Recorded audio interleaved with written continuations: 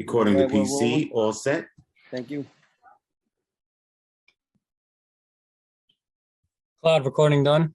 Thank you.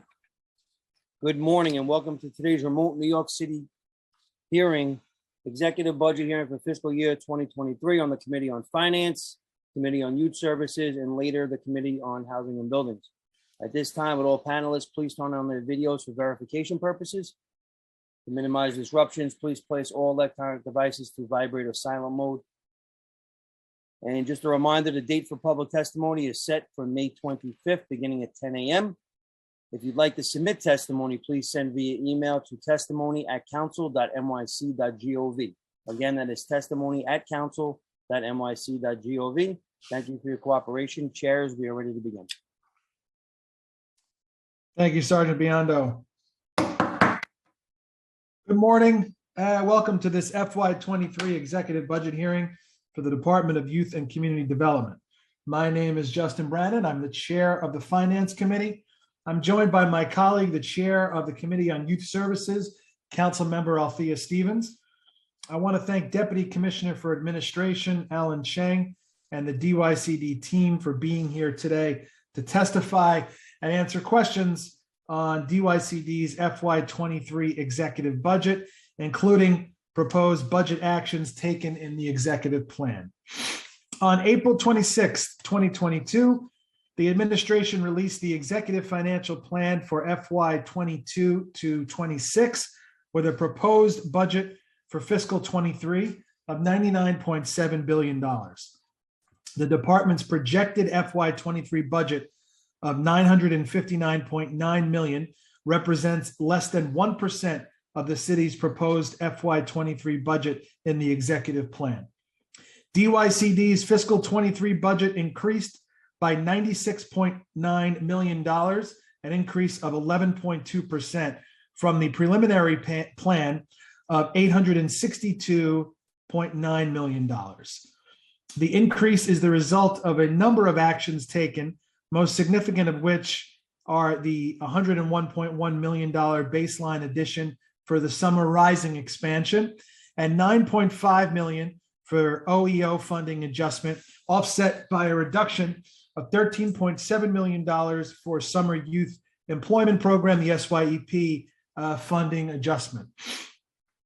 Deputy Commissioner, there are a number of issues I'll be questioning you and the department on this morning, including Summer Rising, runaway and homeless youth beds, the Saturday Night Lights program, and the issue of underfunding of youth employment programs.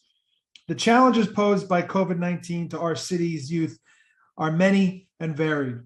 Challenges at home, in school, and academic achievement, food security, and meaningful after-school opportunities for at-risk youth, and a whole range of areas make DYCD's budget more important than ever before. With DYCD's budget representing less than 1% of the city's proposed budget, this council must use its oversight role with a laser focus to ensure that every dollar spent by DYCD brings fairness, equity, and most importantly, opportunity to all youth in this city. I look forward to hearing your testimony this morning and answers to the questions that my colleagues and I have. I want to remind my colleagues that today is a very, very packed day of hearings, so we must adhere to the time limit so we can hear from all the agencies we invited to appear before us today. I want to thank the Council's Finance Division, especially Aliyah Ali and my senior advisor, Jonathan Yedin, for their work in preparing for this hearing.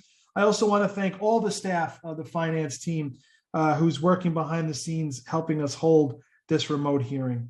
I now will turn it over to my co-chair for this hearing, the chair of the Committee on Youth Services, Councilmember Althea Stevens, for her opening statement.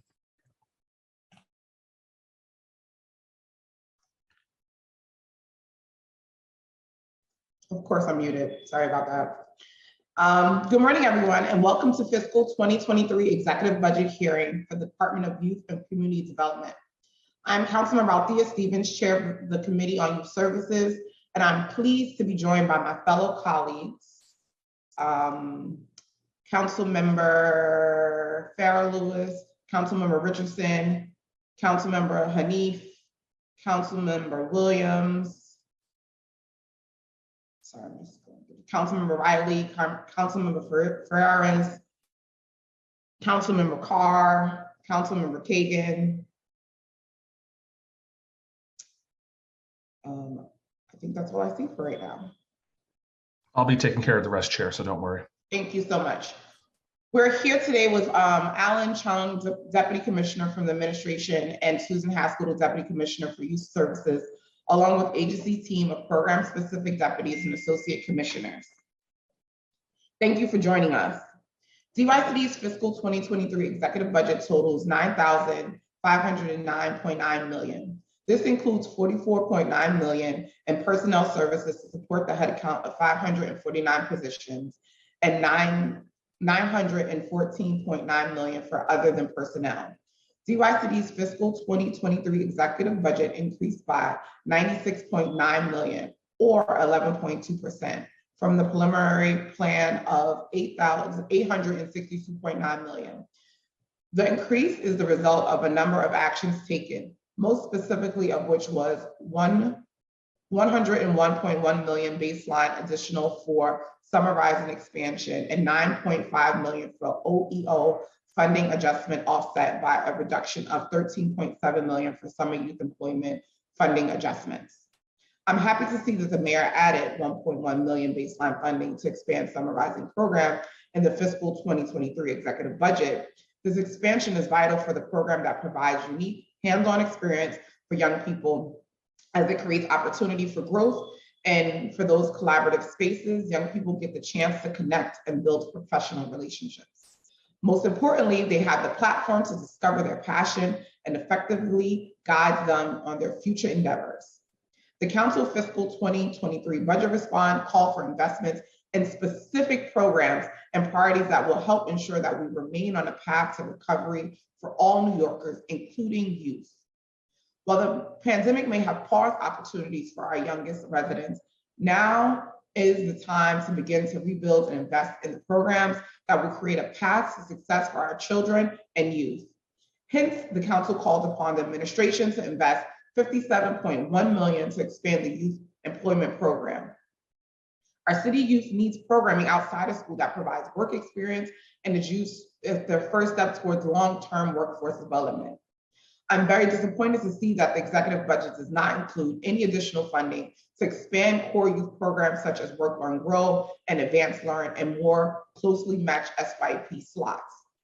The fiscal 2022 includes an investment of $7 million to expand the Saturday Night Lights program.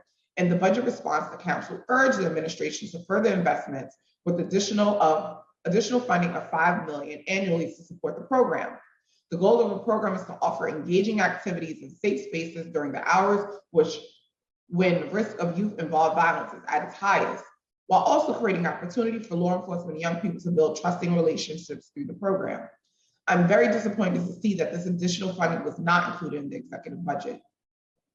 Addressing street homeless remains a challenge for our city, and more needs to be done in terms of outreach, mental health supports for unsheltered homeless, and providing a safe space for those individuals to reside while necessary wraparound services supports. Hence, the council calls upon the administration to invest $6 million to fund 120 additional runaway and homeless youth beds to fill the need.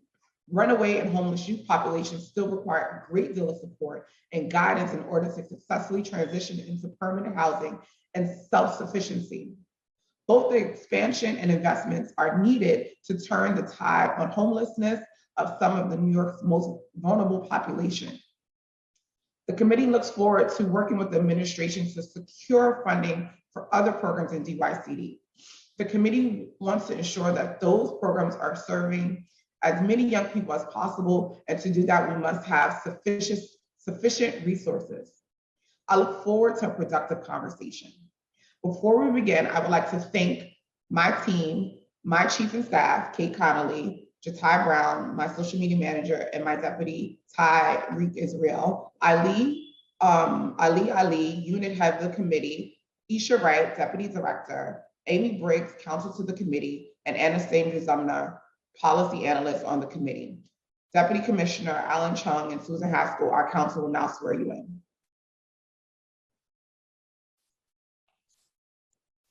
Thank you, Chair Stevens. I now want to turn it back to our committee counsel, Malcolm Butenholm, to go over some procedures and swear everybody in. Thank you, chairs. Good morning and welcome, everyone. My name is Malcolm Butenholm, counsel to the Finance Committee. For the record, I want to make sure that all council members present for the record are acknowledged.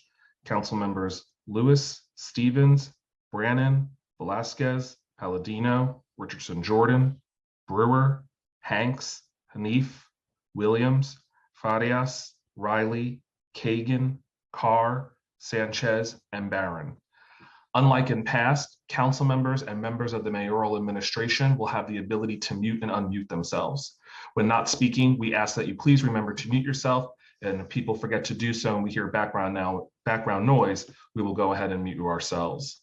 Council members who have questions should use the raise hand function in Zoom. You will be called on in the order with which you raised your hand.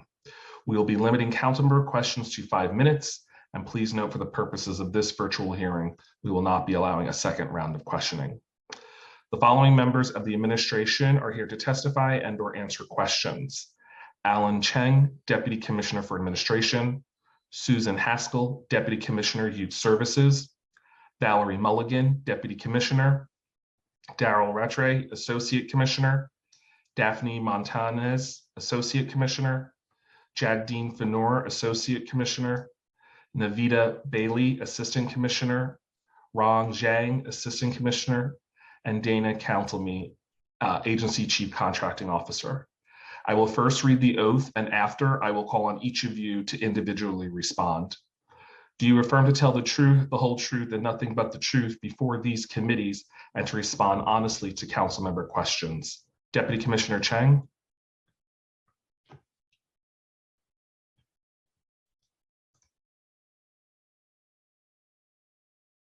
Oh, you're muted.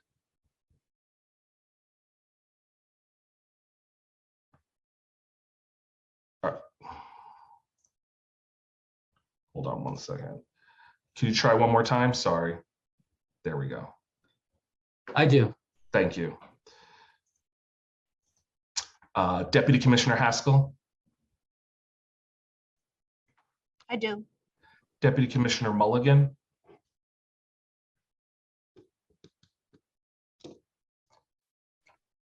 I do. Thank you. Associate Commissioner Rattray. I do. Thank you. Associate Commissioner Montanez.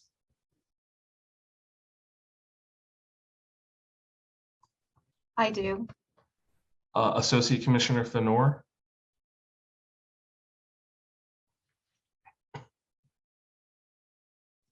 I do. Thank you. Assistant Commissioner Bailey.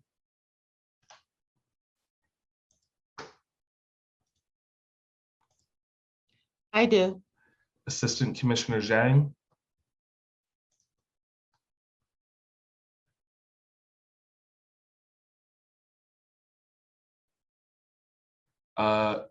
Assistant Commissioner, you should be able to, hold on, give me 1 second. We're having a little technical problems. Can you try unmuting one more time?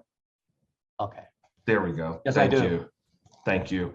And finally, Chief Countleme. I do. Thank you. Deputy Commissioner Cheng, you may begin when ready. Thank you. Good morning, Chair Stevens and Brannan and members of the Youth Services and Finance Committees. My name is Alan Chang.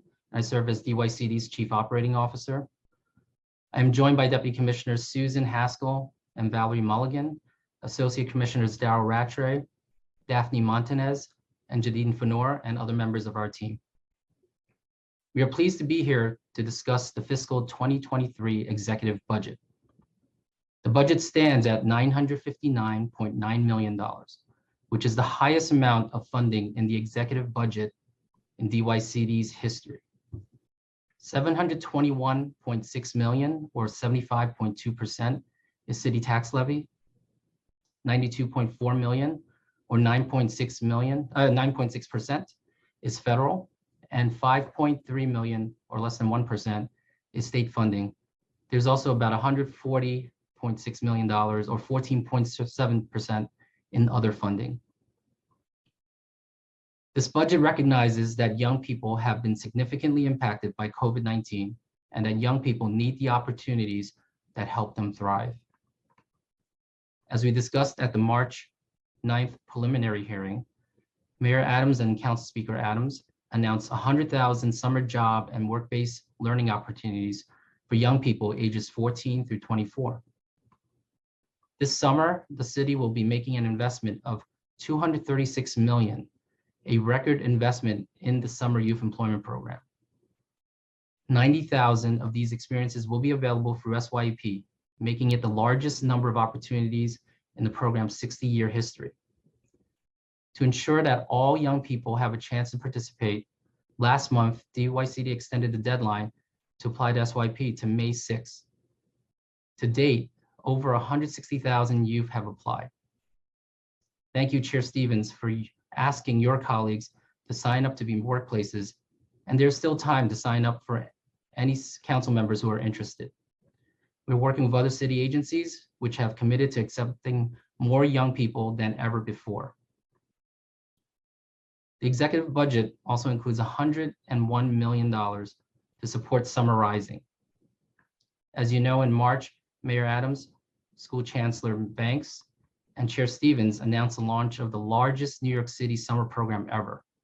Summer Rising will connect 110,000 elementary and middle school students to fun, culturally relevant, hands-on enrichment experiences to strengthen skills, develop interests, and cultivate curiosity. Summer Rising enrollment launched on April 25th, and we are pleased that the response was tremendous. As of last week, we have received more than 83,000 applications. Following this initial phase of enrollment, DOE will identify students for summer school and in D75 extended school year for seats in the program. Combined, Summer Rising, SYP, and other center-based programs will serve 214,203 young people this summer, with a record investment of $396 million in the future of young New Yorkers. This is an amazing accomplishment, and the city is truly investing in our future. On the administrative side, we are pleased that the executive budget adds 43 positions to DYCD's headcount. This adjustment reflects the agency's need for additional staff as we ramp up services such as SYP and Summer Rising. We have already begun recruiting for these important positions, and postings are available at the Department of Citywide Administrative Services jobs portal. While it's not in the executive budget, we also want to share with you some encouraging news for runaway and homeless youth. For the first time, the city has been awarded a $15 million youth homelessness demonstration program. This funding from the Department of Housing and Urban Development will support a wide range of new housing and service interventions to prevent and end youth homelessness. DYCD has been co-leading this process in collaboration with the offices of Deputy Mayors Sheena Wright and Ann Williams-Eason. We look forward to briefing you in the time ahead. Thank you once again for the opportunity to highlight the executive budget. My team and I are pleased to answer any of your questions. Thank you, Commissioner. Let's get right into it. So in the preliminary budget response, the agency mentioned that for providers who are not performing well or meeting the terms of their contract, contract terminations are handled on a case-by-case basis and according to the provisions of the contract. Are there providers currently receiving technical assistance and capacity building support for their contracts? The short answer is yes, we definitely have providers who are receiving technical assistance on an ongoing basis. That is our first intervention, as I shared in the previous hearing. We don't take contract terminations lightly. We try to help our providers succeed in all the ways that we can. So we invest in capacity building. We invest in other outside resources that we can provide to our contractors so that they can meet the terms of the contract. I don't have specific numbers that I can show you, but we can definitely follow up on how many are currently undergoing technical assistance. Got it. Okay.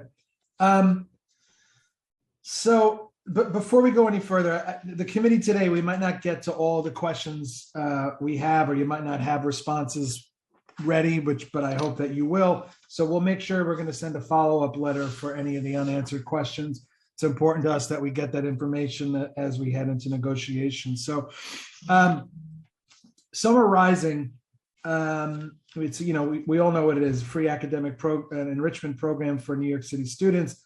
It's a partnership between DOE and DYCD to connect elementary and middle school students to fun and culturally relevant hands-on experiences to strengthen their skills. It's universally loved by just about everybody. We are happy to see that the mayor added $101 million baseline funding for summer rising in the exec budget. Can you tell us how many summer rising slots that would fund? Yeah, in the testimony, we did highlight that we're looking at 110,000 seats for this summer, which is a record number of seats for this particular program. Okay, so it's $101 million, and that's going to get us 110,000 summer rising seats, right? Yes. Okay. And the reason I prefaced before about the partnership between DOE and DYCD, what will the distinct roles of DOE and DYCD be in implementing the initiative? That's an excellent question, and that's why we have some experts here, and I'm going to ask the Sergeant to unmute Susan Haskell, Deputy Commissioner for Youth Services. Good morning. Thank you for that question about DOE and DYCD kind of division of roles and responsibilities. In the first part, we in some cases share the schedule. So DOE teachers will be in the program providing teaching and learning and project-based hands-on activities for young people from around 8 to 12 in both elementary and middle school programs. The DYCD funded community-based organizations work through from 8 a.m. to 6 p.m. in an elementary program, and from the afternoon 12 to 6 in a middle school program, but all day on Friday. And that's a typical schedule. So we're sharing the direct activities for young people, and then administratively we're taking on different roles. Of course, DOE is housing the buildings. All summer rising programs are going to take in place in DOE buildings. There's food, there's security, there's transportation. DYCD providers are excited to be providing trips and exciting enrichment activities, everything from cultural arts, STEM, literacy, social emotional learning. So just broadly speaking, that's kind of the differentiation between DOE and DYCD. I'll just add, like, our goal is to work like as cohesively as possible as we're and we have a lot of plans this spring to make sure that we're communicating together, we're meeting regularly almost every day, and that we're going to make that experience on the ground also cohesive. So working on professional development and learning opportunities between, let's say, principals and the site directors for the community-based organizations. Does DOE anticipate challenges in getting enough teachers to sign up for the program? I'm not aware of any concerns on DOE's part. As I mentioned, we're in very close conversation, and I haven't heard any concerns at all on their part about hiring enough teachers. Okay. How many slots are planned to be provided through federal funds this year versus city funds? I say that since the 176 million in DOE is just for fiscal 23, how will this impact the program in the out years? I'm not sure I know the answer to that question. Certainly not with respect to the DOE budget. I think, and I'll, if my colleague Navita Bailey or Jadine Fanar could be unmuted, my understanding is it's entirely CTL for summer rising this summer. That there won't be any federal funding on the DYCD part. I don't think we can speak to the DOE part. Everyone should be able to unmute themselves now, so assistant commissioners, feel free to jump in. Susan, that's correct. It's 100% CTL. Could you just explain what that is? City tax levy, city Okay. funds. So it won't, you're saying the 176 million in DOE is just for FY23, and you're saying it won't have an impact on the out years. So we're not speaking to Department of Education funding. We're dealing with the 101 million that you mentioned that DYCD received. The 110 is a 100% CTL funded. So staying on that federal funding question, line of questioning, the FY22 budget included about $57 million in federal revenue to support 5,000 additional SYEP slots for CUNY students and the Learning Labs, Summarizing, Summer Sonic programs. Federal funding is not included in the budget to support the programs for FY23. Does the FY23 budget include city funding to support the CUNY jobs, the Summer Sonic, and the Learning Labs?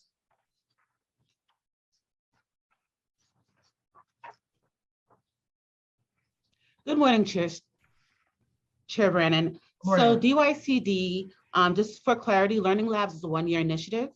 And so moving forward, that initiative will not continue to be funded. We are continuing to go back to our regular program regarding after school. And so that was just a program that was initiated in response to the pandemic. Regarding the CUNY funding, that funding will continue to be funded with city tax funding. And Sonic Summer was an initiative of the former administration, and this summer we are going to be doing Summarizing. So Learning Labs and Summer Sonic will not be continuing? Correct. Okay. Are we making news here, or do we know that already? Where summer program is continuing, we have had a record number of slots available this summer, and that is Summarizing. And so while Sonic Summer was funding that was provided every summer. Okay, all right. But no, you gonna help me? Excuse me, sorry. So while funding for summer this year is record, it is for Summarizing. It's not for Sonic Summer. Are there a significant number of contracts or programs in DYCD that we anticipate could be impacted by the state budget? No, sir. No. Okay. All right. I want to keep moving so I can let our co-chair jump in. On the runaway and homeless youth beds, the council called upon the administration to invest $6 million to fund an additional 120 shelter beds in the budget response. Can you give us an idea of why that funding was not added? So Chair Brandon, DYC values all funding for all of our programs. Again, funding is based on what OMB makes available. And so at this point in the exec budget, that funding was not made available. And so DYC can only do programming based on funds that are available. I mean, does DYCD agree with the council's budget ask that we need more runaway and homeless youth beds? Chair Brandon, DYC always values the service for our young people, but I'm going to defer that question to our Deputy Commissioner Haskell, who manages the RHY portfolio. Yeah, I think that's a great question. I mean, the last several years have been a period of tremendous growth for runaway and homeless youth services, everything from funding to support mental health needs, improving LGBTQ access to services, 24-hour drop-in center in every borough, tripling the number of beds that are available. At this time, I think we'd love to talk to you in more detail. We see an adequate number of beds for the 16 to 20-year-olds. That's been traditionally the age of runaway and homeless youth. How many beds? Tell me, I'm sorry, Susan. How many beds do we currently have? 813 in total, and that includes 60 beds for homeless young adults who are 21 to 24-year-olds. That's a new eligibility per a state law that took effect, and in 2018 we added those 60 beds, so 813 in total. And I mean, does DYCD agree that there's a need for more beds? I think we've been assessing this question very closely as we've expanded, because it was a tremendous investment of the administration. And we've issued a report every 6 months to council talking about instances where a young person tried to access a youth bed and was unable to due to capacity. So I think like our utilization on, like I said, the 16 to 20-year-olds allows room. And, you know, we welcome anyone who has a young person need, please bring it to our attention. We have beds available. For the 21 to 24-year-old population, as I mentioned, that's a newer investment. Those 60 beds, there tend to be statistically more, the older a person, you know, the older age, we're talking about the more homeless people in that bracket. So we have seen that those beds are more highly utilized, and there are fewer of them. Okay. Saturday Night Lights.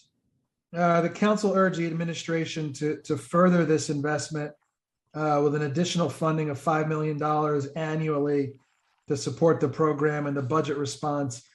Council was disappointed to see that it wasn't added. Do you not believe that this is a vital program that needs more money?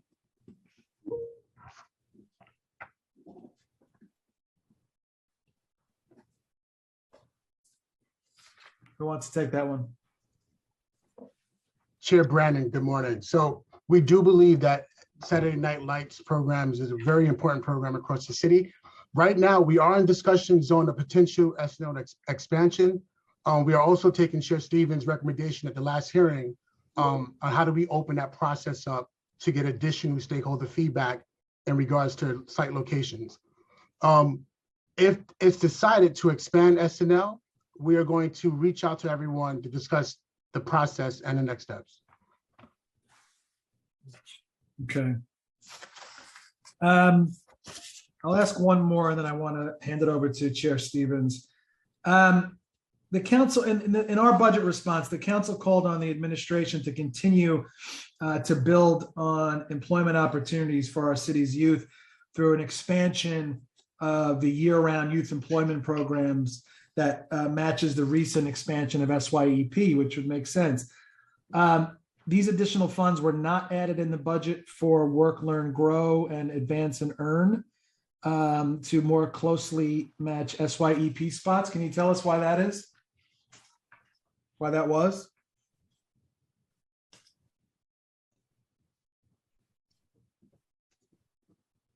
I'll start, and I'll hand this off to Deputy Commissioner Valerie Mulligan.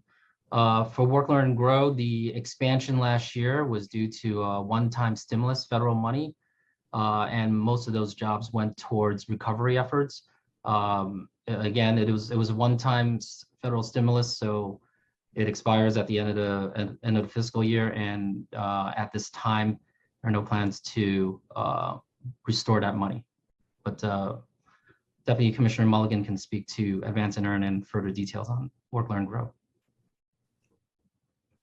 Sure, thank you, Alan. So, first I want to say we're really thrilled to have baseline funding for 2,200 Work, Learn, Grow slots this year, and we're really excited that that can become a core part of our programming. Last year, we did have a one-time opportunity to expand the Work, Learn, Grow program by about 3,000 slots, and we thought that was very successful, and the providers were able to implement that quickly and with tremendous success. Right now, we don't have funding for that program, so we're focused on the funding we do have and making sure that we have the highest quality Work, Learn, Grow slots come this fall. In terms of Advance and Earn, we love that program. That's a program that launched in the middle of a pandemic, had to pivot really quickly. And so despite that, we've seen tremendous successes in that program, but that is a really hard program to recruit in. It's targeting opportunity youth. And so I would say any expansion of that program has to be done very carefully, very thoughtfully, and very gradually, so that we make sure we maintain the really high quality and high standards that we set out for that program, and don't grow it too quickly. So that, both of those programs can continue to succeed. Okay. The budget only includes one new need for DYCD. It's a significant one for Summer Rising, but it's only one. What additional new needs did DYCD request from OMB? So since between the preliminary budget and the exec budget, DYCD received close to $180 million in new funding to support summer youth employment expansion and summer rising, as well as I testified earlier, additional headcount that the agency requested to support the expansions of those programs. Those are the new needs that we received, that we were looking for, and we're happy with receiving all of that. There were no other new needs that the agency sought between those two plans.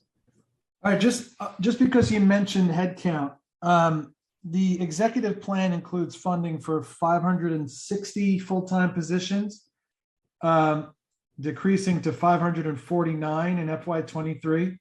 What are the 11 roles that are being eliminated? I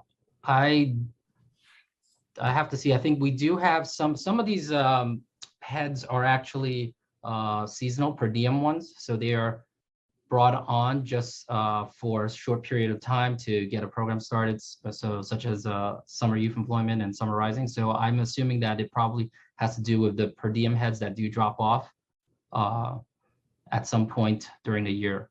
But we did receive 43 full-time headcount during this plan. So you're confident that the agency has enough staff to support all these programs we're discussing today? Yes. Okay. Okay, I want to turn it over to Chair Stevens. I guess, I think what we're getting at here is speaking holistically and the role that DYCD plays, certainly as it relates to the mayor's blueprint to end gun violence, for public safety.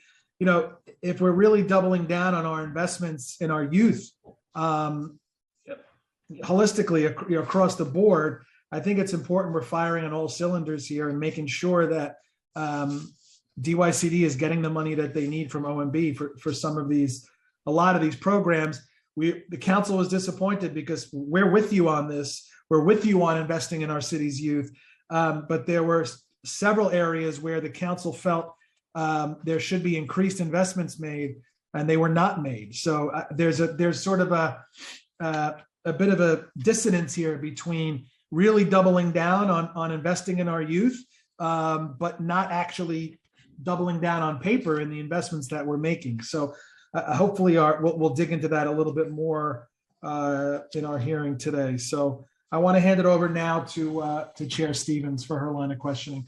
Thank you, Alan. Thank you, everybody. Thank you, Chair Brenner. And I wouldn't agree with you more. I think that we have to invest in our young people. And so I'm going to jump right into it because we do have limited time. And so I'm going to start with Work, Learn, Grow.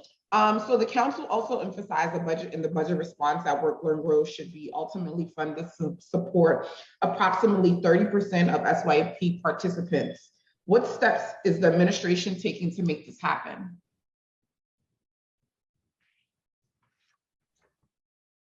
I mean, anyone. I don't know. Sure, I'll jump in. So, I obviously not my role to speak to the budget. That's certainly a question for OMB, and happy to, looking forward to the outcome of budget negotiations. On our end, from a program perspective, we are always looking at our programs, brainstorming models, bringing our partners together, in terms of our career ready Work, Learn, Grow model, focusing on our partnership with CUNY and DOE to make the program as high quality as possible. And then also, of course, as you know, Chair Stevens, working really closely with our providers to be assessing their capacity to prepare them for whatever funding we do have so that they are ready to go and have high quality programming once we get a final word on our budget. Yeah, and I know it's not your job to speak on it, but I think it is DYC's job to advocate for it. Like, I think there's a big difference. And so I think it's important as an agency that if you guys are not the ones sounding the alarms about this is what we need, it seems like a disconnect. So I think that that's also important as well. My next question is about Advance and Earn. In the budget response, the council called for an additional funding of $13.9 million for Advance and Earn to assist approximately 1,000 disconnected young adults who currently not working nor in school. Why was that not funding included in the budget? So again, I can't speak to decisions made by our budget team, but I will say that from my viewpoint, Advance and Earn is an amazing program. Again, like I said before, it launched in the middle of a pandemic, and despite that, we've seen tremendous gains. We're in the middle of our 5th cohort right now and gearing up for our 6th cohort. We've served over 2,300 youth in the program to date. So, I do want to say that this program, this population is very hard to engage with. It takes a lot of work. It's a high lift program, a very comprehensive program. And so any scaling of this program should be done deliberately with a lot of thought, and in a sort of a gradual way, so that we can make sure that as we invest resources into this program, every slot meets that high quality standard that we really want out of Advance and Earn. But will then the administration go back to OMB and saying that we do need these investments? Because I think that it's important. Like you said, it is a high need population and a hard population to go to. So that would mean that we should be fighting to make sure that we're getting adequate support and funding so that we can reach out to those young people. So Chair Stevens, I'm going to jump in and I mirror what Valerie says. When we respond in this way, we definitely, DYCD is in continuous conversations with OMB. And decisions like this are at the discretion of the OMB, the mayor, City Hall, and there isn't a finite amount of funding that's available. So we definitely, as an agency, is continuously advocating for programming for our youth. That's 100% a fact. Okay, but I think it's important, and I'm going to keep pushing because that's my job, and I'm here for young people. Understood. In the budget response, council emphasized that the administration should be closely tracking the success of post-SYEP hiring of participant by companies. So can you, so we can monitor the progress and know how the additional efforts are needed? So are we monitoring this, and can you talk a little bit about what that looks like? Sure. So DYCD is always actively monitoring and evaluating our programs. And this year, especially, this administration has really charged us to think very hard about our key performance indicators and our evaluation process. And so our evaluation team is not represented here, but we have been meeting with them regularly to make sure that we have really thorough evaluation plans for this summer. That includes participant surveys, deep dives with providers, and engaging with employers who participate in their program so that we can really assess their experience in the program as well. So that work is underway. We're really excited about it. And I think you'll see, we're really happy to share some of the outcomes with you after the summer when we're able to collect all of the feedback from participants and let you know how it goes. Thank you. How many jobs currently are secure for summer SYP programming? And do you have a breakdown of private versus government? I want to turn that over to my Associate Commissioner, Daphne Montanez, who's been leading masterfully our employer engagement work. Yes, thank you, Valerie.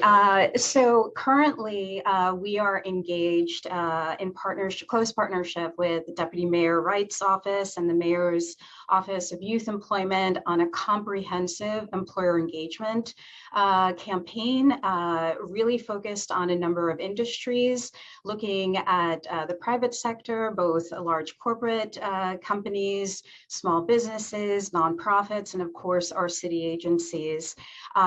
Our worksite application is still open, and the deadline for that is early June.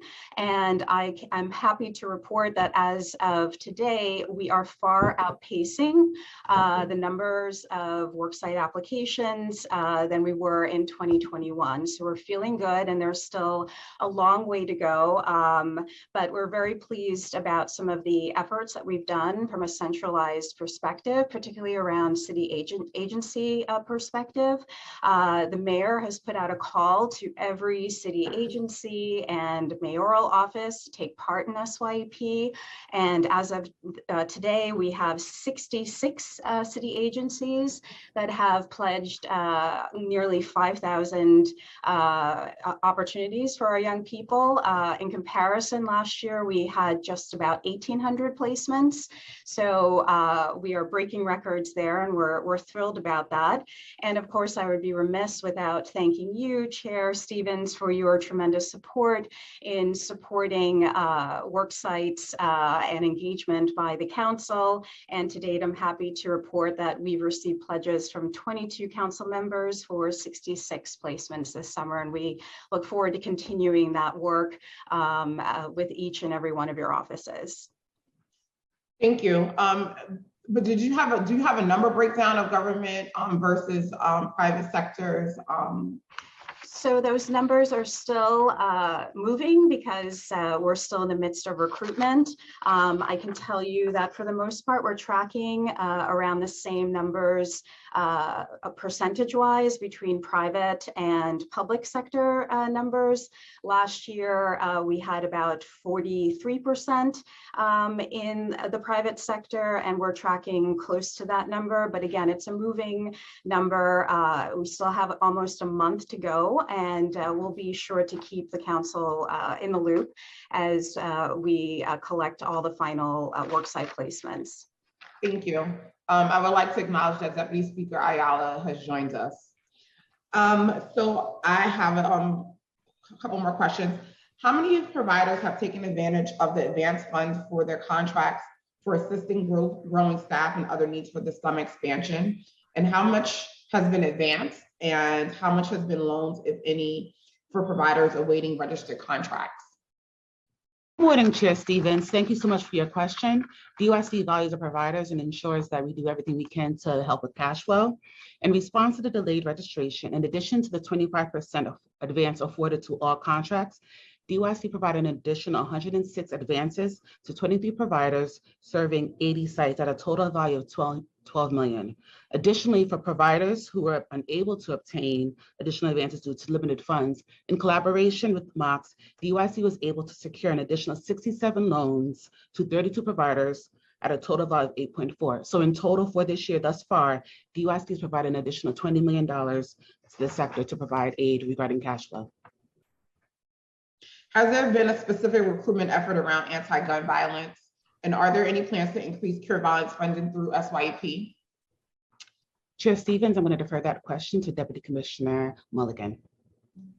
Sure, thank you, Navita. So yes, through SYEP, we have 300 slots that are specifically dedicated to our cure violence providers. We work in really close partnership with MOCJ and those providers. They have a huge charge. They also are small organizations with some capacity challenges. So we're constantly, again, working with MOCJ to assess their capacity and give them the resources that they need to do as much as possible. I also want to highlight that we have made a lot of moves this year in particular to make sure that we're continuing to target specific communities. The one that I'd like to highlight is that we're increasing the number of targeted NYCHA slots, as well as prioritizing young people who are living in NYCHA developments through the lottery. So given sort of the capacity challenges that we know that the cure violence providers have, we're trying to do as much as we can with them, and also in addition to those programs to make sure that we're reaching this population. Thank you. I'm going to move on to ask some questions about summarizing expansions. So there's a new need for 101.1 million baseline for fiscal 2023 to 2026 for summarizing expansion. With this expansion, what is the total budget for summarizing for each of the fiscal years, fiscal 2022 to 2026? Hi, Chair Stevens. So there's a total investment of $160.1 million that goes from fiscal year 23 through fiscal year 26. Okay. For summarizing. Yes. What will now be the total number of slots each fiscal year? It will still hover in the 110,000. And will those expansion have any new programming? I'm going to defer to Susan Haskell on that. Thank you, Chair Stevens. when you say new programming, we're definitely expanding more seats than we've ever had before. So that's additional programming for young people. And we are looking very much into partnerships in different enrichment organizations and curriculum. I'm not sure when you say, can you ask a little bit more about what you mean with new? Well, I think you just explained it. Like there's going to be new programs and expansions and things like that, but we were trying to get around that. Definitely, yeah. And so thinking about this, I'm hearing from a lot of providers that with the expansion, we are expanding Summer Rising, but that we are not expanding in like community centers, and that there's a number of community centers that are not being funded over the summer. Can you talk about that? Well, our baseline funding for community-based programs is, still very much intact. That includes our NYCHA, Cornerstone community centers, and other community centers funded through Compass programming. And families who are interested in that can go to Discover DYCD and search summer camp to look for seats that are not Summer Rising. Summer Rising is like a term we're using strictly for DOE school-based programs that are the partnership. So we still have a baseline commitment in community centers, but the increase and the focus this summer in terms of expansion is on DOE school-based summer programming. So I know they're going to include it in the expansion, but I'm hearing that there are some community centers that will be closed because they were funded under Sonic. So there will be programs that will be closing because they're not getting funding this summer, correct? No, I think, but I know what you're talking about, and I think my colleague Navita alluded this to some degree. In the baseline commitments are 100% still with us. The previous administration, from year to year, funded some summer middle school seats that we are by far exceeding in our DOE school-based investment this summer. So in other words, we're funding way more middle school seats this summer than we have in the past. But there are some community centers, like year to year, the allocation changed, and the whole funding allocation would change, and the recipients of those allocations would vary in terms of the number of seats. So that was year to year. It wasn't baselined. We haven't increased center-based middle school funding since 2019 in community centers because the commitment, well, 2020 was the pandemic, and then the last 2 years have been focused on Summer Rising DOE school-based programming. Okay, interesting. With Summer Rising slides being baseline in the plan, the council raises the idea of pay parity across summer programs such as Beacons, Cornerstone, and Compass in Summer Rising. Does DYCD have an estimate of how much would be required to bring those contracts in line with one another?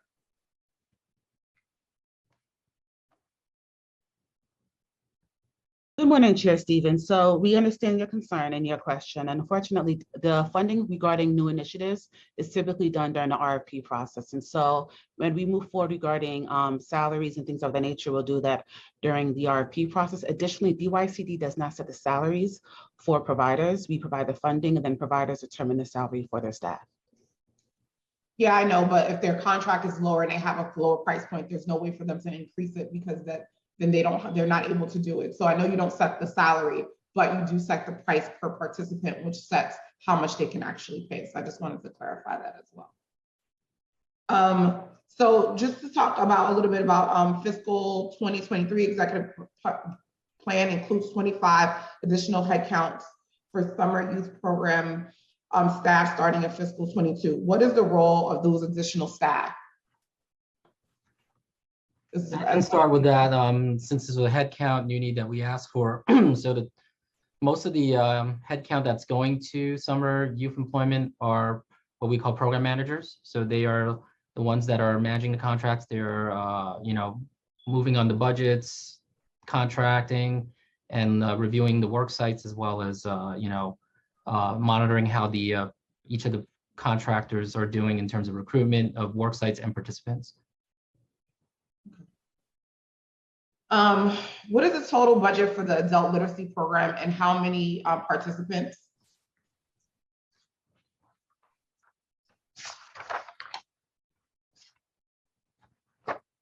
Sorry, give us a sec. I'm grabbing those numbers. I don't have them all in my head right now. I'm gonna get that for you right now. Bailey, are you able to find your sheet? Sorry, Chair Stevens, can you repeat the question? The question is, what is the total budget for the adult literacy program and how many participants? Oh, sure, I can answer that question for you. My apologies. So for FY23, the adult literacy program is $6.4 million, anticipating to serve 7,503 participants. In the preliminary budget hearing, you mentioned a cut to the funding of the pilot program. Has there been an evaluation of the pilot program? No, ma'am, because the pilot program is still underway. The pilot program began in January and will be ending in June. However, a vendor has been identified on PSA, and so once the pilot is completed, we'll move forward with evaluation. Wait, I'm sorry. Could you say that again? So you're going to evaluate after the program is completed? Yes, so it's ongoing, but you cannot complete an evaluation until the entire pilot has been completed. And so we've identified a vendor there, beginning the process, but to complete the entire evaluation of the initiative, you have to ensure that the pilot is completed. And so the pilot will be completed at the end of June. And then at that point, the evaluation will continue. Thank you. Fiscal 2023 executive budget plan includes a decrease of $13.7 million in the fiscal 2023 for SYP funding adjustment. What is the reason for this adjustment and how it will impact programming? Sure, so I'm going to start with that one. The 13.7 million is funding that has gone out to the 10,000 slots that's designated for other agencies that include DOE, CUNY, HRA, DOP, ACS, and MOCJ. So those series of funding that were removed were transferred to those agencies directly.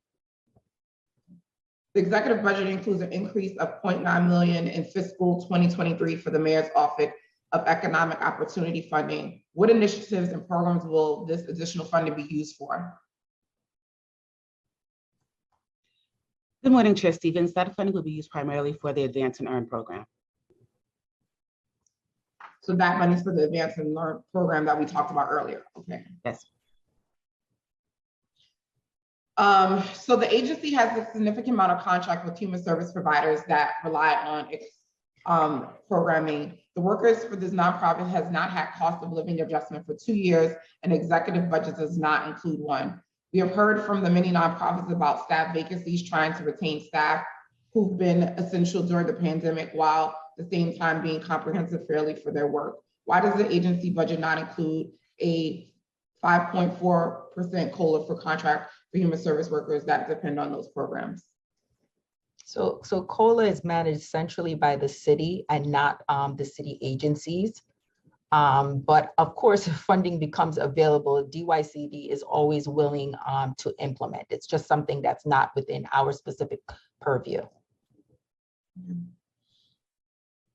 In the council's budget response, we asked for an increased number of runaway youth homeless beds. The council calls upon the administration to invest $6 million in the 120 additional runaway youths. Do you believe that this still needs to exist? I think Brandon asked this question already, so I apologize if he did. That's right, Chair. I think we mentioned a little bit about that and the different breakout of beds we have for 16 to 20 and 21 to 24-year-olds. As Alan mentioned when he read his testimony, there's also, in addition to the many investments we've had over the past few years, there's been recently a federal investment that's giving us the opportunity to work really closely with stakeholders in runaway homeless youth and ask them, young people with lived experience, community-based organizations running these programs, city government stakeholders, what is needed in this population? And we're working on a community plan that I think is due this month to look at where the needs are. And so we're in the middle of that process right now. Okay. So we understand that there's a current temporary funding housing specialist in the DYC funded drop-in centers. At the March preliminary budget hearing, DYC testified that they were working with OMB to maintain funding for those positions. Has this happened? Does DYCD have the confirmation that the funding for those positions will continue? Good morning, Chair Stevens. Yes, we have gotten confirmation from OMB that the funding will continue in the next fiscal year. And so those positions will be filled? Correct. Thank you. Those are all the questions I have for now. So I will turn it over to my colleagues. Thank you, Chairs Brannon and Stevens. We will now call on council members in the order that they have used the Zoom raise hand function. We'll be limiting councilmember questions and answers to 5 minutes. So please listen for the cue from the sergeants. We're first going to turn to Councilmember Barron. Thank you very much.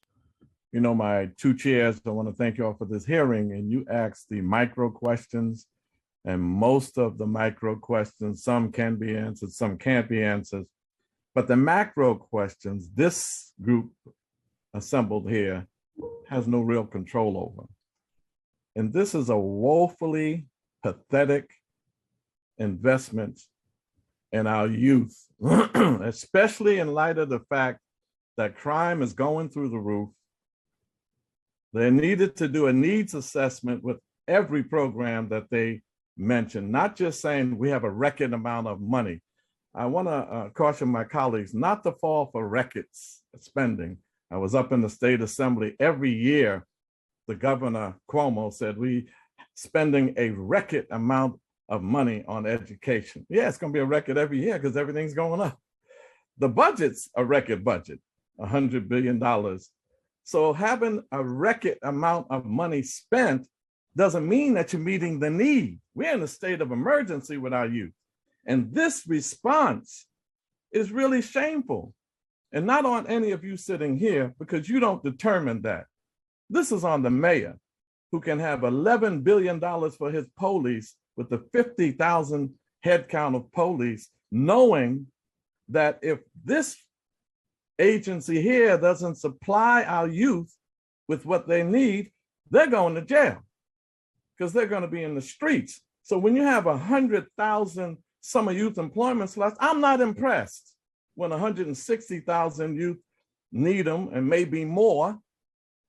Some youth don't even apply no more because they say they never get it every time they apply. This number could be up to a 200 to 250,000 need.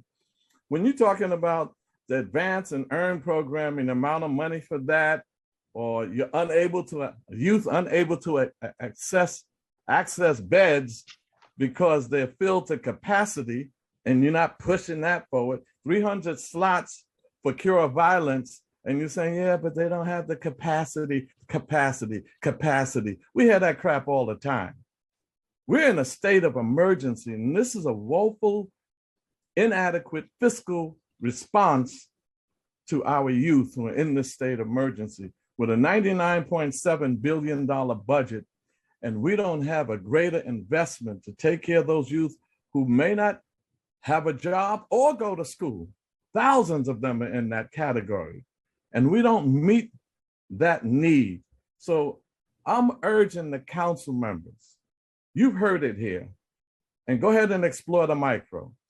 But when we get to that table, we got to tell this mayor that if he can invest $11 billion in his police, then we got to do much better for our youth in terms of the year-round employment. They were not funded in the budget to the level that we needed. Year-round youth employment. This over the summer, they finished in August. What about the rest of the year? That's a woeful, inadequate response with a $100 billion budget. So my colleagues, we got to really get to work on the mayor.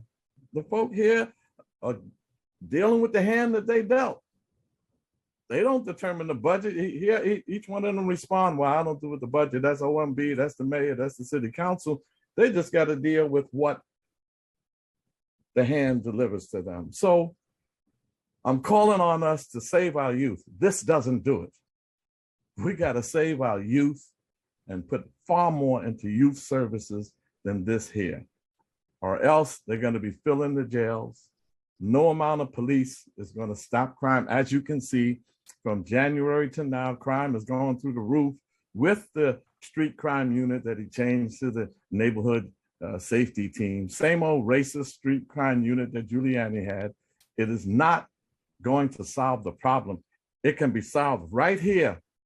And when some of that federal money ends, we're in even more trouble because it's woefully and inadequately funded when it comes to saving our youth. So I just wanted to share that with you. Continue to go ahead with the micro discussion, but unless we really say to the mayor, say to the speaker, council got to say, no, to inadequately funding our youth. No to overly funding the police, $78 million more for the police for overtime. $513 million the police get overtime. That's a third of the $1.4 billion in overtime that all the city agencies spend. Overtime, putting our youth in jail. And if we don't stop it here, we're in big trouble. Thank you.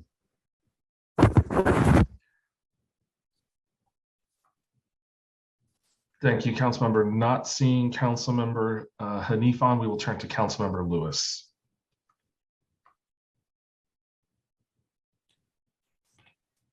Good morning, and thank you, Chairs Brennan and Stevens, for this hearing and your advocacy for our youth. Thank you to the DYCD representatives here today.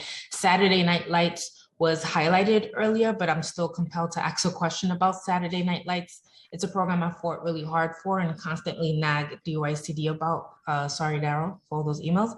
But I just want to ensure that this program is running effectively. And while the administration has not included the $5 million expansion for FY23 that we asked for, I just have a quick question. With a $5 million expansion, how many more programs can we get for Saturday Night Lights? Thank you. Thank you, Councilmember Lewis, and not a nag at all. And I thank you for your advocacy to ensure that there was a Saturday Night Lights program at Nostrum Park. As I mentioned earlier, we are currently in discussions on what a potential Saturday Night Lights expansion looks like. To answer your question, the budget for 100 sites is actually $5 million. But again, that hasn't been decided yet. And if we do decide to expand, we're going to be in contact with everyone on what that process and that timeline looks like. I wanted to know, and as Councilmember Barron mentioned earlier, we know that you all on here are not the end all be all to this, but I wanted to know if there was any advocacy that you all can provide and support us with, because this is a program that's very important to us. And what else do we need to do on our end to advocate for this program? I mean, I follow many of your social media presences and what you all do by highlighting the programs. I think that does twofold. One, it supports the staff morale, and it also highlights the work that's happening through our nonprofit providers throughout the city. So I would absolutely always say to continue that approach. So we'll definitely take it up a hike and advocating, but I do want to echo the sentiments of my colleagues earlier. Expanding programs like Saturday Night Lights will keep our youth off the street and keep them active and constructive. Thank you all so much. Thank you, Chair Stevens and Brennan. Thank you, Councilmember Lewis. And next on the list was Councilmember Brewer. Thank you very much. Just picking up on the notion of what the mayor has issued in terms of figuring out how to deal with safety and making sure young people have an opportunity. I did ask Independent Budget Office to look at what it would cost to have Cornerstone open later, almost 24 hours a day, and certainly during the weekends and all year long, and at every single development. So I guess my question, I know it's not in the city council's recommendations, but how are you thinking about dealing with the older young people who need such support? Summer Rising is phenomenal. Excellent last year. I'm sure it'll be great this year. Summer Youth Employment Program is a great program. But we still have a whole bunch of other young people who are not being addressed. In Chicago, and I think in a couple of places in Brooklyn, there are programs now that are paying young people to participate. And I think that's the way to go. But what are we doing for NYCHA? Because I think each Cornerstone is now operating around 2,946 hours per year, but it is not a full 7-hour day every single day, and it's certainly not every single weekend. So my question is, are you thinking about these issues? Do you have any programs that would address the concerns that I think we're all trying to address, in addition to the good programs that you're working? But to me, my understanding is if you were to look at all the NYCHA developments, and we love NYCHA, but they need help. Many of them are not open on the weekends, certainly not many of them in Manhattan as I know it. And they're not if you make all these settlement houses, community centers that are not cornerstones, would that help us to address the need for more year-round, evening, weekend support? Because they're not open. And so why do you expect young people to have something to do if it's not right there in the community? Thank you.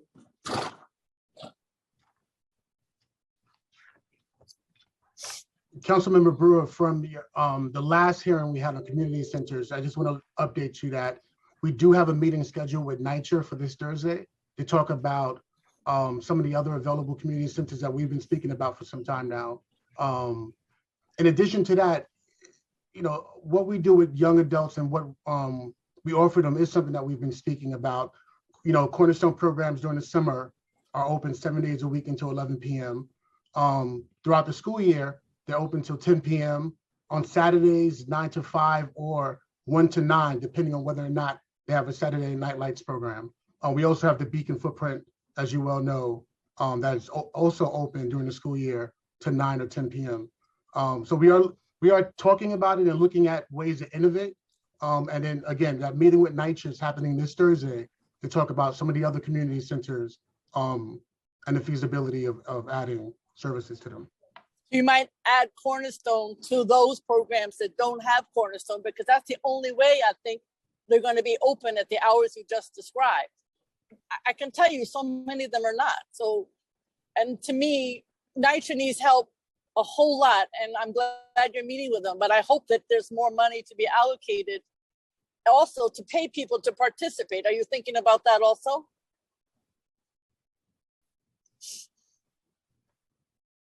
We haven't, in my discussions, taken into account paying folks to participate, but that is certainly something I can bring back to the discussions. All right, thank you, Madam Chair. Thank you, chairs. I hope this gets really seriously discussed, because I promise you, this is where we need to focus attention. Thank you. This is Chair Brandon. I just wanted to jump in. Associate Commissioner, how many Saturday Night Light sites are there citywide?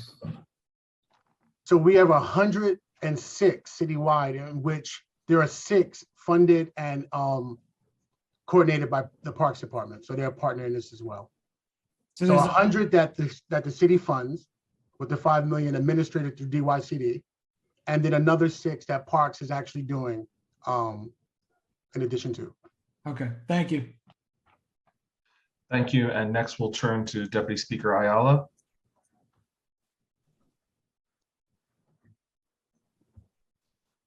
Good morning, everyone.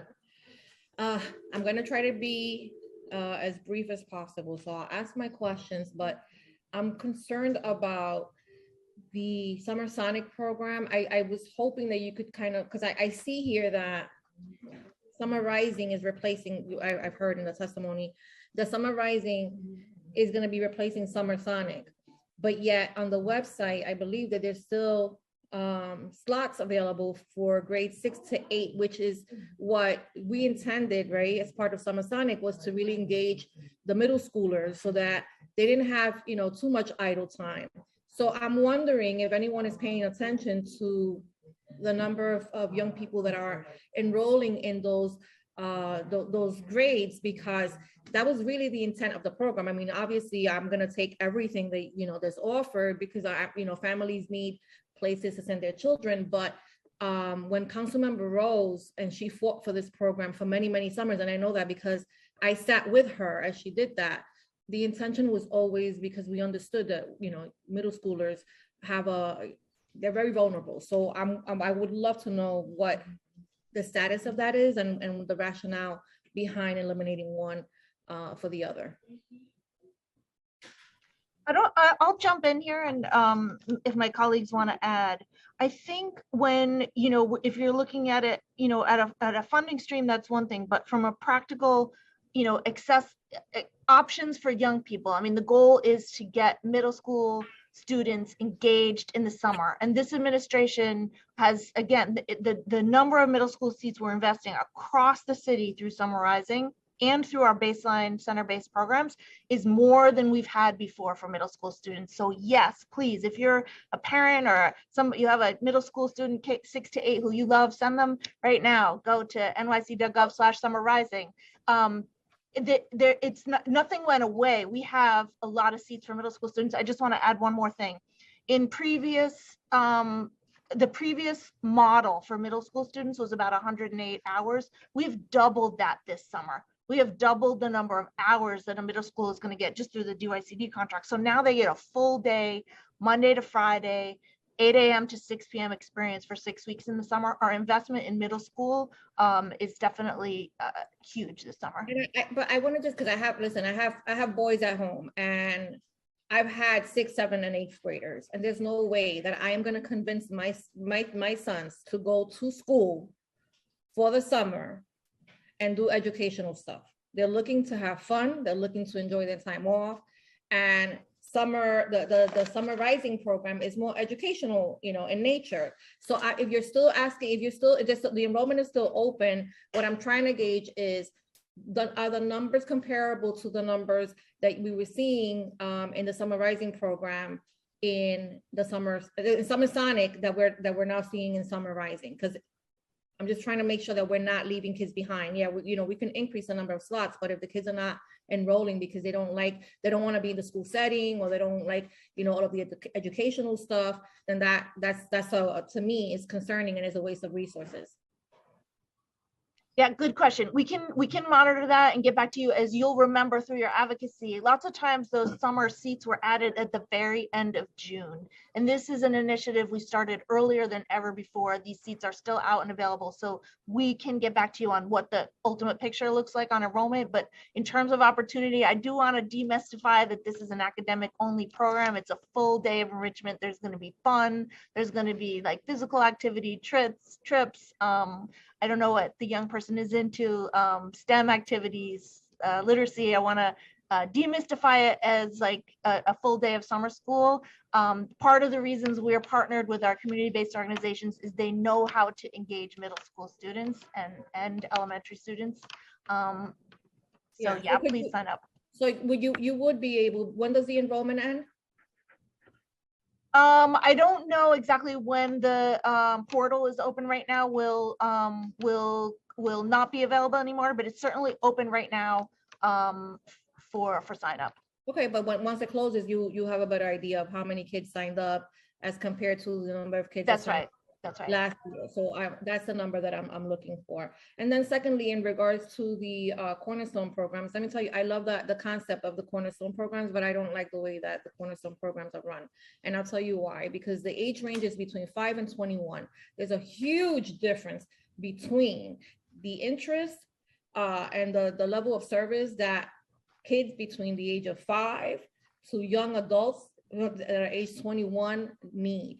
And I walk into most of my sites and they are, just sites that you can go and hang out. There may be a couple of activities, but there's no pipeline to anything, happening at these sites. And, one of my pet peeves has always been that we offer no wraparound services at these sites. And, when we're talking about gun violence, reducing gun violence, we know, right, that we need wraparound services. We need a social worker on site. We may need time's expired on site. We may get, just 1 second. We may also need an employment specialist on site. And it doesn't, that's not part of the curriculum that I'm seeing. So I'm just kind of gauging, is that because it's not budgeted? Is it because we don't have, that's not the intent of the program? How do we ensure that those young people that we're trying to, to attract into these settings are staying, and that we're, allowing them to gain some valuable skill sets?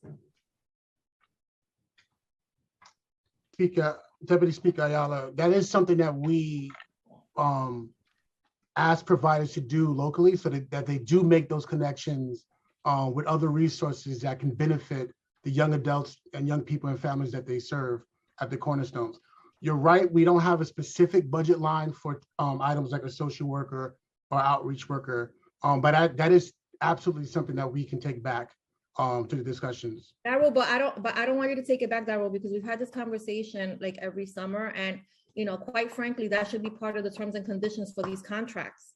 There's no way that you're going to be providing the same service to a 5-year-old than to a 21-year-old. And if I'm advocating for Cornerstone programs, I'm primarily doing it from the lens of the young people that are engaged already in gun violence, right? So I want to know that I'm attracting that age range in, and that once they're in my possession, they're in my sight, that I'm offering them the tools, right, that they need, the resources that they need to be successful. And I'm not seeing that. I've never seen it. And I think it's a waste of an investment and a missed opportunity. So I would welcome, working with DYCD, but I think that the way that we currently run Cornerstones needs to change dramatically if we're really going to make an impact.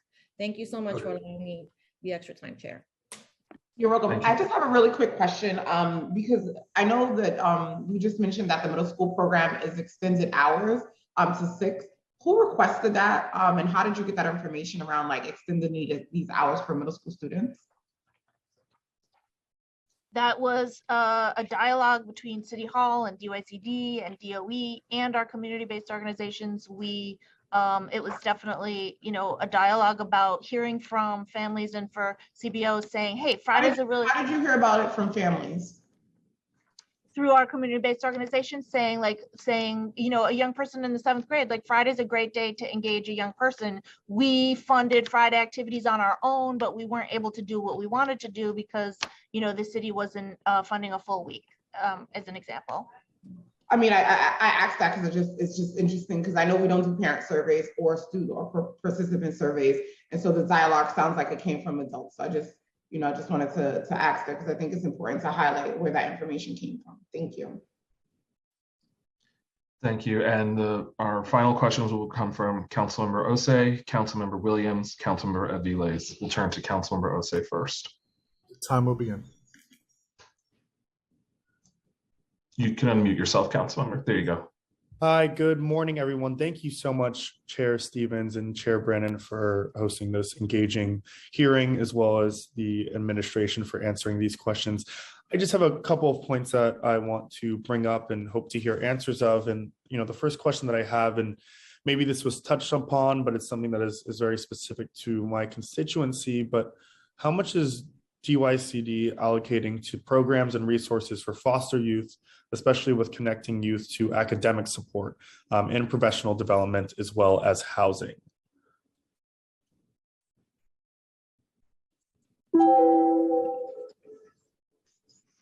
I'll just start thinking about the programs in that I'm working with, summarizing as an example. We'll be working with ACS to track the number of young students to get access to that. Having been part of the foster care task force, we've been paying close attention to ways we can support outreach to foster care agencies and make sure for DYCD funded programs that they are aware of the resources and that we have ways to connect foster families to know about the resources available to young people. So we'll continue to do that and open to ideas how we can improve that outreach and continue to monitor. Also runaway and homeless youth programs. There's a segment who access our drop-in centers and maybe ultimately end up, needing shelter. And again, we work really closely with ACS if we have a situation like that with young people to make sure that the young person is getting the service they need, whether through us, whether through ACS. Yeah. And just adding, sorry, Councilmember, just adding that we do have 15 beacon programs that are funded through ACS to provide foster care prevention services within those neighborhoods. And do you think those 15 programs are enough given the amount of our youth that are in foster care? I mean, we work closely with ACS on the number and the locations. Is it enough? I couldn't say right now on the analysis, but it's something that we could speak with ACS about and get back to you on what their data is showing. Okay, thank you. And moving on, last year, more than 75 art and cultural organizations partnered with 199 schools during the New York City Department of Education Summer Rising program via the pop-up murals and performance project. Some of New York City's most talented and inspiring teaching artists engaged students and school communities in beautiful outdoor mural installations and creative performances throughout all 5 boroughs. Knowing the administration's interest in building on the success centering arts and culture in Summer Rising, how will New York City's world-class arts and cultural organizations be leveraged this summer, especially with your budget that is being proposed by the mayor? I really appreciate that question. I know there's a team of us at DOE and DYCD working with City Hall to really dig into cultural trips, connections with cultural organizations to supplement the activities that are going on. We also are meeting bi-weekly with the Summer Rising community-based organization, and this Wednesday's 11 a.m. convening is going to be focused entirely to introduce programs to free resources that they can bring in, whether it's National Academy of Sciences or mathematics activities, creative arts. So we really feel a sense of urgency to make sure that programs are connected to high quality enrichment activities to bring into programming. Thank you for that answer. And the last question that I have is, last year, the quick turnaround time from program announcement to implementation created barriers for small organizations to participate. Only 6 were MWBE owned. How do you plan to expedite or be time sensitive to the needs of arts organizations who are ready to support, but in need of time to adequately staff and hire these world-class artists? Well, I think that's a great question. I'm very interested to know of any organizations who would like to support Summer Rising. We've had some reach out to us directly. We've learned of some through Department of Education and other contacts, and we're putting them in touch with Summer Rising providers to see how they can support. We've heard from our community-based organizations that they need support to staff and to bring in activities into the programs, and so we're doing our very best to make those connections. I'm interested in any groups that you're aware of who would like to support the program. We will keep, like I said, funneling and introducing that to community-based organizations to see how we can use them directly to support Summer Rising this summer. Thank you, Deputy Commissioner, and thank you, Associate Commissioner. Thank you. And next we'll turn to Councilmember Williams, followed by Councilmember Aviles. Councilmember Williams. The time will begin. So as was mentioned, we know that DYCD has received, well, the city really has received money from the federal government. DYCD was allocated a portion of the money from the American Rescue Plan Act stimulus funds. And so as these funds set to expire, has DYCD thought of any strategies or plans to support programs as the funds expire?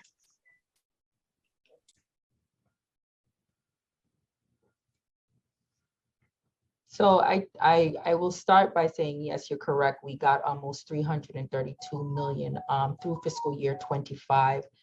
We have front loaded a lot of the programs to maximize revenue, city tax levy. In fiscal year 21, we spent 187 million of the funding that came in. And in fiscal year 22, we're slated to spend another 89.5 million. Like I told your colleagues before, my staff, specifically in the fiscal unit, are continuously in conversations with OMB and advocating and making them aware of any shortfalls. And I'm confident that before that cliff hits, hopefully there will be a lifeline. Thank you. I will yield the rest of my time. Thank you, Councilmember. And next we'll turn to Councilmember Aviles. Oh, I can unmute myself. New development.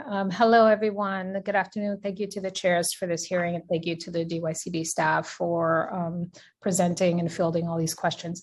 I wanted to know if in any of the programming in terms of summer work opportunities that are paid have been allocated to undocumented students. Sure. Thank you, Councilmember, for that question. I'll take that one. So I think I can speak on behalf of the administration that we totally agree that it's a goal of ours and of the mayor's to reach any young person in New York City with an opportunity through our workforce programs. This is something I can say we're actively trying to solve. And there's a lot of sensitivity around this issue. And so we need to be really deliberative and do things very carefully and in the right way. But yes, we are very seriously working on this in preparation for this summer. We have not solved it yet.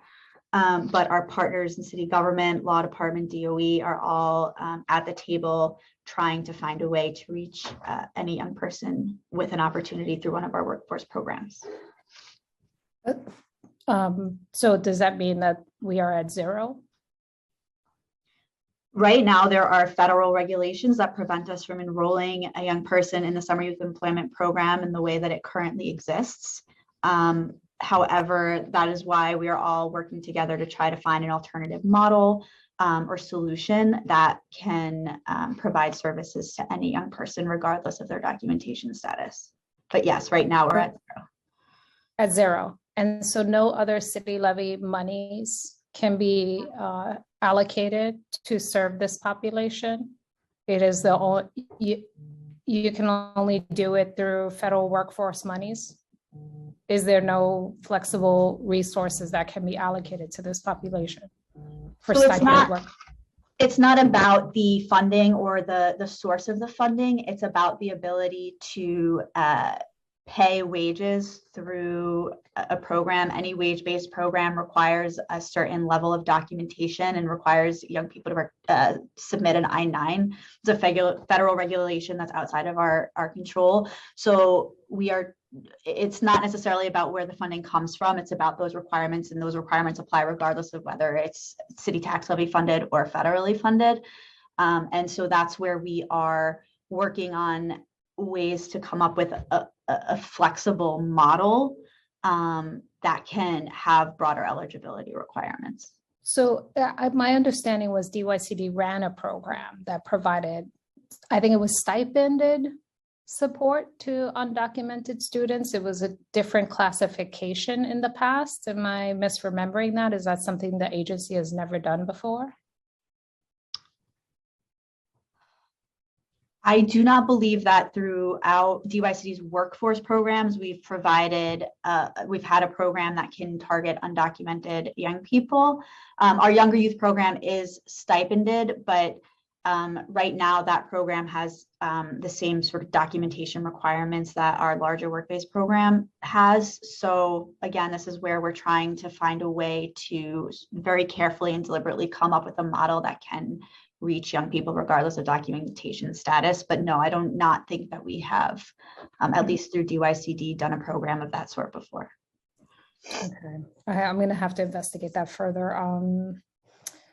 Honestly, I'm flabbergasted that we have not figured out as the city of New York how to support undocumented children. I'm kind of left without words, honestly. I have actually forgotten all my other questions. I find this wholly upsetting. I yield my time. Thank you, Councilmember Aviles. Chairs Brannon and Stevens, that concludes Councilmember questions and this portion of the day focused on the Department of Youth and Community Development. Thank you, Council. Chairwoman Stevens, do you have any closing remarks you would like to make? No, I just want to echo some of the sentiments that my colleagues have already brought up around, like, that's us not having a system for undocumented workers, us not really looking at all of our community centers and understanding that summer programming is essential, but how are we looking at our kids all year round? All these things are things that we need to be in this fight together. I know how hard everyone at DYCD works together, but like, we are partners in this. And so our advocacy together is so much stronger. And so just the last thing too, I just wanted to mention that when we talk about community centers and school programming, those two programs attract very different young people. And I think both of them are just as important and both deserve investments. And we need to make sure that we continuously invest in our young people. So thank you, Chair Brenner, for doing this joint hearing with us, and we continue to fight for the funding for young people across the city. Thank you, Chair. Yeah, I'll just echo that. I know we have a busy day, but when we talk about the holistic approach to ending violence and gun violence in our city, we have to be thinking about at-risk youth, and DYCD is at the ground floor of making sure our youth is engaged, is safe, is given activities, is giving things to do to stay out of trouble, and to make sure they have a fulfilling life as kids in this city. So the council wants to be partners with you, with DYCD. The investments that we called for, we believe in and will continue fighting for to expand and bolster and support a lot of these programs. And we look forward to continuing our negotiations to get this right. Thank you, guys. Okay, Chair Brannon, stand by one moment while we switch over to DYCD. No, we just did DYCD to HPD. Sorry, everyone. And for the record, we just also want to say that we've been recognized by council members Mealy, Osei, Aviles, Brooks Powers, Ayala, Hudson, Dinowitz, Caban, Powers, and Rivera. But first, we're going to have the sergeants mic check HPD. And for those folks from HPD, just FYI, you are able to unmute yourselves. All right, we're going to begin with our chair, Chair Sanchez. If you could please test your audio. Testing. You're loud and clear. Thank you. Thank you. Commissioner Carrion. Hi, check 1, 2, 3. Yes, we got you. Deputy Commissioner Santiago. Check. Loud and clear. Thank you. Deputy Commissioner Hendrickson. Hendrickson won't be here today. Something came up. No worries. Deputy Commissioner McLaughlin. Check. Here. Got you. Deputy Commissioner Tagani. Check. Thank you. Deputy Commissioner Johns, if you're with us. And acting Deputy Commissioner Darga. Good afternoon. Gotcha. And Executive Director Reynolds. Good afternoon. All right. I think I got everybody. If I missed anyone, feel free to chime in and test your audio. If not, Malcolm, we are ready to go. Thank you. We've also been joined by Councilmember Feliz and Chair Brannon. I will turn it to you for your opening remarks. Thank you, Council. Good morning again, everybody. We're now ready to begin our second executive budget hearing of the day, focused on the Department of Housing Preservation and Development. The department's projected fiscal 23 budget of $1.19 billion represents 1.2% of the city's overall proposed FY23 budget in the fiscal 23 executive plan.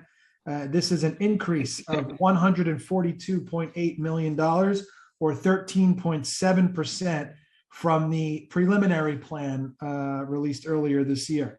The increase is the result of a number of actions taken, most significant of which are recognizing federal funding for housing assistance payments such as Section 8 Housing Choice Voucher and new needs, mainly for a moderate increase in staff for housing programs and agency operational capacity.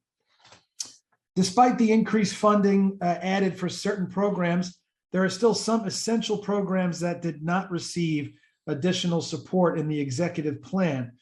Encompassing the scale of the crisis in housing, the council has called on the administration to double the city's overall commitment to its broad continuum of affordable housing development and preservation projects and programs by increasing the city's average capital commitments for HPD and NYCHA from $2 billion to $4 billion annually.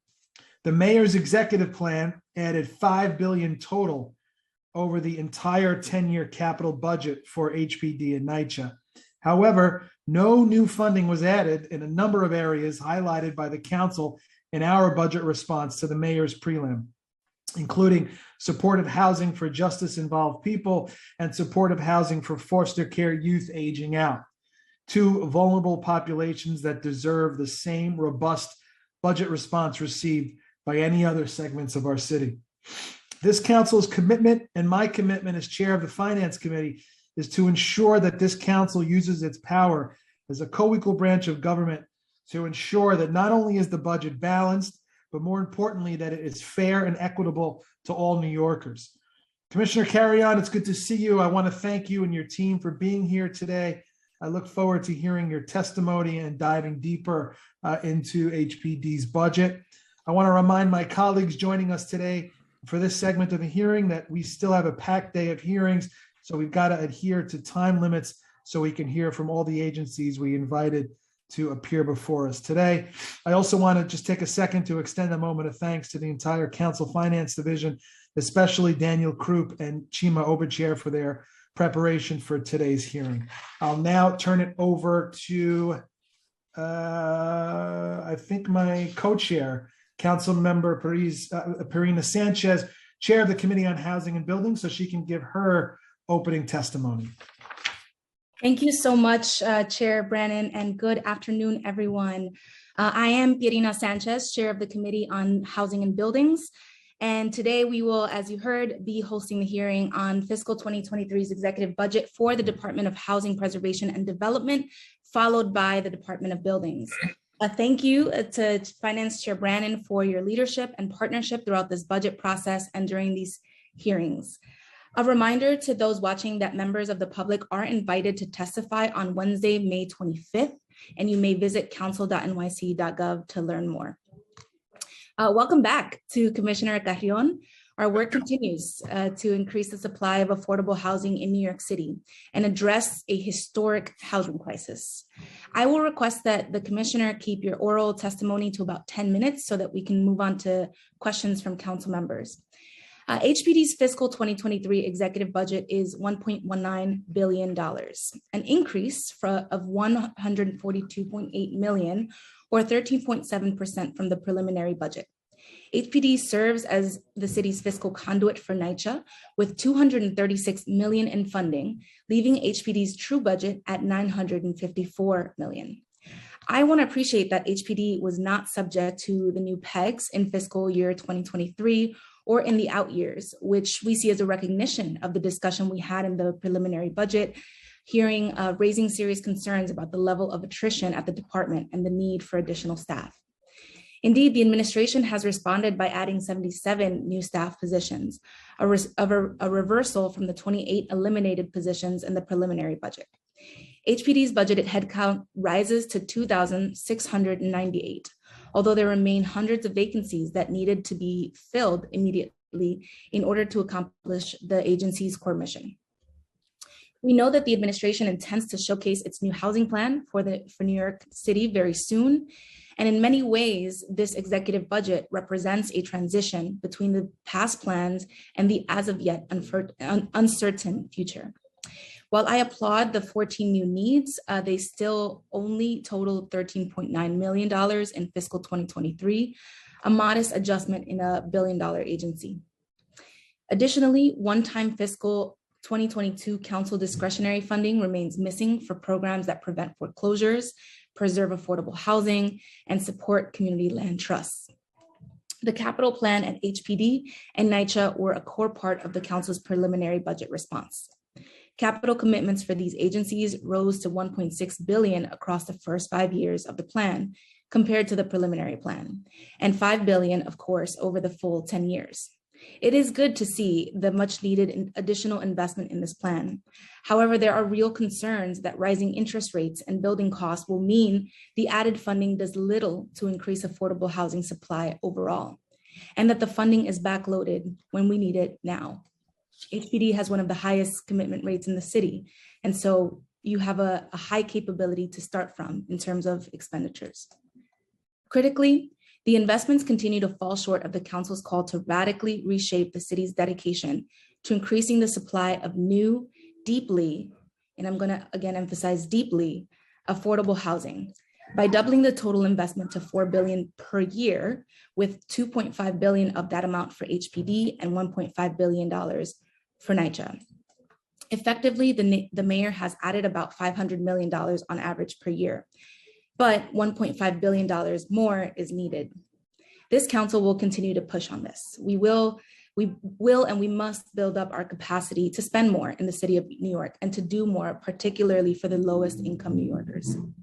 Whether housing the formerly homeless, seniors, low income, or those with serious mental illness, we know that housing is public safety and that we can't have housing without deeper investment by the city and this administration. Alongside capital funding and rental subsidies, we need additional expense funding to restore HPD's staffing levels to adequately expand the development project pipeline. That's the council's vision. And I eagerly await the administration's matching commitment so that we can partner to help answer the city's urgent housing question. Following HPD, we will then hear from DOB's new commissioner, former council member Eric Ulrich, and other senior leadership at DOB. The committees look forward to examining a few key components of the $230.6 million expense budget, along with details and progress related to construction safety and training compliance. The committee hopes to hear from DOB on its enforcement efforts related to recently enacted legislation and the implementation efforts around green buildings and energy efficiency measures related to the Climate Mobilization Act, in addition to other initiatives reflected in the fiscal 2023 executive budget. My questions will focus on the headcount at DOB and how it remains very far below other agencies, and we'll look forward to hearing the commissioner address these concerns. I would like to thank the committee staff who've helped prepare for this hearing, Daniel Krupp, Senior Financial Analyst, Chima Obuchere, Unit Head, Audrey Sun, my Senior Counsel in Housing and Buildings, as well as analysts Jose Conde and Charles Kim, as well as my Chief of Staff, Sam Cardenas, and Legislative and Communications Director, Kadeem Robinson. I will now pass it back to Chair Brennan. Thank you. Okay, before we begin, as I say before we start our line of questioning in all these hearings, we may not get to all the questions or you may not have responses. Hopefully that won't be the case, but if so, we will send a follow-up letter for any unanswered questions to help inform our budget negotiations here. So, okay, I think I have to turn it over to the committee counsel first, right? To swear. Yes, I have to swear everyone in. Okay. There are no new council members present, so I don't have to recognize anyone. Council members, please remember, use the raise hand function on Zoom. I'll call on you in the order with which you raised it. You have 5 minutes. Please stick to the timer as we are behind schedule. The following members of the administration are here to testify and or answer questions for this portion of today's hearings. Adolfo Carrion, Commissioner. Anne-Marie Santiago, Deputy Commissioner. Brendan McLaughlin, Deputy Commissioner. Ahmed Tagani, Deputy Commissioner. Rich Johns, Deputy Commissioner. Kim Darga, Acting Deputy Commissioner, and Aileen Reynolds, Executive Director. I will first read the oath, and after I will call on each of you individually to respond, and I remind everyone they are able to unmute themselves. Do you affirm to tell the truth, the whole truth, and nothing but the truth before these committees, and to respond honestly to council member questions? Commissioner Carrion? I do. Deputy Commissioner Santiago? I do. Deputy Commissioner McLaughlin? I do. Deputy Commissioner Tagani? I do. Deputy Commissioner Johns? I do. Acting Deputy Commissioner Darga? I do. And Executive Director Reynolds? I do. Thank you. Commissioner Carrion, you may begin when ready. Thank you, Council. Good morning, Chairwoman Sanchez, Chairman Brannan, and members of the New York City Council Committees on Housing and Buildings and Finance. As you know, my name is Adolfo Carrion Jr. I am the Commissioner of the New York City Department of Housing, Preservation, and Development. I am joined by members of HPD's senior leadership team. I came back to public service as HPD Commissioner because I know how important and impactful this agency is and the direct impact it has in providing safe, quality, and affordable housing and strengthening communities. I have witnessed this mission come to life through the dedication of the HPD staff, who have time and again risen to face the challenges presented by the COVID-19 pandemic on their work and in their lives. In the face of staffing shortages, the folks at HPD persisted and continued to deliver access to housing and ensure that housing is safe for New Yorkers. Over the past few months, I have been working with my partners, Chief Housing Officer Jessica Katz, Housing Development Corporation President Eric Enderlin, NYCHA Chair Gregory Russ, and Department of Social Services Commissioner Gary Jenkins on developing a housing blueprint that will lay out the course for how the Adams administration will tackle our city's housing challenges and secure new opportunities going forward.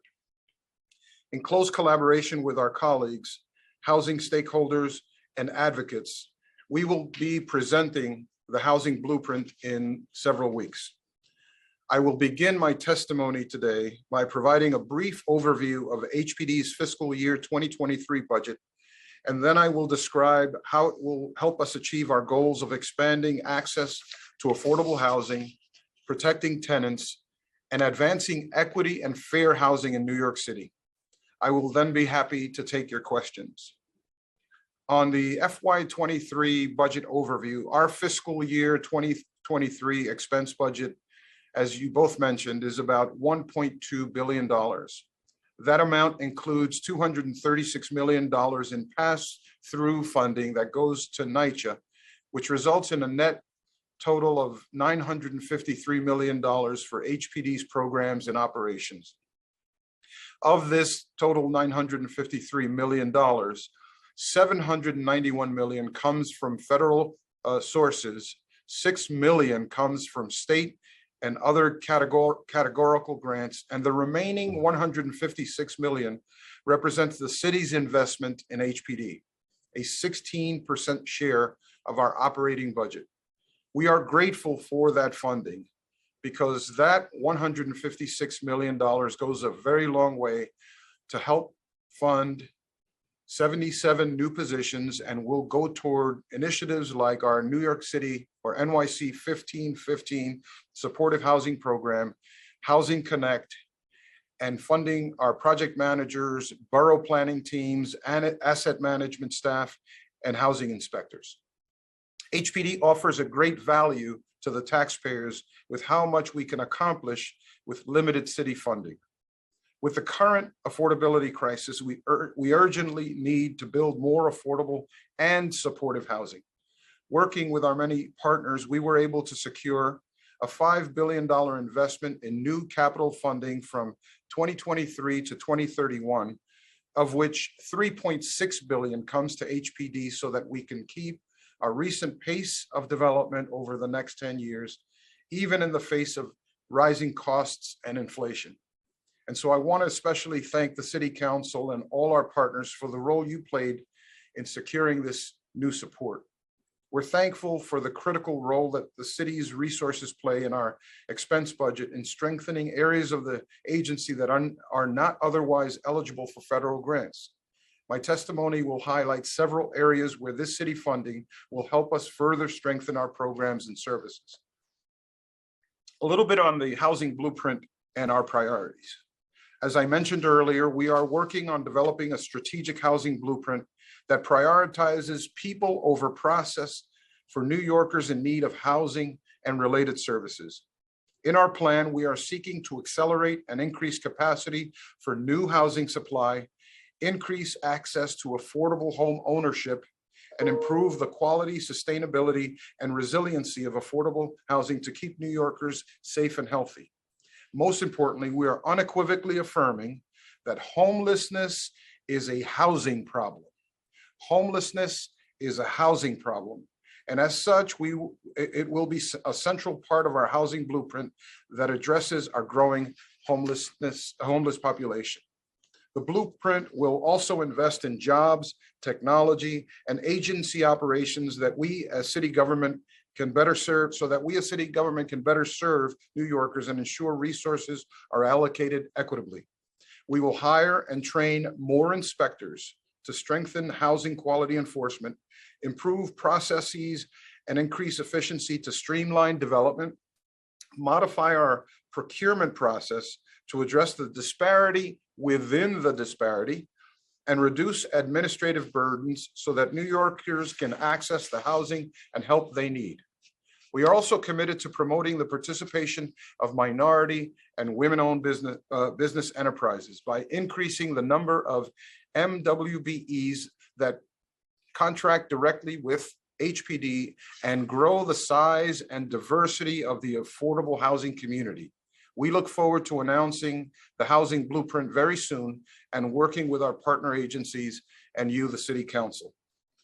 A few recent successes. Every New Yorker deserves a safe, affordable home and to live free from discrimination and harassment.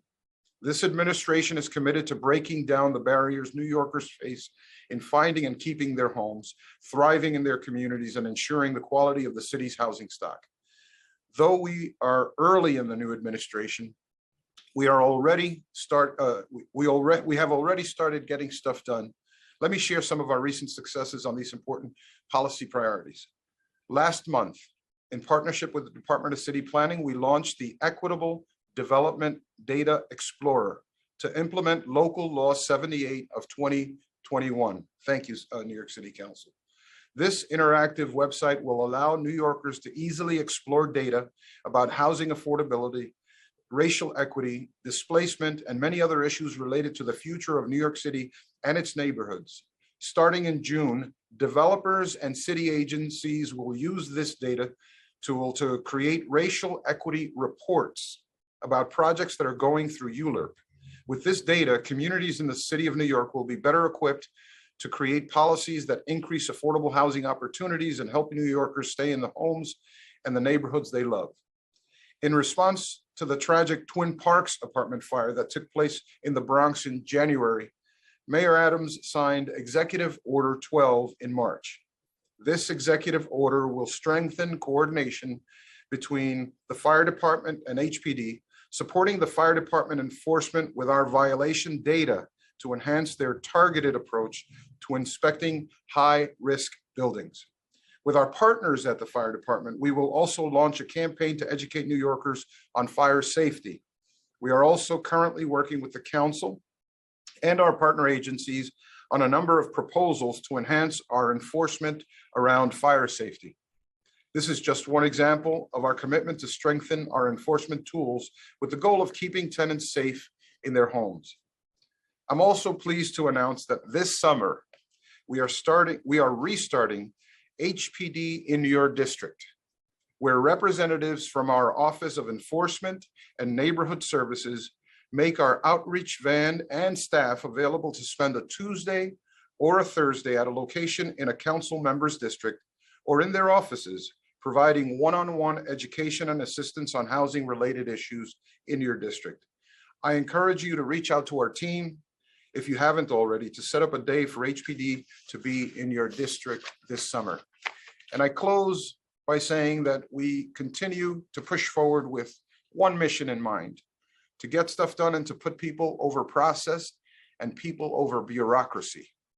This work cannot be done by HPD alone. The council is and has been a critical partner in fighting to get the resources we need to ensure New York City works for everyone.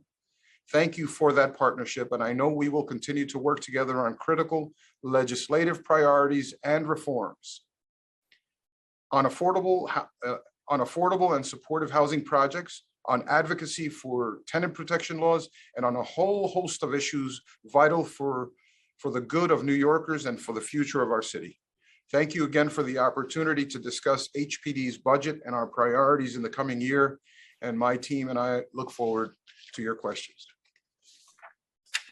Thank you, Commissioner. That certainly all sounds good to me. But the devil's in the details, as they say. Always, always. So what can we, I guess, big picture, what can we expect to see in the forthcoming new housing plan? Will there be deeper affordability, which we hope so, but if so, how does that impact the cost? Okay, thank you, Mr. Chairman. First, let me say that the plan, the blueprint, which is what we're calling it, will be released shortly. We're estimating in the next several weeks. Let me share with you the building blocks of that blueprint. I think one of the key features is that we are tying together the agencies that touch housing and that whole housing experience in New York City. And so, as I said in my introduction, it includes NYCHA, it includes HPD, and it includes the Department of Social Services and the subsidiary agencies, as you know, are HRA and the Department of Homeless Services. But the major building blocks that we will be part of this blueprint are: one, transforming the New York City Housing Authority to make it work better for people; addressing homelessness and housing instability; creating and preserving affordable housing, which is central, obviously, to our mission; improving the health and safety of New Yorkers, also central to the HPD mission; and reducing administrative burden.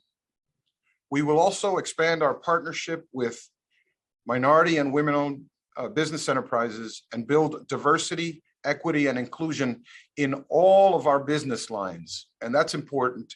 And I know it's important to a number of the members here who I've had a relationship over many years, where that food chain of development to tenancy and management and post occupancy, all of those phases represent opportunities for local businesses, minority businesses to participate with the city as its partner. Another thing that you'll see in our plan will be an investment in jobs, certainly for HPD, technology, agency operations, and really beginning to look at it, reducing administrative burdens.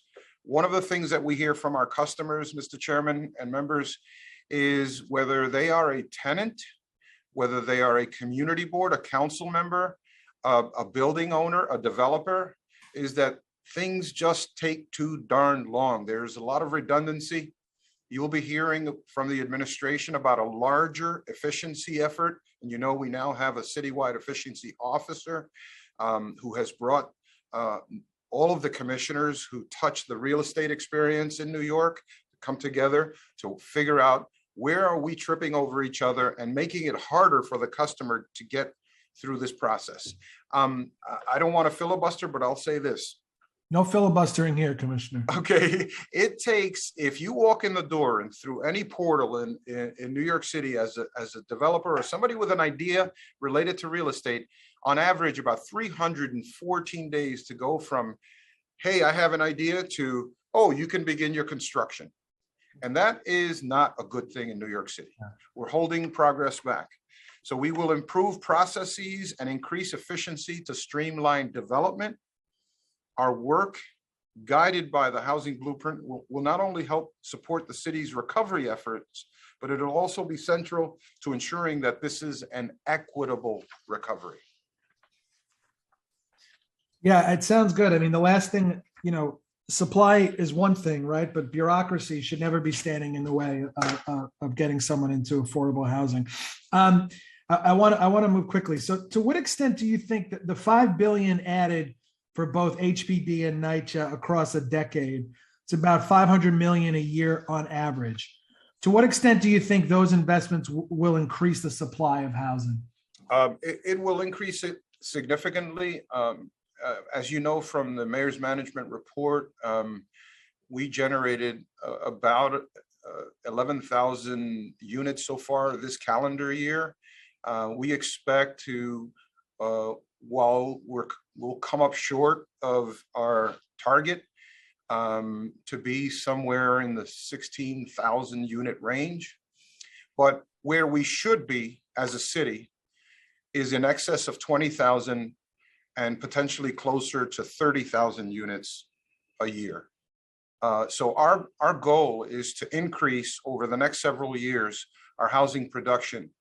And our housing production is both new construction, which makes up about 30 to 40% of the production that we do, and another between 60 and 70% naturally, which is preservation work, which is the very, very important work that we do in preserving a housing stock that's old, much of which is under regulatory agreements, rent stabilization laws, and is what has been coined the naturally occurring affordable housing in many, many of the city's neighborhoods. So we think that this funding will get us there. Okay. So the Fed just raised interest rates by 0.5%. It's the highest increase since 2000. with rising inflation and interest rates, are they liable to blunt the impact of these new investments? How are we preparing for that? I think that the rise in interest rates, and I'm glad to have an amazing group of professionals that surround me, Commissioner, because they can speak very eloquently to this. But I will say that, we've created a system here in our country where, with a low-income housing tax credit, coupled with subsidies that we're able to give these development deals, where we can get that rent price to a much lower point than market rate housing. That effort will continue. The cost of production, to be honest, I think will increase naturally. But why don't I have Acting Deputy Commissioner Kim Darga just address that briefly? Sure. Thank you, Commissioner and Chair. So we are watching the interest rates closely, along with operating costs and other project costs. We have not gotten to the point yet that we have had to reevaluate our term sheets because they are not feasible given the current costs of projects. But that is something that we expect to monitor over the next year or so. Okay. I know it's been said we campaign in poetry and we govern in prose. Yes, sir. The mayor, I know, on his campaign, he pledged to raise investments to $4 billion a year to really make a dent in the affordable housing crisis. Is there a plan to get to that level? I think that every budget cycle, presents an opportunity for us to continue to invest in larger ways. The mayor is fully committed to funding the development cycle in New York City. We understand that we're living through an amazing, almost without precedent housing crisis and a crisis of affordability for New Yorkers, where they're paying far in excess of 30% of their income, their family income, for housing. Many families are facing an affordability crisis, a rent burden, to the point where they're paying 50% or more of their family's income to remain housed. So our administration is fully committed to funding the production of affordable housing and following the need. Okay. What do you think is the biggest thing missing right now? Before I made a note that you said you'd love ideally to get to a place where we're building 30,000 new units a year. What is missing to get us from here to there?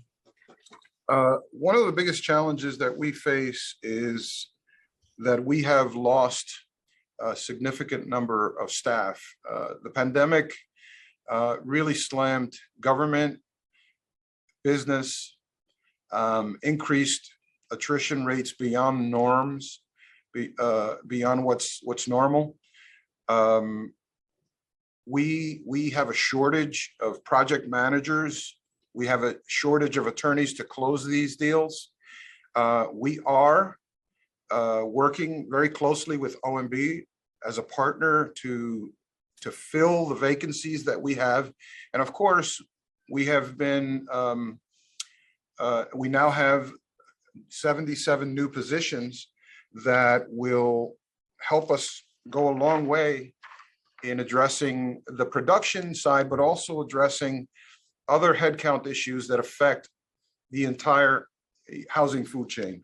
So the 77 new positions, we're going to get 12 asset and project management staff for our asset management division to protect the city's prior investments in affordable housing by increasing proactive intervention, managing transactions, executing workouts that need to be executed, especially for extremely troubled buildings facing foreclosure or bankruptcy, digitizing paper files, for project managers, for project management and constituent services staff to support Mitchell, the huge Mitchell-Lama portfolio that, you know, we have a hand in that as well by decreasing the application processing times. 2 EEO staff, and on and on. It goes, it impacts our MWBE efforts, our efforts with zombie homes. You all know about this zombie homes initiative, these properties that drag down neighborhoods and are a blight. We're getting 5 positions to deal with tenant resources to ensure housing quality enforcement and timely appeals for our Section 8 housing voucher program. 27 positions in our Office of Enforcement and Neighborhood Services. And let me just speak to this, and I'm sure it's going to come up later in the hearing, but you all know that we have a pretty big number of vacancies in our housing inspector corps. We're budgeted for almost 470 inspectors. We're short 140 plus. The great thing is that in addition to these 27 positions that the new budget brings in, we're able to hopefully quickly backfill these 140 positions working with DCAS and OMB. And then there's other positions. We can go into it a little later, or if you want, I can give you more detail as we go along. Okay, I want to make sure I give significant time to my co-chair, but I want to ask about debt financing. The mayor's message says that as a percentage of tax revenues, the debt service ratio is 10.2% in 22 and is projected to increase to 13.2% in fiscal year 26. So what is the administration's internal benchmark for an appropriate debt to taxes ratio? I'm not prepared to answer that. I think, you know, I'm on day 90 of my job. Literally today, by the way, Chair, today is to the day, month 3, the end of month 3. Perfect time. I don't know if Rich Johns can address that. Yeah, I'd love to know that. And then if the city is below that benchmark, then can it further increase its capital spending on affordable housing? Right. Okay. We can follow up with that. Okay. Yeah. That's important. Supportive housing new need. The budget includes a new need that enhances staffing for supportive housing, but the ramp up is deep in the out years, only surpassing 1 million in FY25 and hitting a high of 26.5 million in FY26. So the plan only shows 6 positions associated with the increase. Can we talk about why the funding is so backloaded there? Rich, can you grab that question? Yeah, of course, I'm happy to. When the New York City 1515 program was included in the budget, the years in question were actually beyond the 5-year plan. So when the city's financial management system adds those new years, it baselines the money that was in the previous year. So what we're doing is correcting the financial plan to show our actual forecasted expenditures for that year. And in the more current years, you're seeing, the addition of 6 heads, which are intended to help us, continue to process applications as the program continues to ramp up. Okay. All right. I think I want to give it over to Chair Sanchez. I appreciate it. Thanks. Thank you. Thank you so much, Chair Brennan, and hi everybody again. So I'll just pick up, right from Chair Brennan. So he started there. I'll start there with the blueprint. So one large criticism that has been lodged at administration after administration has been the silos that separate homeless services, social services from HPD and the sort of construction and preservation work that you all do. So can you talk to us a little bit, foreshadow a little bit about what we can expect to see differently in the blueprint from before? Well, I think, what you're going to see is a recognition of the history of silos and that silos don't work. We're one government. We should be rowing in the same direction. We have a housing experience that has many manifestations, and we need to be responsive to the needs of New Yorkers wherever they are. And sometimes they will be, unfortunately, living in a subway, living in a shelter, having mental health issues, a poor family, a working family, a moderate income family, a middle income family. That whole continuum of experiences needs to be attended to, and it needs to be attended to often by multiple agencies that touch that family's life or that individual's life. We're recognizing that and saying we need a blueprint that essentially ties all those things together.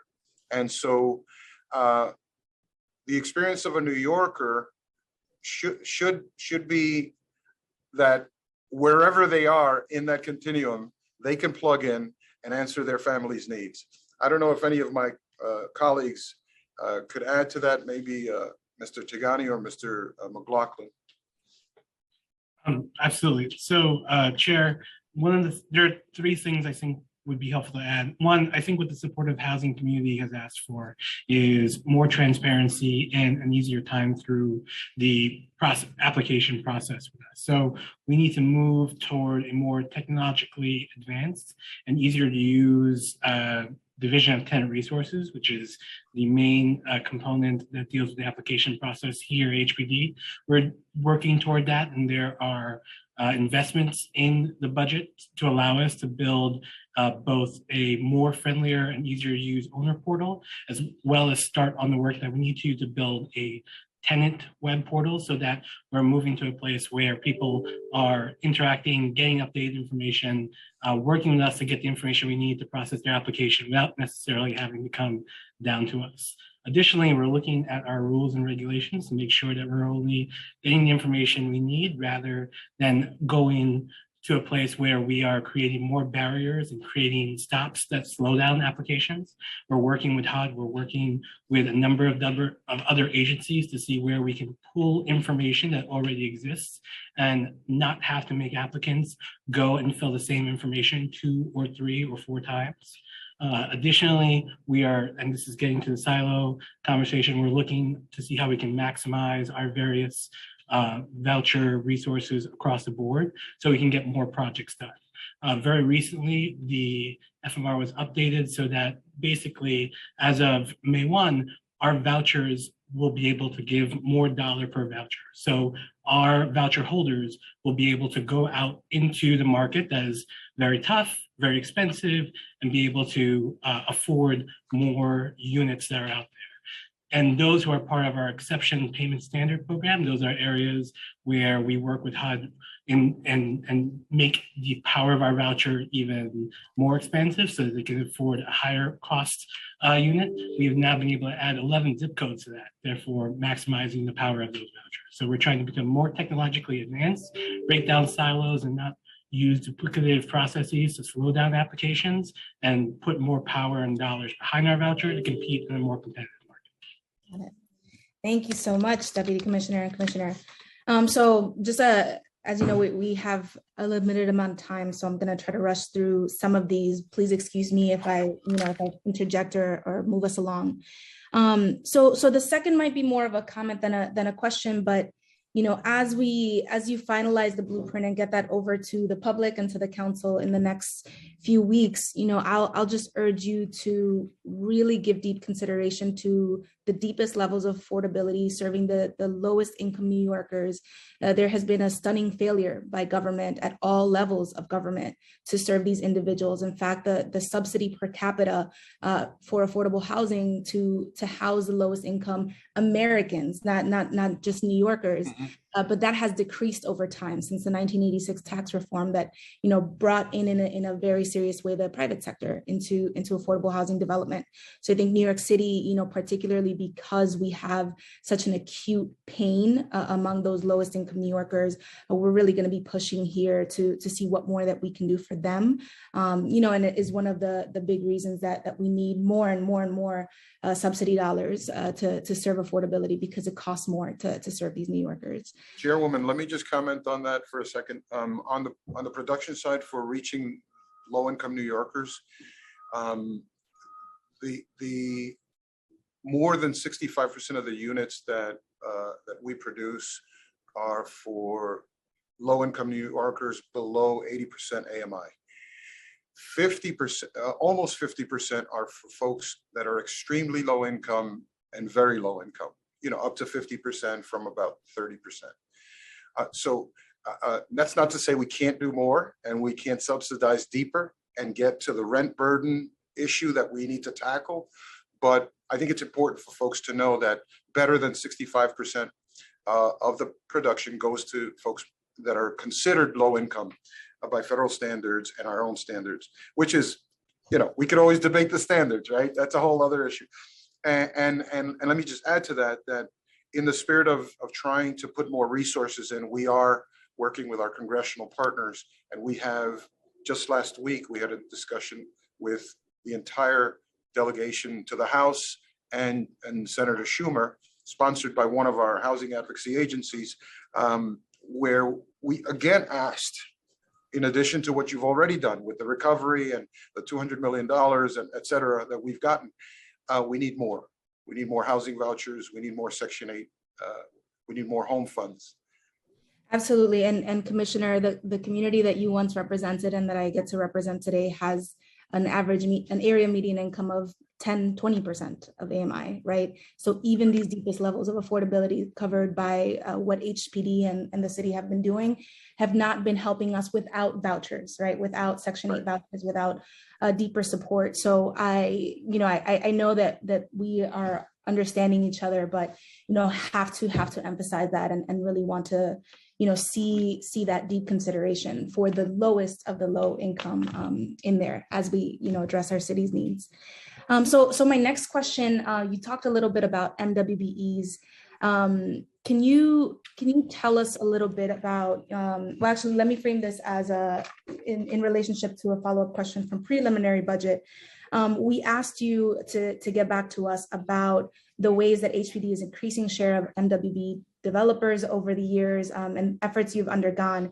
And one of the highlights in the response that HPD sent over to the council was that since 2014, the agency has designated 24 sites, teams with MWBEs, where some sites, the agency designated teams have more than one MWBE and the ownership is significant by MWBEs.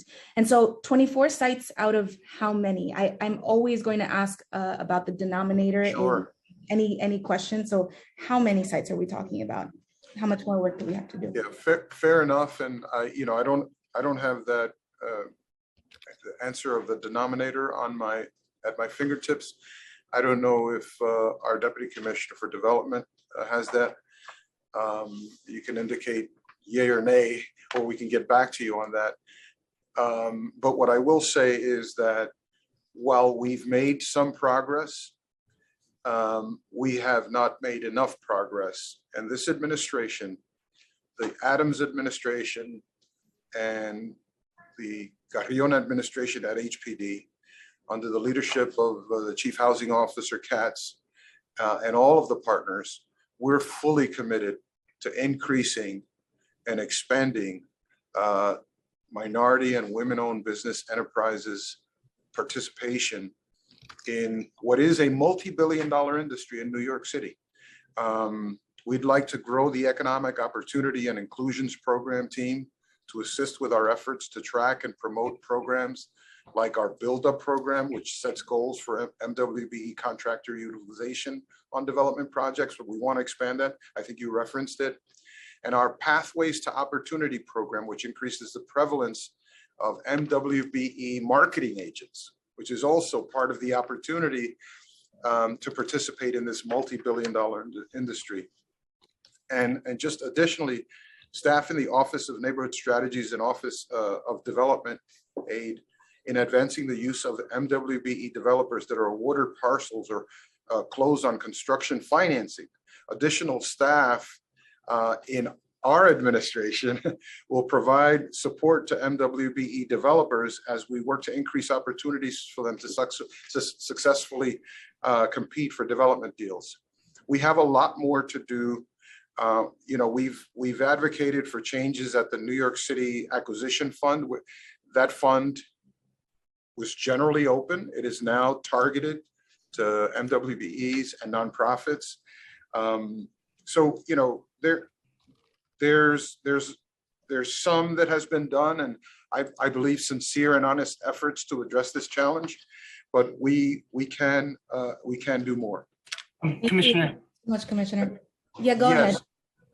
So just to answer your question, Chair, so 22% of our projects, so we have 82 projects that we've counted since the beginning of the Housing New York plans, 2014, have been designated with MWB developers who serves as either the sole developer or part of joint ventures. I also want to note that this is a growing set of numbers, since at different points throughout the process, we've improved and increased our provisions focus on MWBEs. We've built up the pipeline to bring more MWBEs. So we expect this to be a number that if we had started from the beginning, we would have seen higher, but as we continue to move forward and actually layer on more, it'll continue to go. Great, thank you so much, Deputy Commissioner. And just a follow-up note on that, my question during prelim had been, break it down for me in terms of gender and in terms of race and ethnicity. And just to flag that as you do this work to improve the MWBE numbers, of the 24, the breakdown that you gave me here were that 11 were non-minority women-owned firms, so white women-owned firms.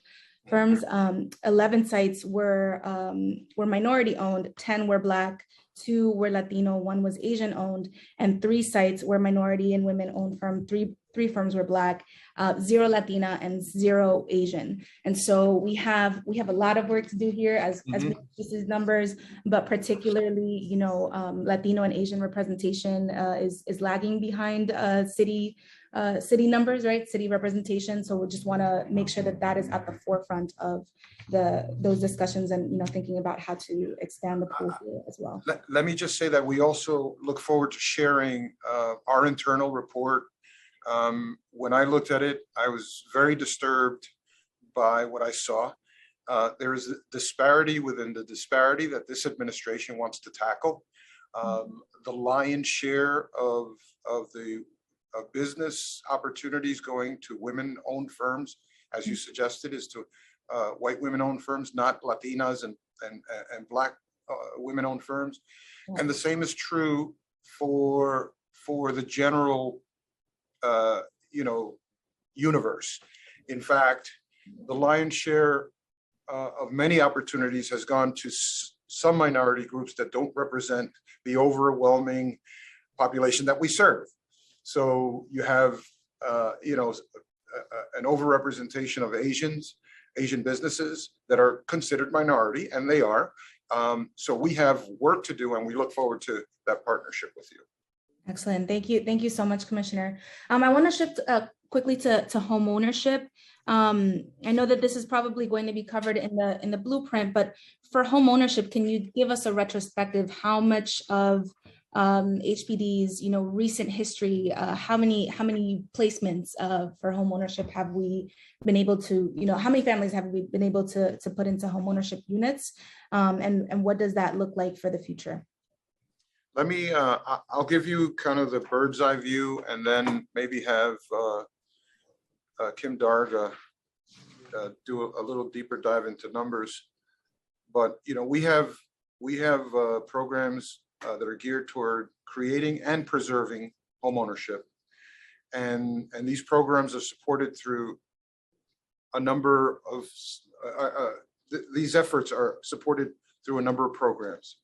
We have preservation programs that include our green housing preservation program, the participation loan program, the housing rehabilitation loan program, and then we have several tax exemption programs that provide support for like HDFC co-ops and Mitchell-Lama co-ops, all of which are home ownership and fall into that category.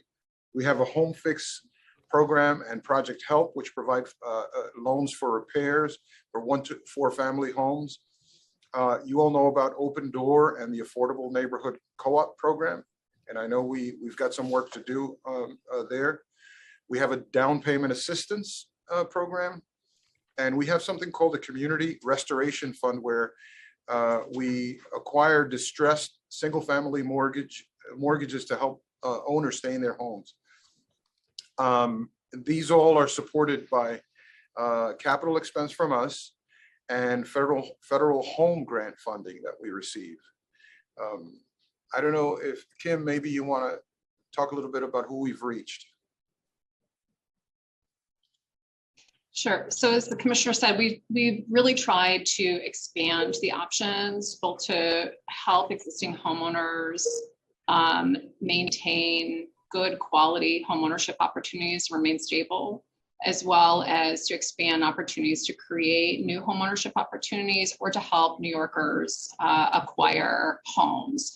So for example, recently we expanded funding for our down payment assistance program to increase the amount that New Yorkers have available to be up to $100,000 for a down payment.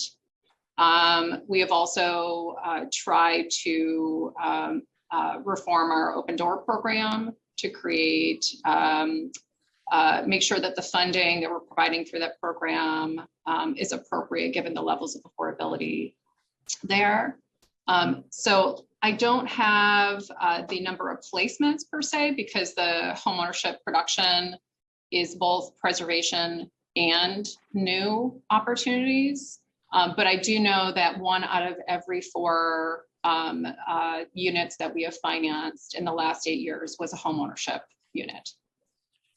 Thank you. If you can, if you wouldn't mind following up with just a breakdown of each of those programs and how many families have been assisted. You know, homeownership is just a key component of building equity, right, in the city and allowing more people to stay here. I want to move to actually a related question around the TIL program and ANCP, which you mentioned. I as council member and several of my colleagues have, of course, heard some very, very troubling complaints about TIL buildings and tenants who sort of been languishing as renters for many years, even after they they believe that they were going to become homeowners, and that they are, you know, there's some buildings going through the ANCP program, and tenants are concerned about the mortgages that are going to be associated with these conversions as they become, if they become homeowners at any point. So can you just give me some context and background on TIL buildings? How many do we have? ANCP, how many buildings do we have slated to go through the pipeline, and sort of the general plan for TIL buildings, stabilizing TIL buildings and getting them into home ownership in the future? Okay, thanks, council member. And what I'll try to do is talk a little bit, again, at a high level, and then the staff can help me fill in some detail. But I want to share with you that I go back to the original TIL. When I was in graduate school, I was an intern at the Settlement Housing Fund and at Urban Homesteading Assistance Board at UHAB. And when the city created the program, I had the opportunity to go organize a building in Williamsburg, the Williamsburg of then, not of today, which is very, very different, of the 1980s. But it was a good idea. It reached thousands and thousands of units. There's a lot of success stories. And then there are the glaring stories that we hear, where we have buildings that are in very bad shape. And we have our Office of Asset and Property Management that is in charge of working with these buildings, these troubled buildings, and these owners, right, to get them to a place where they can stabilize the property. In some cases, folks are living in dangerous conditions, unsafe, unhealthy conditions. And the team here has been working, in some cases for years, with some of these owners or tenant groups to try to get them over to the point where they sign an agreement that allows them to finance their property, stabilize it, and move forward. The total TIL pipeline, 89 buildings, 1,523 units. 52% have been assigned a developer. And we can share metrics with you. I don't know if Kim is the right person, or? Sure. Okay, thank you. Sure, I'm happy to jump in. So we've actually made really significant progress in this pipeline in the last 5 or so years. In the late 2000s, around the Great Recession, our ability to finance homeownership really was impacted by the recession and lending for homeownership across the country. We launched ANCP in 2012, and the first few years were a little slow, but in the last 5 years, we have really increased our work. Unfortunately, the pandemic slowed things down. We couldn't do in-place renovations, but that work is picking back up again. We have I think over 4 dozen, I think about 50 projects or buildings in construction right now. And I actually would really welcome if any of you want to tour a couple of these sites that are completing and where residents are going to be converting to cooperative soon. I would welcome the opportunity to take you out and see these projects. It does take a while, and it's unfortunate because I know these buildings have been in city ownership for, in some case, decades, and that residents have been waiting a very, very long time. But we have made a lot of progress. And of the projects that remain in the pipeline, or the buildings that remain in the pipeline, the vast majority are in pre-development now, or will be very shortly. And so, like I said, if you want to come out and see any of the sites that we have that are completing soon, or when residents are converting, I'd be happy to take folks out. Great, thank you, Deputy Commissioner. I will be the first one, as a former City Hall employee and person who's worked in this field for a little bit. I'll be the first to acknowledge that some things take time, but decades is not things taking some time, right? That is something that is very broken and disrespectful to those tenants. And so I would love to see some of the projects that are completed, but for those, you said 52% have been assigned to a developer. For those that are languishing, for those that continue on, I think you'll hear from some of my colleagues in Northern Manhattan who will probably ask questions later. But we will be following up, right? Because I think we can do better than having things take decades and languish for decades. We agree. Quick clarification. We absolutely agree, but just a quick clarification. So there was, I think we had a council hearing around 2017, and before that we had, I think, approaching 200 buildings, 189 or so buildings that were still in TIL. At this point, there are 89 buildings remaining. More than 50% of those are in pre-development. So the number of buildings remaining that are not yet in pre-development with an assigned developer are about 3 dozen. That is, like you said, it's not acceptable. We'd like to move those forward. Unfortunately, there's only so many developers that are interested in working with us to renovate these buildings.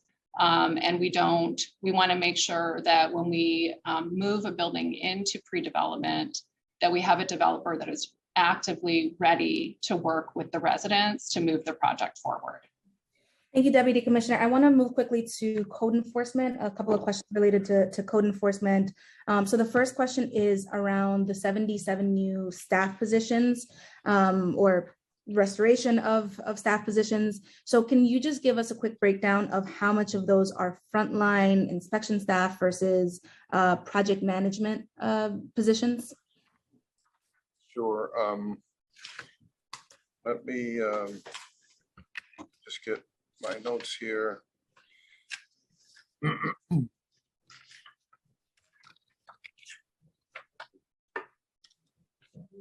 So let's see. Is Anne-Marie, can you address this? Sure, Commissioner, thank you. So for enforcement neighborhood services, there are 27 positions. I think about half of those are actually housing inspectors or construction project managers, and the rest are support staff in various capacities. And that's 27 of the 77 for the agency as a whole. Got it. support staff. And when you say support staff, what are some of the affiliated titles? So these we use community coordinators, outreach staff. These are mostly staff for our lead-based paint efforts. So they'll be analysts of documents and things like that. Got it. Thank you. You're welcome. Great. And do we have for the other 50 positions? We do, and I broke it down earlier. We can share it with you pretty readily. No problem. If you want me to run through them, but I think it would eat up your time. Sounds good. If you can get that over to us, that would be good. Yes. Yeah, okay. thank you so much. Okay, and then next round, I just want to ask a few questions about vouchers. So new federal awards from HUD for Section 8 and other programs have been reflected in HPD's budget, which is great. How do we see this going in the upcoming years? How much federal support do we anticipate? And then just a quick, let me just couple these two questions together.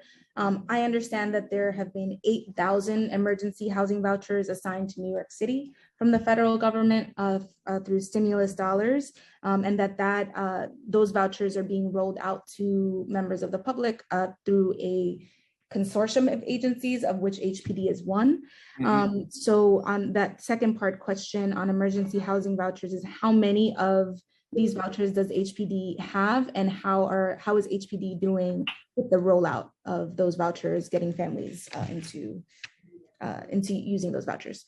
Okay, thanks for the question. So we anticipate sufficient calendar year 22 federal rental assistance funding based on fiscal year 22 appropriations. The Congress included an additional $200 million for up to 25,000 vouchers nationally. HUD has not yet indicated how the new vouchers will be allocated. In terms of emergency housing vouchers that have been issued, are in the process or are left. As of this past Friday, we had issued 1,146 emergency housing vouchers out of a total allocation of 2,050. So it's better than 50%. But importantly, we have about 1,000 applications in the pipeline in various levels of review. So there is a review process, but we expect that, and Ahmed can put some texture on this, but we expect that we will reach the full complement of the available vouchers. In terms of voucher funding, voucher funding is based on as you know, an annual congressional appropriation, and it's really unclear at this time what funding will look like for fiscal year 23. For 22, as I said, a total of almost $25 billion was appropriated nationally, and it's estimated to be sufficient to cover the 22 expenses. Based on current projections, we anticipate receiving approximately $566 million in calendar year 22, which is the balance of fiscal year 22 and the beginning of fiscal year 23, as you know. We currently provide rental subsidies to just over 42,000 households, which is about in excess of 83,000 individuals. Ahmed, do you want to add to that? I know, I think you covered a great deal, Commissioner. The only thing I'll say for those who are not familiar with the Emergency Housing Voucher Program, this was a very welcome program. It was a unique challenge for the city. We had to basically create a brand new system to bring these vouchers in and distribute it. We expanded for the first time the number of referring agencies. So we brought in a number of new agencies who are now future partners in our voucher work that we never had as closely working with us before. And this is going to be another example of how we built something new so that if and when this opportunity comes again, we'll be able to expedite this sooner. And we built a system that has us on track to meet our obligation by the end of the year. Though we always want to make it happen faster, we are on track to make sure the vouchers are issued. Great, and not to put you in the position of speaking for your sister agencies, but HPD is on track to meeting your goals, or the administration is on track to meeting the emergency housing voucher goals? I don't want to speak for there are our referring agencies who help get the applications in. The public housing authorities, with us and NYCHA, are the issuing departments. As a city, we have a plan to reach our goal by the end of the year, and I would defer to NYCHA to any specifics on their piece. So a lot of our strategy for getting there is how we're figuring out ways to work together and combine our staff and our resources. Thank you so much. Okay, And this speaks, I'm sorry, just quickly, and this speaks obviously to the blueprint and the streamlining process that we're getting into. Got it. Thank you so much. So I want to give a chance to my colleagues. I just want to ask two more questions. One is also in follow-up to a report that we received back. It was related to code enforcement false certifications report that you all sent. There were some issues with the report. I emailed and asked for clarification on some of those issues, but I want to just focus on the rate of false certifications. So HPD, so a tenant makes a complaint, HPD goes out, issues a violation. The next step, and Emery Santiago will correct me on all of this, but the next step is for the owner to correct. If they correct, when they correct, they send a letter or certify to HPD that they have corrected. And then HPD sends a notice to the tenant saying, hey, your landlord said that they fixed it. Let us know if they're lying or if there's still any issues. And in very few of those cases, do tenants respond. And in some of those cases, HPD proactively does audit those certifications of corrections. And so my flag here was that the number of Class C certifications of corrections found to be false by the agency is at 32% of completed re-inspections. Can you just kind of highlight for us how many of these certified corrected results or certified corrected violations is HPD auditing? And if the 32% is the answer of how many are, we're finding to have falsely certified, or maybe the issue came into disrepair again, how can we do better? How can HPD help the city to do better and these landlords to do better? I'll defer to Anne-Marie on that. Thank you, Commissioner, and thank you, Chair Sanchez. I think, our goal is always to re-inspect as many Class C certifications as we can. And as you know, we're facing staffing challenges. So we did only get to, I think, about 50% of all Class C certifications this year. As we highlighted in the report that we are required to submit to council each year, a lot of those, a very good percentage of those are pest violations. And unfortunately, I think the timeline for pest violation certification may be too short to accurately correct that condition. We are talking with the Department of Health about trying to figure out a better methodology to allow owners the time that they need to really do an integrated pest management plan.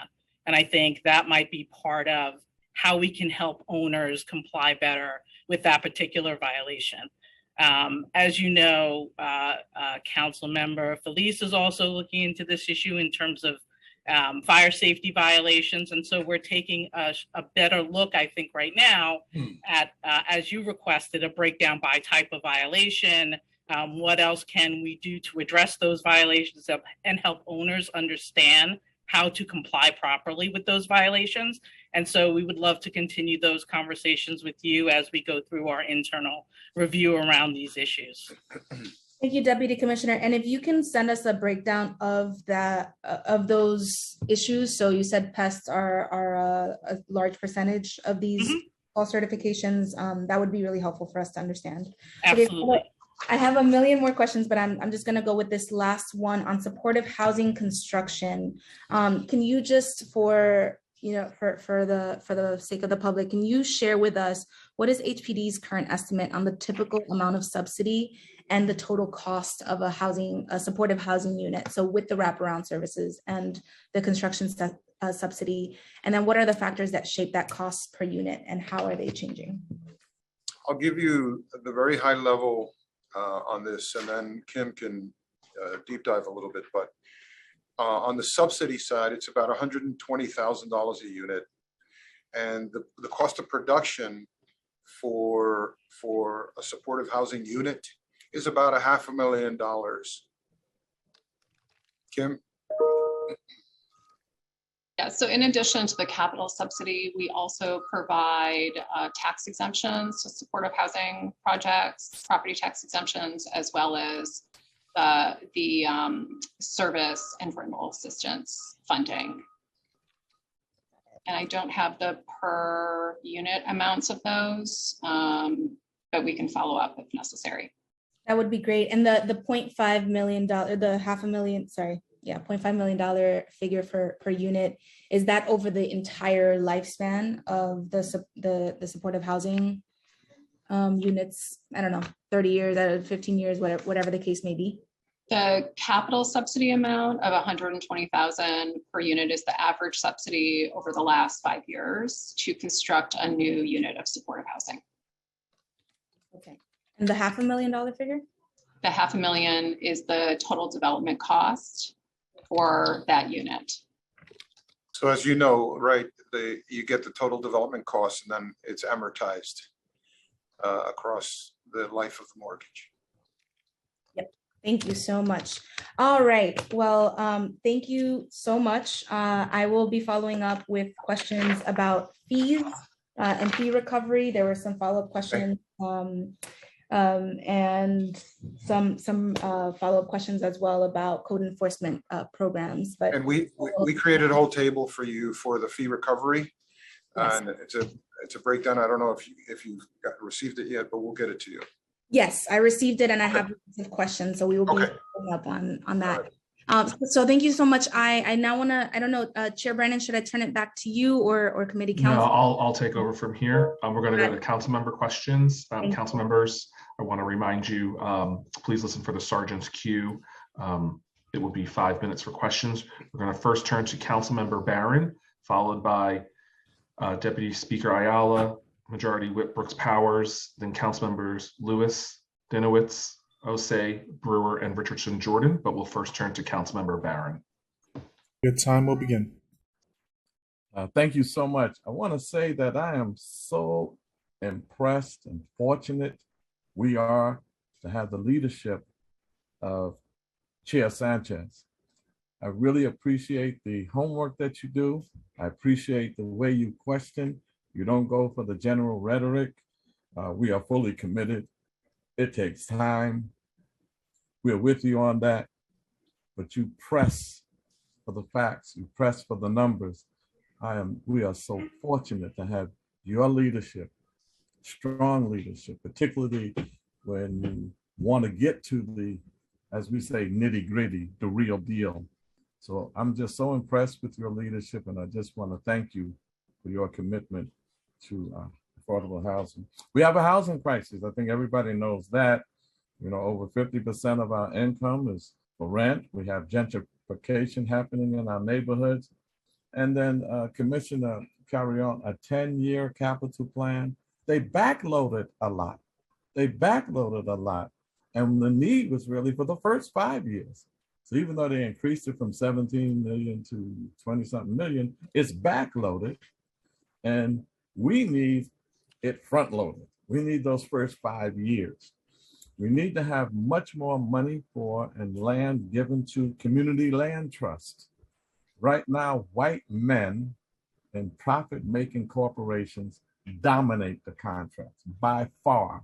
And I'm glad Chair Sanchez broke down on the minority and women's business enterprises. And a lot of that, MWBEs, a lot of it is subcontractors too. And then sometimes we got to look out for MWBEs being fronted by white corporations and make it appear that it's for us. So I want you to address those questions around gentrification that is occurring. What is your plan to stop it? And some real numbers for the MWBEs that has to increase, but also what are we doing specifically for getting more to community land trusts? And then you said you didn't want to debate the standards. That's another issue of the AMI, but it is the issue. The AMI has increased in New York City, a family of 3, I think it's 100 and something thousand.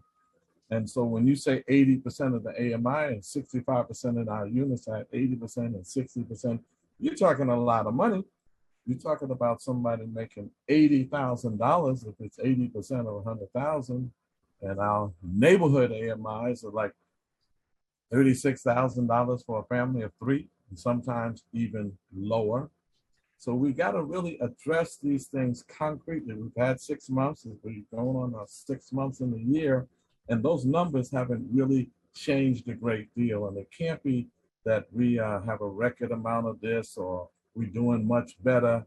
We're in a crisis, and much better is not doing it. We got to do it. We got to get to the point where these issues are concretely dealt with. Also, I want to know, what about the subsidies for home ownership?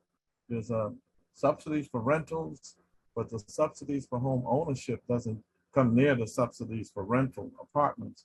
And you know, we cannot get out of this mess renting for the rest of our lives. At some point, we got to make home ownership very, very doable, very, very important. Home ownership, as you know, leads to getting people out of poverty and leads to dealing with wealth. So overall, Adolfo, I said Adolfo, Commissioner Carrion. That's okay. You can call me Adolfo, Charles. I know you a long time. Yes. Overall, we got to deal with this racism. It's deep. Sir. It's deep, Adolfo. We got to deal with it, and it can't be placating us, but we're trying, and we got to work toward it, and it takes time. It's deep, especially for the Latino community, you know, for all of us, Latino, Latina, but of the Black and Latino, Black and brown communities, it's really, really bad.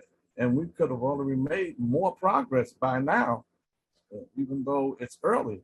So this is what we're very, very concerned about. We can't play lip service. We're like, I'm down with you, we're committed. It takes a minute.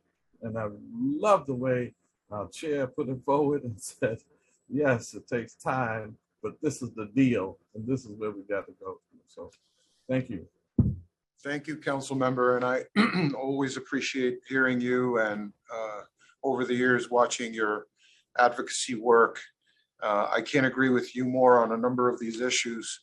And we're here to work and honestly roll up our sleeves to address some of the issues of poverty, racism. You know that the prior administration put together Where We Live NYC, and a fundamental building block, that poured foundation that now we're building our blueprint on, was really to deal with discrimination and racial inequities of opportunity in housing in all its manifestations. So I'm going to try to address a couple of the points that you raise and questions you raise, and I'm going to also ask my colleagues to help me with specifics, because I do agree both with you and the chairwoman and Chairman Brennan that the devil is in the details, as Chairman Brennan said at the start. I want to make a point of clarification on the AMIs, where I don't know if it was misunderstood that I said this is not something I would like to debate. I think we need to debate it on a large scale across the country, right? And we might need to look at micro markets and figure out how best to target our big programs for small neighborhoods with specific needs. So they're open to debate and discussion and growth. We all recognize that gentrification is an issue we have to tackle. I want to say something about the community land trusts. This administration is committed to using that as a tool to build wealth in low and moderate income communities, to create ownership opportunities So I want to make a pitch for a bill that is in the legislature now called Affordability Plus. And Affordability Plus would allow us an expanded loan authority that would allow us to engage in more creative deals for home ownership, using community land trusts as a tool. It would allow us to do something that my colleague Jessica Katz, the Chief Housing Officer, says, whenever you hear HPD say we can't do that, we can't do this, it's because we need expanded loan authority, and my colleagues can add some texture to that. So tee up, get in the batter's box so you guys can talk about it a little bit. On the MWBE front, I said it at the prelim and I'll say it again. We're going to work with you to address the disparity within the disparity. And I said it in my remarks at the beginning. And you brought it up, council member, where you said, look, you know, the numbers tell us a different story about who's getting the opportunity here. We've tried one step with the New York City Acquisition Fund where we said, look, let's target it to minority. We're working on a guarantee fund, which I'll shed a little light later on, you know, when we have the ability to talk about it publicly, and I've got everybody sign off, but it's a minority business enterprise guarantee fund that would allow us to back up these emerging developers, what we call emerging developers, because they're small. They don't have the financial capacity in some cases, but that doesn't mean they shouldn't have the opportunity to participate in what we know in New York City is a multi-billion-dollar affordable housing industry. It is what it is. On the point, I invite some of my colleagues to chime in on that. And then on the issue of subsidies for home ownership, I think I ran through some of the programs on preserving home ownership and what we can do to help communities preserve home ownership, what we can do for homeowners who need to stay in their homes, but you know their costs are running over, they can't keep up with the physical plant is falling down around them, and they don't have the income or the ability to borrow enough money to fix their home. We have a program that reaches thousands of people, and a home first down payment assistance program. And these cut deeper into the AMIs, which again, you know, it's all about the AMIs, unfortunately. But so there's a number of things that we are doing and that we are going to expand, and you're going to see in the housing blueprint a deeper, expanded commitment to home ownership. And let me just say the Affordability Plus, I know you guys get elected alongside some of your partners on the Assembly side and the Senate side. They're working out Affordability Plus right now as a bill that's co-sponsored on the Senate side by Kavanaugh and on the Assembly side by Simbrowitz. That bill needs to get through to help us do our job and address some of these issues. And I'll pass it on to maybe Ahmed a little bit on the CLTs and then whoever wants to pick up on the MWBEs and home ownership. Thank you, Commissioner. And where I think I'll start off with is sort of the RFP work, and then actually my colleague, Assistant Deputy Commissioner Kindarga, who oversees the CLT unit, will go even further. But you know, simply put, there are a couple of tools that we're working with, and just to give you specific numbers, Council Member, you know, one tool being our MWBE only RFP. So it was something that we were able to put together after the city engaged in a disparity study that allowed us to try to get our foot forward and explore different ways to do this work. We were able to issue out an RFP in the first round at 6 sites that overall created about 467 units of housing in Brooklyn, Bronx, and Manhattan. After the success of that, we did issue out a second RFP for 2 sites in Brooklyn on Bergen and Dean, former HPD properties, and we're hoping to announce the results of that. I think beyond those numbers, we know that's not enough, and what it told us is that this is possible. It's possible, especially when we create the opportunity for that to happen, that we can get successful designations out of that work. We had talked earlier about the number of public sites overall, and that over time, as the new rules that we put in place, the targeted funding from the acquisition fund, we expect more designations to come out of that work. Additionally, I'll say that from our work throughout the city, we've made great progress in getting vacant lots out into the designation pipeline. We started at a little over 1,100, we're down to 750.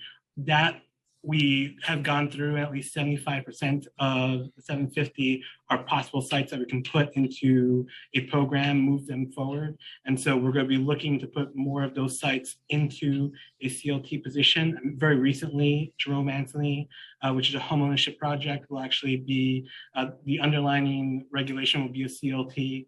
So we know that we can do some homeownership projects and rentals. So we're testing tools and making sure that they're strong. And I'll turn it over to Acting Deputy Commissioner Darga. Thank you.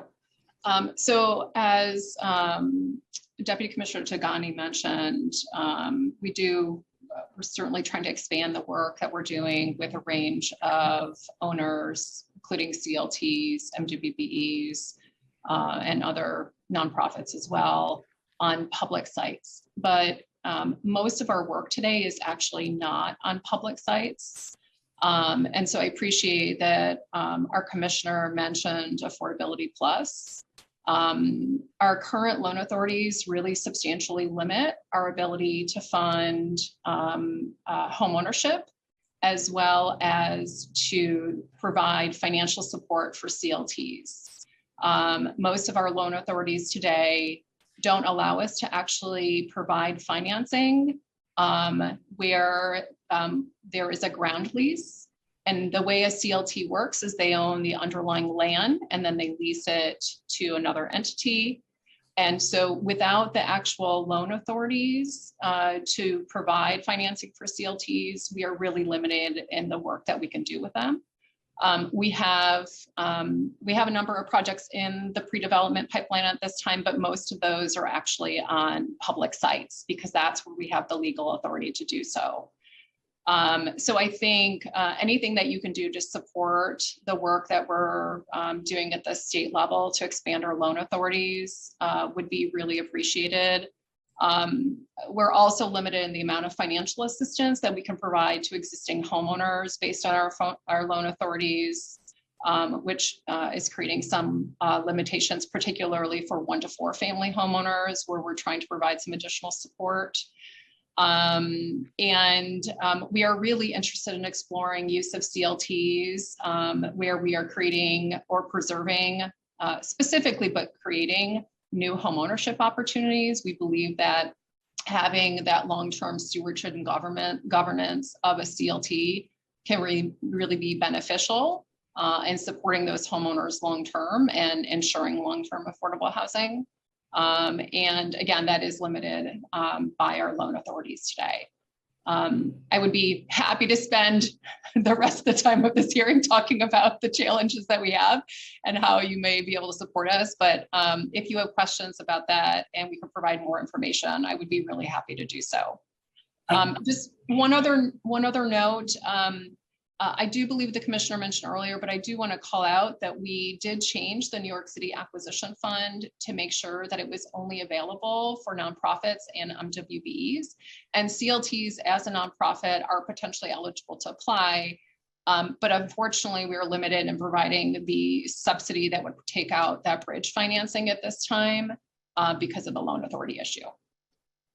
I just would add that a great example of the work is the RFP we put out in tandem with the work we're doing in Edgemere to get a CLT in place to coincide with both the resiliency work and the homeownership and the rental work we're trying to do there. Because of the complications there, to achieve all 3 goals, having more flexibility and financing tools is going to be key for the long-term success there as well. We, of course, will always work and try to find new ways, but Affordability Plus would be a great tool in that area.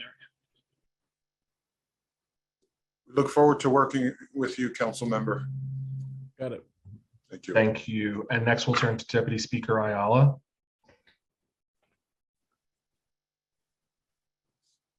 Good afternoon, everyone. I think you pretty much answered most of our questions. Commissioner, it's so nice to see you. Good to see you as well. Really, really excited to have you at HPD. So I just want to just reiterate, some of what my colleagues have said. In regards to the wait time for projects, I have a bunch of lists that I can share of really great projects that have been in the pipeline for a really long time. And it would be nice to see some of those, be able to close this year. I know that we are approving a lot at a faster rate than we can, budget for, but there has to be at least some indication of where in the pipeline these projects are, because we're approving them, and there's a lot of concern in the council that, while we are advocating for negotiating certain AMIs, that if we leave these projects in the abyss for too long, then those negotiations don't matter. So that's one thing that I wanted to kind of highlight. And then in regards to the projects that are developed now, one of the things that we are seeing as well is that the subsidy is not high enough to really meet the needs of the local community. So we're developing a lot more smaller units because of the financing. And that in my district is a problem because, by nature, we, Black and Brown communities, we have larger families, and we're not building in a way that truly accommodates for that. So that really concerns me. And the concern, the feedback that I'm getting from the developers is really that it's a financing issues. I'm sure that I have a need for, but I don't believe that I have a huge demand, in my district for studios and 1-bedrooms. On the contrary, we need a lot more 3s and 4s. So I don't know if this is something that HPD captures data on to kind of determine, based on the number of applications that we receive through the lottery system, like what is the largest demand, and then maybe we can kind of tailor the RFPs in a way that is more reflective of that data. In regards to the CLTs, I will add that I have one in East Harlem. I'm really excited and really proud of that one. I prefer that model to the TIL program, because what we have seen throughout the years is that while the intentions were great, a lot of the buildings that did transition over and became and allowed community residents to become homeowners have been sold and become profit bearing for those same tenants. And that was not the intent of the program, right? The intent was to keep people in place, and the CLT model does that more efficiently, and it allows a little bit more flexibility in terms of being able to move from one size unit to another size unit to better accommodate the needs of your family. It's better on succession rights. So there are a lot more benefits. So any assistance that we can lend on the state end to help with that, I'm all in. I've even suggested that, through the third-party transfer program, which is, I'm not sure what the status is on that maybe the CLT be a place to transfer those buildings to, as opposed to transferring them to for-profit, organizations. And then the only questions that I do have are regarding out of the funding that we're receiving this year, what % of that is going towards the construction of senior and supportive housing? And 2, what % of that is going to helping HDFCs that are already in trouble? Okay, well, council member, good to see you as well. And let me just say before we respond that I look forward to, I'm very familiar with your district, and as you know, we look forward to working in partnership with you. And I'll tell you that in general, on the pipeline waiting time, it's terribly frustrating. It's frustrating for us as well. And on a very high level, I'll just tell you that repeat what I said earlier, that the challenge is not necessarily budgeting right now, but it's filling the positions. When we're working with OMB to do that as quickly as possible, so we can get the project managers in place, so we can get the lawyers in place, so we can get the projects out through the door as quickly as possible. And your help has been immense in terms of the council's side of the advocacy, because this is a partnership, it is a conversation. We're all in this together. We want to row in the same direction. So backfilling and adding the new positions that the new budget allows us. On the supportive housing, front, projects for supportive housing where HPD is providing subsidy, the average project total development cost, as I said earlier, is about $500,000 a unit, and you know what the subsidy is. I'll let Kim just speak a little bit to your question, and then just to touch on deepening the subsidy. That's a challenge we're looking at, and we're looking at it as an administration. We know that putting a family there at the 30% AMI precipice, where they're barely affordable in a big city like ours with the expenses that are added to living here, it is a precipice. It's a dangerous place to be, right? One major event in your family's life can turn things and get that family where they're missing rent payments and they're missing other opportunities and potentially find themselves homeless. Which what the blueprint does is it looks at this whole journey of a New Yorker family or an individual holistically. And how do we ensure that people don't fall off the precipice? How do we ensure that they have the families who need the rental assistance are getting it and are getting it as deeply as possible, relieving the rent burden, providing supportive housing, allowing that transition from homeless temporary housing to permanent supported housing, and ultimately home ownership for many families. So that's what we have to do. But I'll let Deputy Commissioner Darga talk a little bit to your question. Sure. So I just want to make sure I understood, Deputy Speaker Ayala. Your question was specifically about the amount of resources that we put into supportive housing. No. I wanted to know what percentage of the $5 billion was going towards the construction of senior and supportive housing.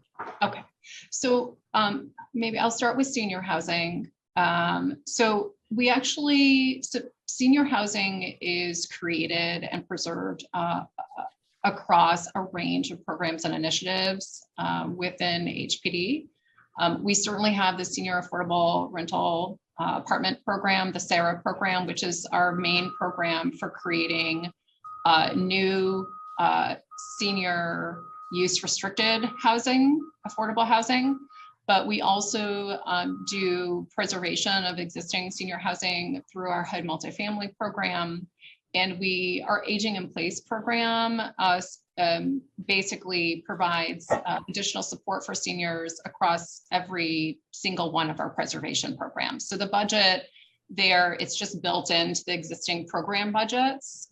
I can get back to you on the amount of resources specifically for the SARA program, if that's what you're interested in. But I just want to chime in that, by the year 2030, we're expecting to have more older adults in New York City than we have children in public schools.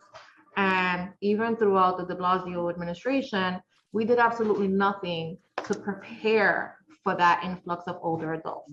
And that's older adults that are living in dilapidated housing and public housing that are now shuttered because they can't leave their apartments because they live in walk-up apartments, seniors that are in the shelter system because they can no longer afford rent. And so I know that there's a lot of commitment and a lot of demand for affordable housing for families in general, but when we're talking about, taking a holistic look at the individual, then we have to look at the highest age bracket, and there is a tremendous need for more of that type of housing. And I want to make sure that we're doing our due diligence to get us to a point where we're going to be able to meet that demand. I understand. Okay. Yeah, we completely agree with you. I think there's some things that we've been trying to do, and we could explore further. The Aging in Place initiative is about meeting seniors where they are today within our housing. And I think that it sounds like that's what you're particularly concerned about, is not just the 100% kind of senior housing need, but also trying to figure out how to support seniors more generally where they are today. That initiative specifically offers seniors an option to modify the physical layout of their apartment in order to make it a safer place for them to live as they age and to reduce trip hazards specifically. We've also built that type of assessment into our design work more generally across both new construction and preservation programs. And with regard to housing costs, which I know can be particularly difficult to manage for households that have fixed income. In our projects, we try to offer what we can, either rental assistance through Section 8 or connect buildings to SCREE where there are households that are eligible for SCREE, and that may help them control those costs long term. I think there's plenty of more opportunities. So I would love to hear. And we can talk about a lot of this offline, but the commissioner made a comment about the cost of supportive housing being a lot higher, right? $500,000 per unit. What is driving up the cost for that type of housing? So new construction in general is more expensive, but specifically there are two costs that we're looking at: the total development costs. Total development costs is a function of whether it's new construction or preservation. In general, preservation is cheaper, and I would say in general, because there are some exceptions to the rule there. There are a few programs we administer in preservation that are more expensive than new construction. But in general, new construction is more expensive. It's ground up, you may have to do demolition, and then all of the, not just construction costs, but the soft costs associated with financing a project. So having a construction loan, et cetera, drive up the cost of the project. So the more interest rates potentially rise, the more we potentially have higher development costs within our project. Basically, the cost of a supportive housing unit is the average cost of a housing unit in New York City, which is about $500,000 a year. Right. Understood. I mean, $500,000. I know the mayor's commitment to end homelessness, to at least make a real dent in it. I'm assuming that I'm hoping that part of, these dollars are going towards the construction of supportive housing, because the only real way out of this homeless crisis is through the construction of, these types of units. So, I just want to put that out there in the universe. I don't want to take up any more time because I know that I have our colleagues. Yeah. And just to say, there's a big commitment on the supportive housing side to the safe haven, spend on this. Yeah, but it's not the same. I like the safe havens as a temporary, but we're looking at more permanent. Right. It's one element of addressing a very large issue and a very complex issue. And then there's another bill in Albany, and I know time is always working against us, but there's also the hotel conversion bill, which would allow us some flexibility converting some of these underutilized hotels to permanent supported housing, which I think is what you're speaking to more. And I'll make a pitch for that as well, council members, and say, look, right now, the state legislature is also debating that, and we want to make sure that gets through and gives us the flexibility to use those buildings. Thank you. I appreciate it. Thank you so much. Thank you, council member. Thank you. And next we'll turn to Majority Whip Brooks Powers. Time will begin. Thank you, and good afternoon, Commissioner, and to your team. I'm glad to hear you talking about MWBEs. That's a space that's very important to myself and my colleagues. I just wanted to go a little deeper and understand, are there any new investments in the executive budget that will enhance HPD's target for the MWBE partners on development projects? Also, on the labor side, I'm interested in understanding how HPD engages with organized labor around some of the larger developments as well. Mm-hmm. And then pivoting to home ownership programs. In my district in particular, and really across the city, I've seen a substantial amount of investments that's gone into affordable housing that's been largely centered around rental units. And I know in some conversations, I've been told that HPD, I think, has maybe one or two programs that's like a homeowner program, but that they do not tend to utilize that program. I would love to see more homeownership opportunities so that people in the community can have a greater stake in their neighborhoods. And so I'm interested in understanding the executive budget adds $4 million in city resources in fiscal 2022 for HPD's down payment assistance program, Home First. Yet the funding is not baseline. Will the program only still benefit about 70 households this year? And is there a plan to ramp this up in upcoming fiscal years? Also, does HPD commit any resources to legal defense for low-income homeowners? Are there any baseline programs, or is it all council discretionary funding for that? And then just lastly, would love to have a commitment under your new leadership with HPD to see greater efforts to bring forth home ownership, affordable home ownership opportunities across the city. Thank you, Council Member. And like I've told you,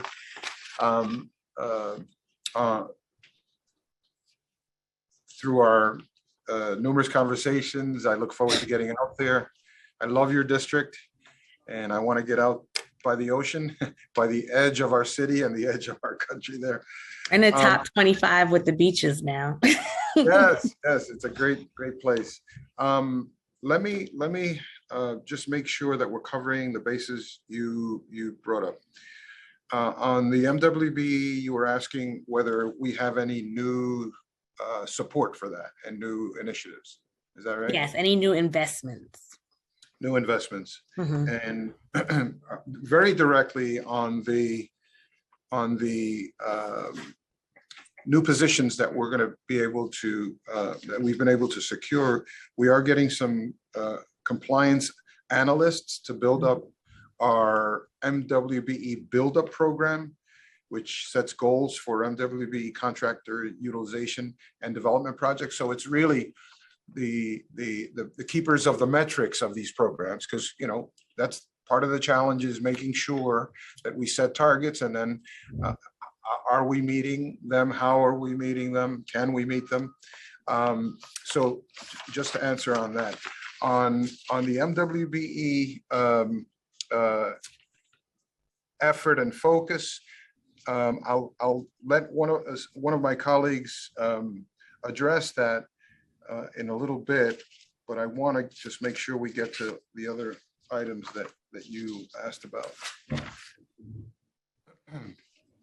Let me just say, with regard to in general to the MWBEs, and I know you heard it in my initial comments, that we're committed. This administration, the Adams administration, is committed to making sure that we fully engage the minority and business and women-owned business enterprises in doing business with the city. And there's an ample opportunity here in HPD with the kind of capital budget we have, and with the size of agency that we are, where we can engage minority businesses. So we'd like to grow the Economic Opportunity and Inclusions Program team to assist with our efforts to track and promote programs like the Build Up program, as I said, which sets the goals and then and measures the contractor utilization on these development projects, and our Pathways to Opportunity program, which increases the prevalence of minority and women-owned marketing agents. Additionally, staff in the Office of Neighborhood Strategic Initiatives and Office of Development aid in advancing the use of MWBE developers that are awarded parcels or close on construction financing. We want to continue to expand that effort. And as was said before, we advocated for the change in the New York City Acquisition Fund to target minority, women-owned businesses and nonprofits, which of course by extension as you heard, also will allow us to work with CLTs if we can get to make a plug again, the Affordability Plus passed in the state legislature. I don't know if Ahmed or Brendan want to chime in on this a little bit. Well, I could, sir, I can speak a little bit to the question about homeownership in Edgemere. So Majority Whip Brooks Powers, I want to first thank you for you and your office's time and attention to the conversation around affordable housing in Edgemere. As you know, we are both trying to address the issues around homeownership, rental access, but also around resiliency and protecting and making sure we're investing for those who have been there and help build up that community.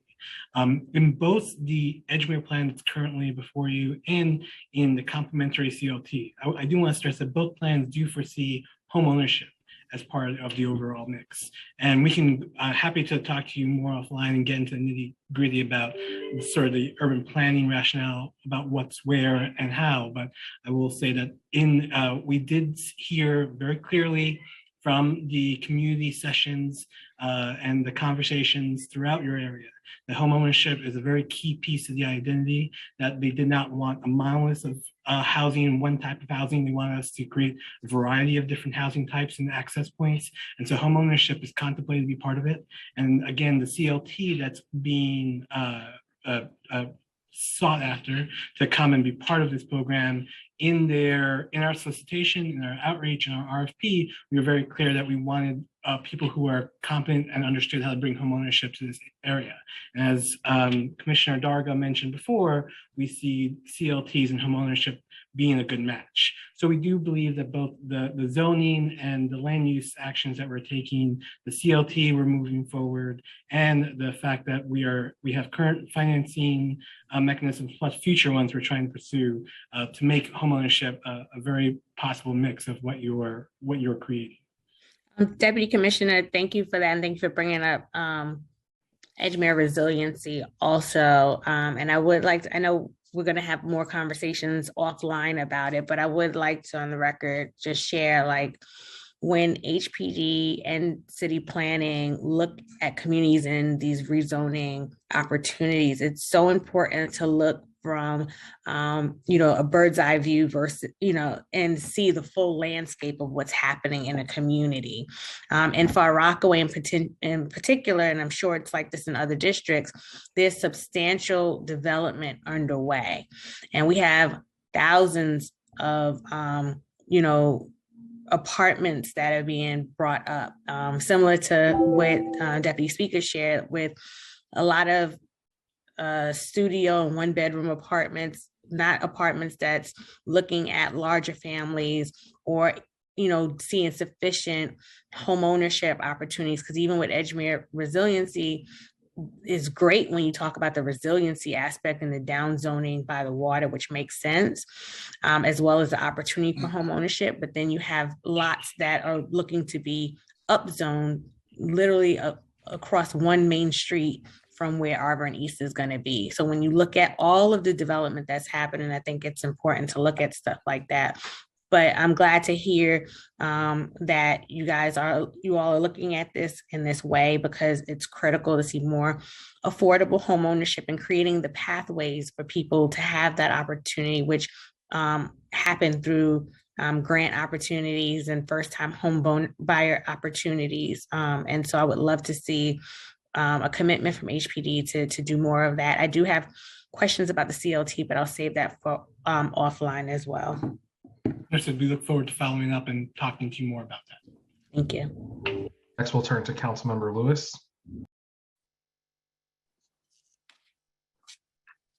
Thank you, Chairs Brennan and Sanchez. Commissioner, great seeing you, and thank you and your team for being here. I have two quick questions. So in 2016, the city passed Local Law 152 that will require periodic inspections of gas piping systems in districts like mine, Councilmember Barron's, and some others that are for small homeowners who will be impacted by these inspections. So that being said, I wanted to know what was HPD's plan of awareness to constituents regarding Local Law 152, and if funds were allocated in the executive budget allocated for outreach components to this program. And the second one is a program that I love. This is the basement apartment program. I wanted to know, with the pilot program being another pathway for affordable housing for some New Yorkers, we wanted to know, is that going to be expanded in the executive budget? I didn't see it in there, but I wanted to know, is HPD advocating for this, advocating for an enhancement to this program? And how is flooding being considered a part of that, being that we have major infrastructure issues here in New York City? And last question is, I love HPD and your district outreach program. And I wanted to know how much funding is in the executive budget for that, and how much is needed to make sure it's successful in all 51 districts. Thank you. Thank you, Councilmember Lewis. And let me do the ADUs first, the basement apartments / accessory dwelling units, which speaks to, you know, a lot of the work that you all have done as a city council, this generation of council members, the last class, the class before that, prior administrations. Right now, we have a bill in the state legislature that we're supporting. We're asking all our friends and colleagues everywhere to please talk to those legislators about getting that through. What it does, basically, it gives us local authority. It grants New York City the authority to set up rules and boundaries and waivers and permissions and whatever we need to do. Code changes in the building, whatever it is we need to do to ensure that we can create a system where we legalize, make safe, and create opportunity for new housing, and legalize the existing units and make them safe. And we think this is one of a number of tools that we can use to create affordable housing and to create housing in general. We have a real supply problem in New York City. So yes, we'd support it. We'd love for you guys to, you know, get behind this. And then, of course, we're going to have a local debate about ensuring that it's safe. But and I'm not getting into the weeds other than to say egress, light and air, you know, fire safety, ceiling heights, all these things. We're gonna end up having to do certain tweaks of our rules over here. HPD in your district, we look forward to being there. I'm gonna defer to either Rich or someone else for what the funding is. I think we funded already internally, so they could speak to that. And then on local law 152, I'll obviously defer to Anne Marie Santiago. So why don't Rich, you want to take the in your district, or someone? I can actually take both. Oh, thank you, council member, and I'm glad to hear that you appreciate and support that program. We're really excited to get out to every district. We want to work closely with you to pick a spot in your district where you know we'll get a lot of foot traffic and we'll get a lot of people that we can supply information about housing lottery and owners with information about things like registration and tenants with how to make a complaint. So we're excited about that. That is part of our regular work. So it doesn't need to be funded extra in the budget. Our Division of Neighborhood Preservation is already staffed to come out and do this program for you every year. On local law 152, I do believe that that's an issue for the Department of Buildings, and I know that they're up next, so I will defer to them. But to just let you know that in any way, we work a lot with Department of Buildings on getting messaging out to property owners. So I'm sure when they're ready to engage in some campaign, we'll work closely with them. I look forward to you putting some funding in the budget for that as well, so that our constituents have that information. And with the funding that you've already allocated for HPD and your district outreach program, that's for the whole year for all 51 districts to make it successful? Generally, we focus on it during the summer months and the fall, because at some point it gets too cold for people to want to stop by our outreach van. But we are committed to doing all 50 districts, 52 districts, I think there's 51. 51, I knew it was in there. And so we are fully ready to meet that commitment. I'll just add to Deputy Deputy Commissioner Santiago's comment.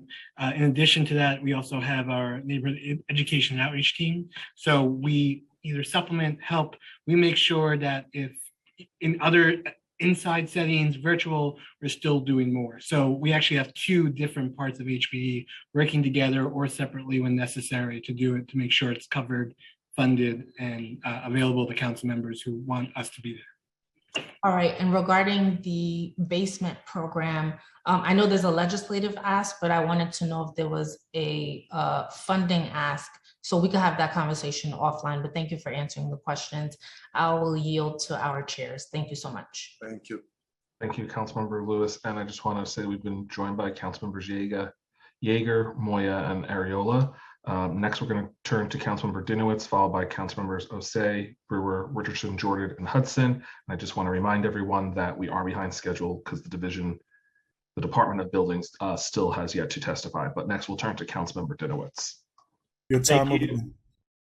Thanks, Sergeant. Thanks, Malcolm. Hello, commissioners. Thank you, Chair Sanchez, Commissioner Carrion. It's great to see you. It's great to see a fellow Bronxite in that chair.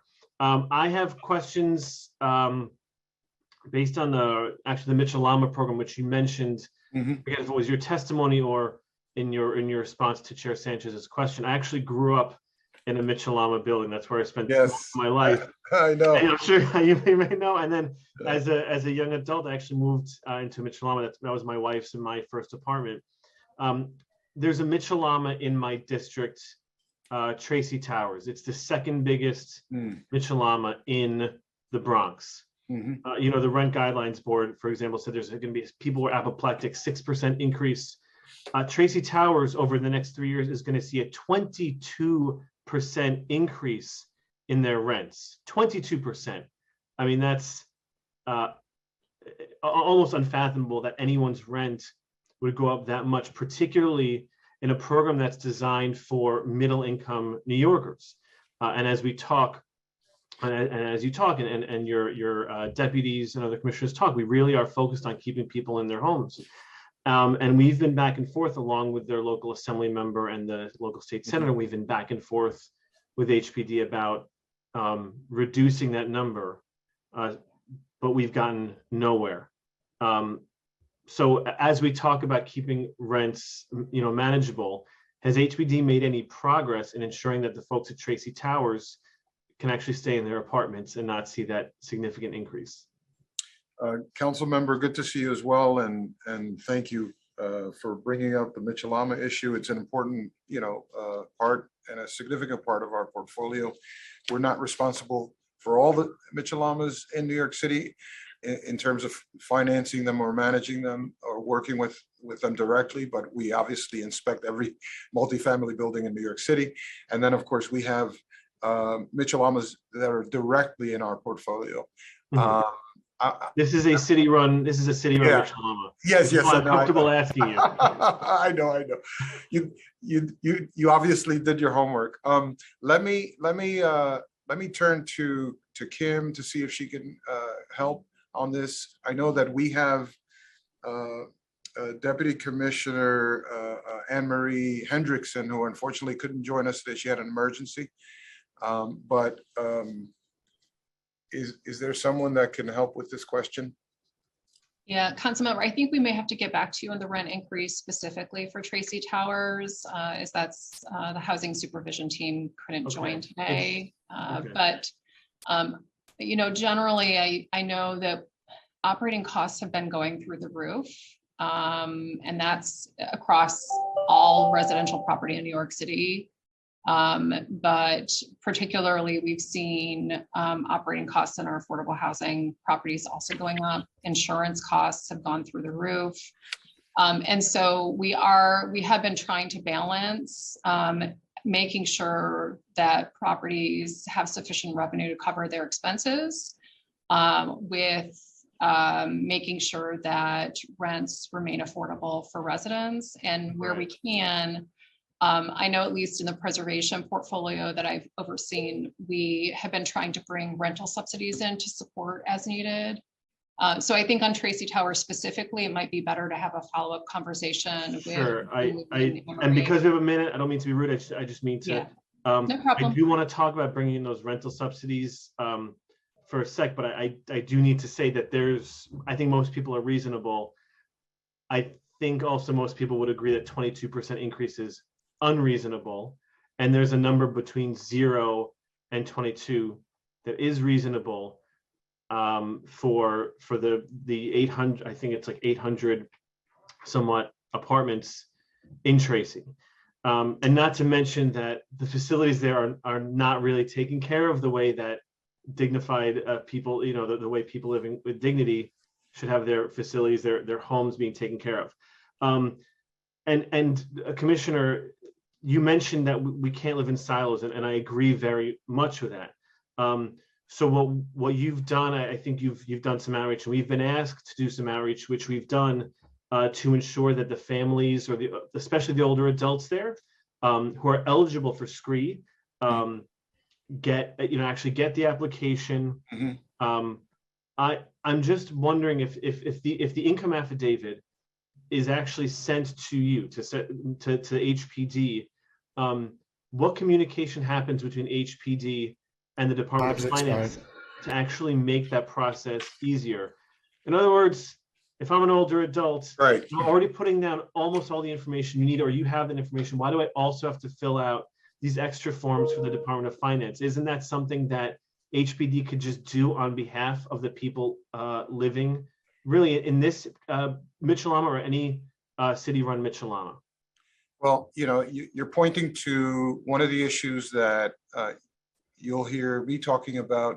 You'll hear Chief Housing Officer Katz talking about, and that will be a major feature of our blueprint to reduce the burdens on people using and living in New York City housing, right? Wait, I just want to be happy for a second. So am I hearing that as part of the blueprint, you're going to make it easier by communicating with Department of Finance and automatically signing up older adults who are eligible for SCREE and not making them go through extra hoops, given that HPD on their income affidavit has all the information they need? Yeah, well, we have a lot of forms we need to get rid of or reduce redundancies across the board for tenants, for owners, for everybody involved in housing in New York City. So the mayor has charged us, under the leadership of Deputy Mayor Torres Springer, to do streamlining. In the blueprint, we're talking about streamlining and reducing burdens. We want to address this issue, with our customer very seriously and very aggressively. So you're going to be hearing a lot about this. It shouldn't be so hard to get help. It shouldn't be so hard to access a program in New York City. If you already live here and you're part of our rent stabilization system, or you live in New York City Housing Authority housing, or if you're in one of our developments that we finance, why are we making it difficult? And we're gonna attack that problem very aggressively. I agree with you, and I hope that as part of that process, I think I'm presenting a very simple but very helpful solution to ensure that older adults get that rental assistance they need in our Mitchell-Lamas, given that you HPD has that information. Yep. That is one idea right there that I think would really help our older adults. And just very quickly, is the income affidavit, given that there are some state and city Mitchell-Lamas, is this a New York City document, or is this a state document that you are required to use? I don't know if Executive Director Eileen Reynolds can speak to this, but if you can, I think that would be helpful. Yeah, we can get back to you with specifics, but and this is the last. Thank you. This is the last thing, and I know I'm over time, which is why I'm speaking quickly. And I hope I'm not being rude, but interrupting. The reason I'm asking is because my previous chair was I was the chair of the Veterans Committee in the council, and one of the issues we dealt with was identifying veterans. Executive Order 65 from last year charged city agencies with creating intake form or a question on the intake form to determine if to get a better sense of who is a veteran. And so specifically because veterans very often have access to housing benefits, it should be the case that the income affidavit for the Mitchell-Lama program includes a question as to whether the resident is a veteran. And if it is a city form, you are able to change it. I think you should, because that would also lend itself to providing the information that you need or the Department of Finance needs to ensure that our veterans are getting those housing supports that they are entitled to, and would help even more people stay in their homes. Duly noted. Duly noted. Thank you so much, and thank you all for the work. It's really important. Housing, is top of the list for so many of us. So thank you for all of your work in trying to make sure we're housed with dignity. Thank you. Thank you. Next, we'll turn to Councilmember Osei. Thank you so much, and thank you, Chair Sanchez and Chair Brannon, for hosting this insightful hearing. And hello to the administration and Commissioner Carrion. Nice to see you over Nice Zoom. to see you again. The city has an affordable housing crisis that has only been exacerbated by the pandemic, as we all know. And working class Black and Brown New Yorkers are the ones most impacted by this housing crisis. With folks being pushed out of their homes due to gentrification, corrupt landlords, and eviction, the housing crisis has led to an influx of homelessness in our city. And with our shelters being overburdened, and our neighbors are forced to rely on our streets and open spaces for shelter. As the commissioner has said and testified today, homelessness is a housing problem. Yet Mayor Adams continues to run sweeps throughout our city and overly fund the NYPD rather than fully funding HPD. HPD can play a huge role in solving the homelessness crisis and the affordable housing crisis in our city. But it is key that we need to fund this agency. In my district, 85% of the calls I receive are from tenants who lack proper repairs in their buildings, lack of heat, gas, water, complaints of trash and mold. And these buildings are the same buildings with over 50 open HPD violations from the last year.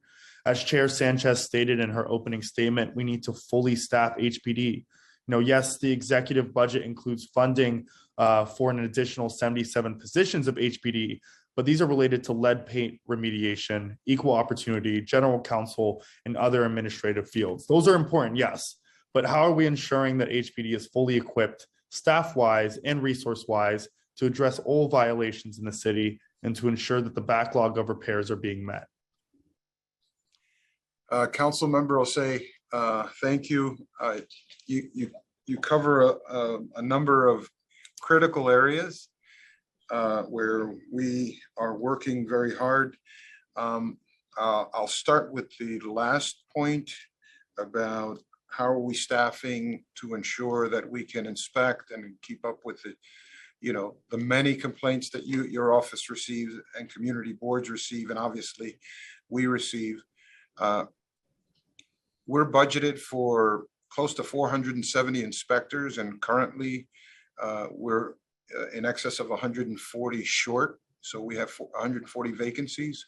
We're working very closely with the Department of Citywide Administrative Services to do something that is unusual and somewhat creative, not terribly creative, which is do provisional hires and hurry up and hire enough people, enough inspectors to get ready for our next heat season, which starts in October. In addition to that, we're gonna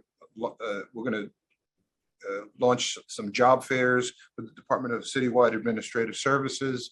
I believe at the end of last week, we circulated a posting of those inspector positions to every one of the 51 council members.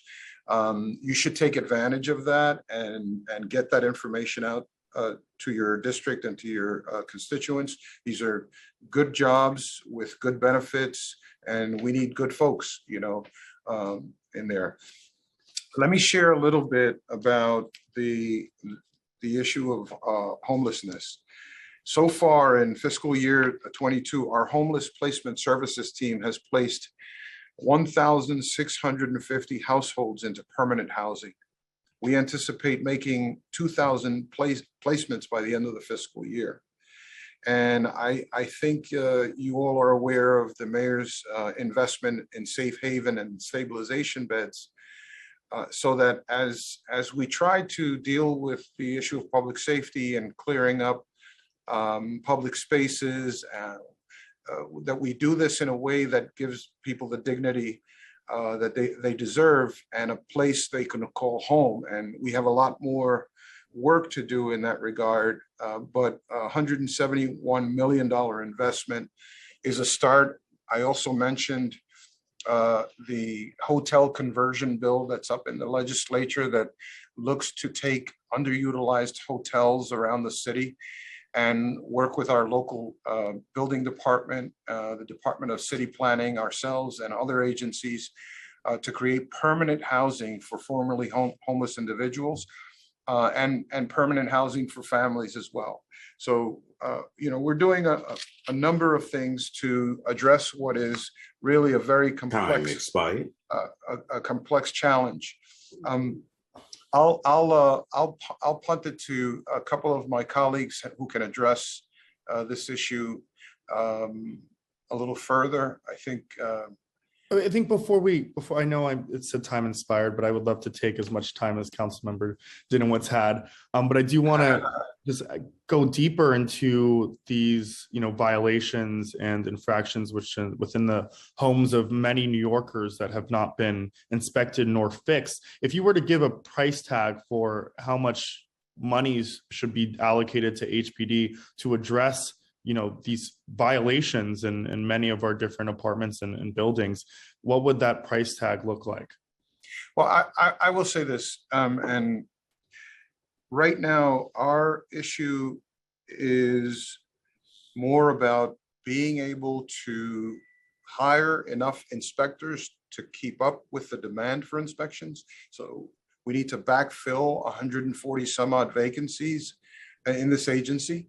We also need to add new positions, and I believe we're getting in this new budget 27 new positions in enforcement on top of the 140, which would take us over 500 inspectors. I think one of the issues that we're going to need to tackle is the capacity of our inspectors to go out there and do the inspections in the most efficient way. And a lot of our inspectors are using their personal vehicles. A lot of our inspectors sometimes have to take mass transit. So there are issues that we should revisit in partnership with the city council. And I'm happy to do a deeper dive in that area. But we need to use the capacity we have, but we don't have the people in position to exercise that capacity. Well, Commissioner, I just want to push us a little further because this is, the executive budget hearing for HPD, and housing is the #1 issue for many of my colleagues, if not all of us. Yep. Do you think that with over 500 staffers on HPD to do the work that needs to be done, that will be adequate enough to address the needs that we are presenting in this hearing, or no? I think we can keep up with the demand if we have the people in place. And that's over 500? Yes. Somewhere around that. Okay. Thank you. Thank you. Thank you. And next we'll turn to Councilmember Brewer. Time starts now. Thank you very much. Thank you, Commissioner. Hi, Councilmember. How are you? Good. How are you, Gil? Fine. I have a whole bunch of little questions. First of all, 100% support the hotel stabilization bill. I think it's S4937A6262, and I'm writing letters of support. It's the assembly that's the problem, so we got to focus on them. Thank you. I hope in Albany also, you're also maybe thinking about increasing the SCREE amount, because so many people are not able to fit into that 50,000, maybe up to 60,000, something to think about. Also, the issue of TIL to HCFC. I thought there were 103. I know you said 89 left, but one of the concerns, and we always have smart, challenging people in Manhattan, is that they want to go not to ANCP, but back to HDFC, where you and I started some years ago. So taking some of that 200 of the 282 million that apparently is going to ANCP and use it to fix up the buildings and then give them to the tenants without mortgages, because otherwise when you're stuck with the mortgage plus everything else, you end up with a fairly high shareholder maintenance. So I'm just saying, I'd love to have more discussion, not now, but I think I put some money in as borough president to help some buildings do that. They still will not change over until they have more discussion. So I think that at least is worth a talk. We're happy to have the policy discussion with you. Okay. FDNY, I know that your open statement correctly takes too long to develop. And I have so many, we had this in a former hearing. FDNY is just like HPD. They don't have enough inspectors. So you finish your building, you finish your childcare center, whatever, and you can't get an inspector for sometimes 6 to 8 months to come and sign off on that building. So while you're doing, we need to fix the development, boy, you have to look at FDNY and I'm sure other agencies. I know you're collaborating, but without them, you can't sign off. So I hope you're looking at that. I also, on your shelters to be converted issue, we love stabilization, we love safe haven, but I also think we should put money towards converting some of the shelters where you got 40 people in a room, et cetera. We got to think differently.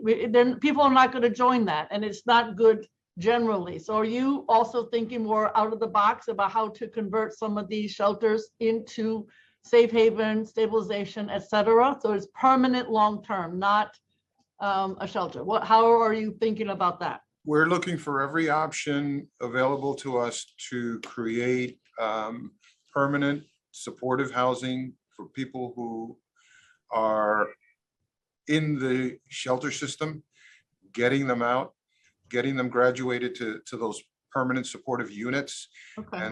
And that's why we're looking at, that the hotel conversion is so important. No, I know. I got the hotel conversion. I know SROs. I understand all that, but I'm just saying there are places that have permanent, that have transitional, even for some of the women, it seems to me that we should make them permanent. And so nobody's talking about that. You're only talking about new shelter, new safe havens, new stabilization, but not converting. We didn't do it during the pandemic. So I'd love to have that on the table. Okay. And then also, in terms of money, when we do transitional housing, we have some cities, some states, some federal. And I've always wondered for the last 40 years, why we can't take, I understand it's a match, so you have to fuss around with that, but why can't we just take some of that city money and use it towards stabilization, conversion, safe haven, and let and get away from this endless transitional. Now, I know we have a right to shelter, I got it. But one of the ways to stop it is the following. There are 9,000 people who come from upstate prisons every year to the city of New York, and 50% of them go to shelter. That's crazy. They should be going to Fortune Society. They should be going to Exodus. They should be going to people who know how to work with them. But we don't do that. We just send them right to the shelter. That has to stop, because then you'll have folks who will much more easily get permanent housing and get back on their feet. And also the same thing with the folks who come from the military. You have a lot of folks who come from the military. They shouldn't be going to shelter. They need to be going to something that's more appropriate, and they can definitely land on their own feet. Then the issue of lead. I'd love to know what your percentage is in the private housing that is being found as a challenge. Do you have those numbers in terms of lead? I know about rats and I know about so on, but I'd love to know the lead numbers, because I think they're going up, which is really bad. I don't know, maybe Anne-Marie, can you help with that on the lead? Sure. Thank you, Council Member. If you can just be more specific about what exactly you want from us, we can certainly get it to you. We are, as you know, the pool of buildings that are eligible now for lead inspections and the levels of lead that's required, and all of that has changed. So the landscape has resulted in more complaints and more findings of lead. But if you have a specific question, we're happy to try and answer that for you. Yeah, my specific question, because you have to work with DOH on this, I know. Is what is the percentage of complaints and then closed cases on lead that you and DOH work on together? I happen to know, because I know everybody under your levels at all the agencies in the city of New York, that there are issues between DOH and HPD on this issue. So it's not working well, just FYI. So I want to know, what is your number in terms of complaints, closed cases, how they're being handled, et cetera. And I'll certainly ask DOH the same question.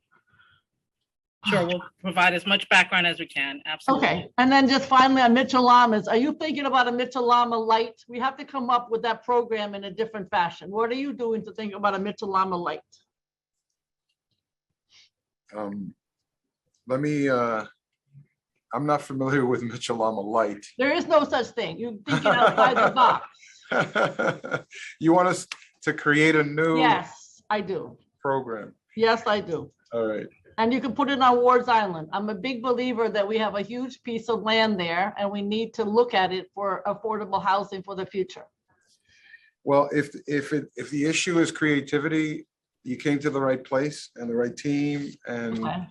we're happy to talk about the future of Mitchell Lama, about being creative, the future of the, Till being continuing to be creative, to finish, complete this process with those buildings, and any other opportunities we can get to make it, easier for people who live in New York. Okay, thank you very much. Thank you. Thank you. And next we'll turn to Councilmember Richardson Jordan. Time starts now. Hi, yes, I would like to echo what some of my colleagues have said around the Till buildings. We have a good number of them in my district, and we also currently have an ANCP conversion project with 34 Morningside that is also happening in my district. I want to point out that there is private financing involved, and also a lot of times multiple mortgages. In this particular case, there's 3 mortgages on these residents, and also that the residents do not want ANCP, they want Till. So I wanted to ask, what do you think is the possibility of this administration moving 200 mil from the ANCP budget over to the Till program? Council member, first of all, nice to meet you and congratulations. I look forward to getting to know you, and I know your district pretty well, so I look forward to walking it with you and working with our team. On the creation of ANCP, we should probably have somebody talk just a little bit about background on this. We know how far this program goes back. I don't know if you were here at the beginning where I talked about being a graduate student and working on organizing. I did. I heard that response. Yes. And look, the Till program in many cases worked very well, and some cases didn't work well at all. In some cases, we have a small group left of buildings where the tenants have, as you suggested, resisted entering into the agreements, and these are agreements that require investment. A developer, you obviously need to. Well, I'm sorry. I don't want to. Yeah. I don't want to cut you off, but I know I'm going to have limited time. But I want to say that the residents want the agreement they were originally promised. So that's what's going on there. And also the ANCP program has profit for developers built in. I mean, this 34 Morningside project has 3.8 million in pure profit, pure developer fee built in. So we're heavily subsidizing projects that are then, making others millions. But I did want to get in another question, which is just around the vetting process. Yeah. So aside from having serious concerns because we're not honoring the Till program, I'm also concerned around how we're vetting our development partners, including MWBEs, because, I do agree it's important to have diversity, but the pimping out of the Harlem community to Black development partners is, certainly nothing new. So the mere fact that it's MWBE does not mean that that is a reputable development partner. So I wanted to ask, what is the specific vetting process for those who are stewards of land and stewards of money? Yeah, and I don't know, Kim, can you handle the vetting process, or is there anybody else? Okay. Sure. So we don't have a lot of city-owned buildings left. As we mentioned, there are still about 89 that are in the Till program. And we use an RFQ, a request for qualifications, to qualify developers Most of the developers that participate in this program are nonprofits or MWBEs, and there are a few other for-profit developers that are interested. These are turnkey developers, so the intent is not for them to own the property long-term, but to help ensure that the renovations are done and financed successfully and the co-op set up to be successful long-term. In addition to the RFQ, which looks at everything from management experience, development experience, we also, in every single project that HPD finances, we go through an integrity review process. So we do the RFQ up front before we designate somebody. And then once we have a developer identified, before we close on any financing, we go through an integrity review. And that process requires submission of disclosures from the developer and everybody involved in the developer organization, as well as internal reference checks done by the City of New York and the Department of Investigations to confirm that we know who we're doing business with and identify any potential issues. Okay, thank you. That is actually really helpful. If I could just, I have two. Expired. Okay, I have two follow-ups, which is just, could I get a copy of the integrity review for Genesis Companies? This is Brian Benjamin's company that has a project coming down the pike, and there's serious ethical questions. And is it also possible for me to get a list of all projects that are in pre-development in my district? I don't know what the standards are, where the boundaries for privacy or releasing information. I will say we'll look into your request for the integrity review. Certainly all the projects that are active in your district, we can provide you a list for that. Okay, thank you. Sure, you're welcome. Thank you. And next we'll turn to Councilmember Hudson. Time starts now. Hi there. Thank you so much, Chairs Brennan and Sanchez, and hello, Commissioner Carrion. Good to see you again. Good to see you as well. Commissioners as well. I wanted to just make a quick mention, piggybacking on Councilmember Richardson Jordan's comments. I also have a till property in my district, and those residents have been very reluctant to proceed with the alternative program. I think just because, similar to what she was saying about her tenants, they entered into the till agreement and now they're being offered something completely different. And it's been something actually that a project that I started working on behalf of when I was a staffer in the council and then a staffer in the public advocate's office, and now I'm the council member, and it still hasn't been rectified. So would love to maybe talk offline with you all about that specific property. Definitely. But I wanted to ask some questions about the Senior Affordable Rental Apartments Program, otherwise known as SARA. As I'm sure you all know, the number of older adults is expected to increase by 40% between the years of 2010 and 2040. And by 2030 alone, we'll have a huge increase of older adults in New York City. And so I just wanted to ask a couple of questions. Under the Housing New York plan, the previous administration committed to creating or preserving 30,000 older adult households by 2026. Does the current administration support this goal? And I should also note, I've been sort of in and out. So my apologies if anything is redundant. I think I heard somebody referencing that Councilmember Ayala. Yes. Ayala maybe has referred to some of this stuff. So apologies if it's redundant. But I'm just curious to know if the current administration supports that goal. And if so, what's the plan to ensure it happens? How many apartments are currently in the pipeline for the SARA program? And in what stage of the development process are these units? And overall, what's the administration's plan to house older adults, especially the 20% of older adults who live in poverty? And lastly, are there any additional accessibility requirements for SARA properties other than the federal ADA standards? Gotcha. Thank you.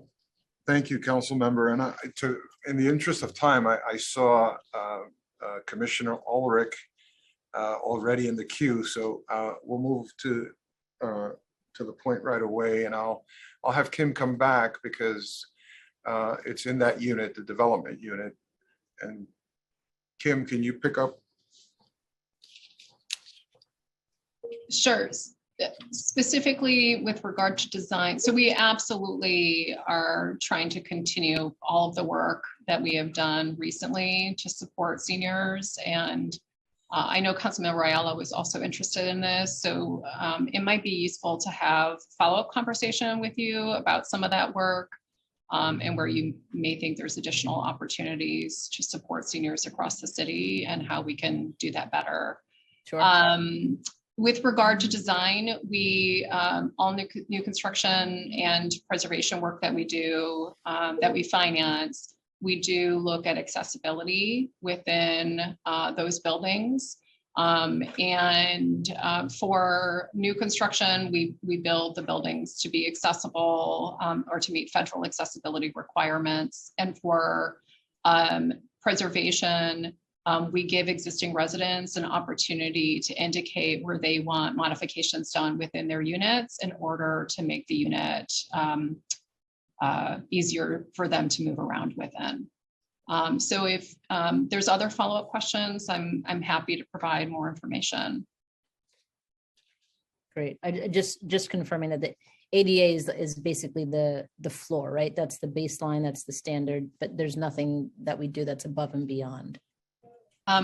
We do have some additional design guidelines for Sarah buildings, so I can share that with you if you'd be interested. Yeah, I would be. Thank you. And Councilmember, I'll just add that on the senior sites that we build on public sites, our RFPs are often asking to go above and beyond, both in the units and also on the ground floor desired uses. So community facility activities, there's a lot of programming that goes along to make sure that the top and bottom, both services on site and the buildings themselves are addressing senior populations. So we're trying to, where we can maximize and push further, we maximize and push further. Also, we have active conversations with DIFTA about ways that we can collaborate and get the latest and greatest in what we should be doing as part of our active policy work. Thank you. And just how many number of apartments are currently in the pipeline?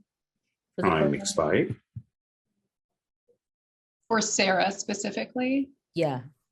I'll have to follow up with you. Okay. We'll get that number to you. Okay. And is there a specific plan that this administration has to address the housing needs of older adults? I'll do kind of a high level, and then maybe Kim and somebody else can address that. But the multiplicity, the alphabet soup of housing programs, addresses the needs of seniors aging in place all throughout, whether it's preservation, new construction, issues of home ownership, ensuring that seniors can stay in the homes where they've lived for generations. So it's kind of a full court press to wrap our arms around the senior population in New York City. Outside of generating new units, there's a big push, obviously, and a big need for preservation. But Kim, you may add a little color to that. Sure. So we have tried to do three things, which are to create and preserve senior housing, senior kind of age restricted housing, and that's through the SARA program, but also through a hard multifamily program. In addition, as I mentioned, we're trying to meet seniors where they are. So in all the preservation projects that we finance, we do offer additional modifications for those households in order to make sure it is age-friendly housing, and look at rental assistance where it's appropriate. And we also, through our Home Fix program, have financing that is actually more affordable for senior homeowners, so that they can do necessary repairs within their homes to ensure that those homes remain safe for them to live in as they age, as well as to help them finance any necessary improvements. And in that program, just under 50% of the applicants have been seniors since we've launched it a couple of years ago. Okay, so nothing new explicitly from this administration. I think we're open to conversations. We're still identifying new strategies that may need to be in place to help supplement what has existed so far. And we're open to any conversations. And council member, keep in mind that in a couple of weeks, several weeks, we're going to come out with housing blueprint. And in every chapter, there will be the issue of senior housing, supporting seniors, addressed, whether it's new, preserved, home ownership, public safety, public housing has a whole chapter transforming NYCHA, and they're gonna have elements in there. So it's infused throughout the housing blueprint. I love to hear that, and I look forward to reading that. And thank you again to the chairs, because I know I have gone over my time. So thank you. Thank you, council member. Commissioner and your staff, thank you all so much. We want to get the ultimate goal of creating or preserving 30,000 units a year is something we support, and we want to do everything we can to help you get there. If it's not at these funding levels, and we want to work together to get us to a place where we can make that happen. So, and Chairman, I just want to be clear. We are setting goals that we're probably around 16,000 units this year. I don't expect that we're going to be at 30,000 units a year anytime soon, maybe at 20,000 next year, and we keep inching up. But I think it's really an aspirational number as we go through the next few cycles of budgeting and conversation with you all. Absolutely. Thank you so much for your time today. Thank you. Thank you so much. And Commissioner, I apologize. There is one more question that Councilmember Aviles sent to me and asked me to ask you. And that is the connection between NYCHA, RAD and PACT conversions and HPD. So she is asking, on the one hand, does HPD account for increases in the number of units, I suppose citywide, in your staffing analysis and needs? And then the second part of it is in terms of PACT tenant buildings that are converted to PACT, they no longer call the NYCHA call line. When they have concerns, they call 311. So is there a specific unit or anyone at HPD that is specializes in responding to these concerns? On the first question, we have a full complement. We will have a full complement as soon as we're done with our development team on the project management side and the legal side to do all of the deals, whether it's our partnerships with NYCHA, where we're in the deal in one way or another, or all our other production. Give me a little more clarity on the second question. I'm sorry. I'm trying to understand it too. I think I can adjust the question if that makes sense to folks. So yes, thank you. Once a building converts from NYCHA and it is being managed by the private company, the tenants are able to file complaints with 311 as any tenant is in New York City regarding building maintenance conditions, and HPD responds exactly the same way. So there is no designated team. If it goes to our borough office, if it goes there, if it's a lead complaint, it goes to our lead unit. It flows through the regular process. So those tenants should be able to call 311 and get the full enforcement services treatment, and the management company is treated like any other management company. They receive the notices of violation in the mail. If emergency repairs are warranted, that process goes on. What about in the interim, right at the beginning, during the transition, NYCHA has a bunch of complaints from a particular building that's about to be converted. Does HPD receive those complaints, or do tenants have to file them as new complaints? Until the management company registers with HPD, I can't speak on behalf of what NYCHA might have in its backlog or might have already received. So I think that may be a question for them. But as soon as the property registers with HPD, we start from there. So currently HPD doesn't receive anything from NYCHA. Correct. We are only involved in NYCHA properties insofar as someone files a complaint in housing court. Great. Well, thank you. That was the final one. Thank you for bearing with us and hanging with us during answering all of our questions. Very helpful. There were a number of follow-up items, so we will be following up with you all to make sure the council receives all the responses. I just want to thank you for your time today. Thank you. It's been a pleasure. Okay, Chair Brandon, we're just going to quickly mic check Division of Department of Buildings and then get started right away. Okay. I want to remind council members we are extremely behind schedule, so please stick to the 5-minute mark. Questions that are not asked, finance staff are listening. We can circle back and follow up with you and get answers to those questions. So I will turn it to Sergeant Biondo. Thank you. Commissioner Ulrich, you should be able to unmute yourself if you want to test your audio. Yes, can you hear me? Yes, we can. Thank you. Okay, it's good All to right, see you. First Deputy Commissioner Valenchik. Yes, I'm here. All Can you right. hear me? Yes, I can, sir. Deputy Commissioner Neal. I cannot hear you. Good afternoon. Got you now. Thank you. And Deputy Commissioner Patino, you on?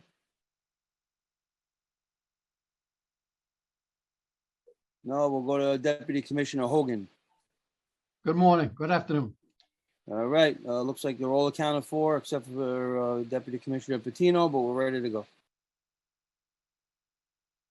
Thank you, Sergeant.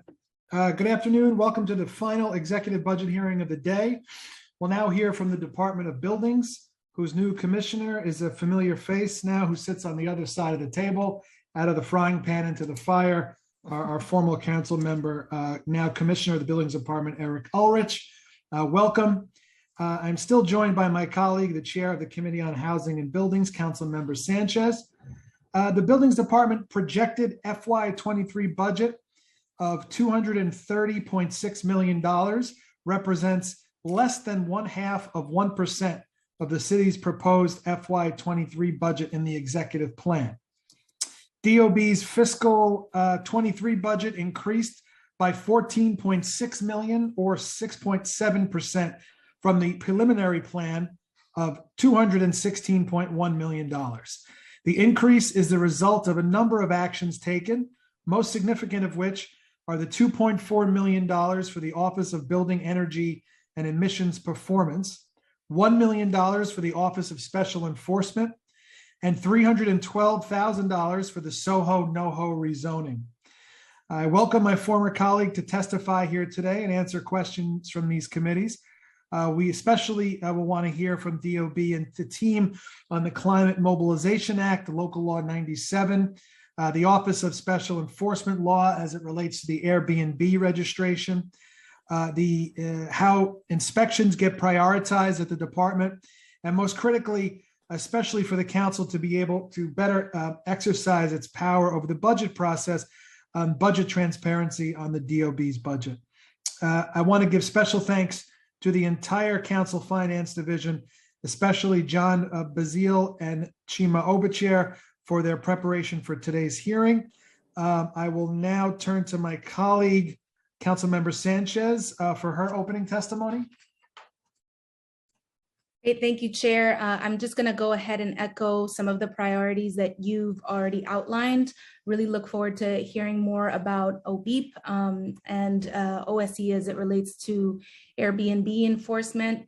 I also am going to ask a number of questions regarding headcount and vacancies at the agency, which has one of the highest vacancies of all agencies in the city of New York.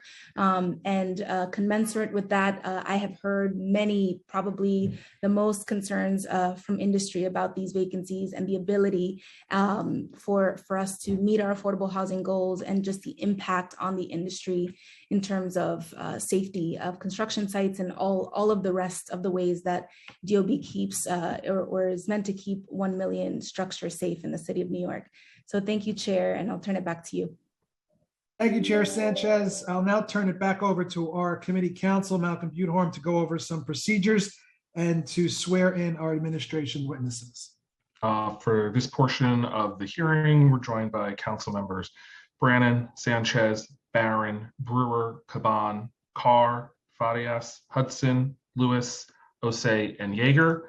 And we're also joined by the following members of the administration who will testify and or answer questions.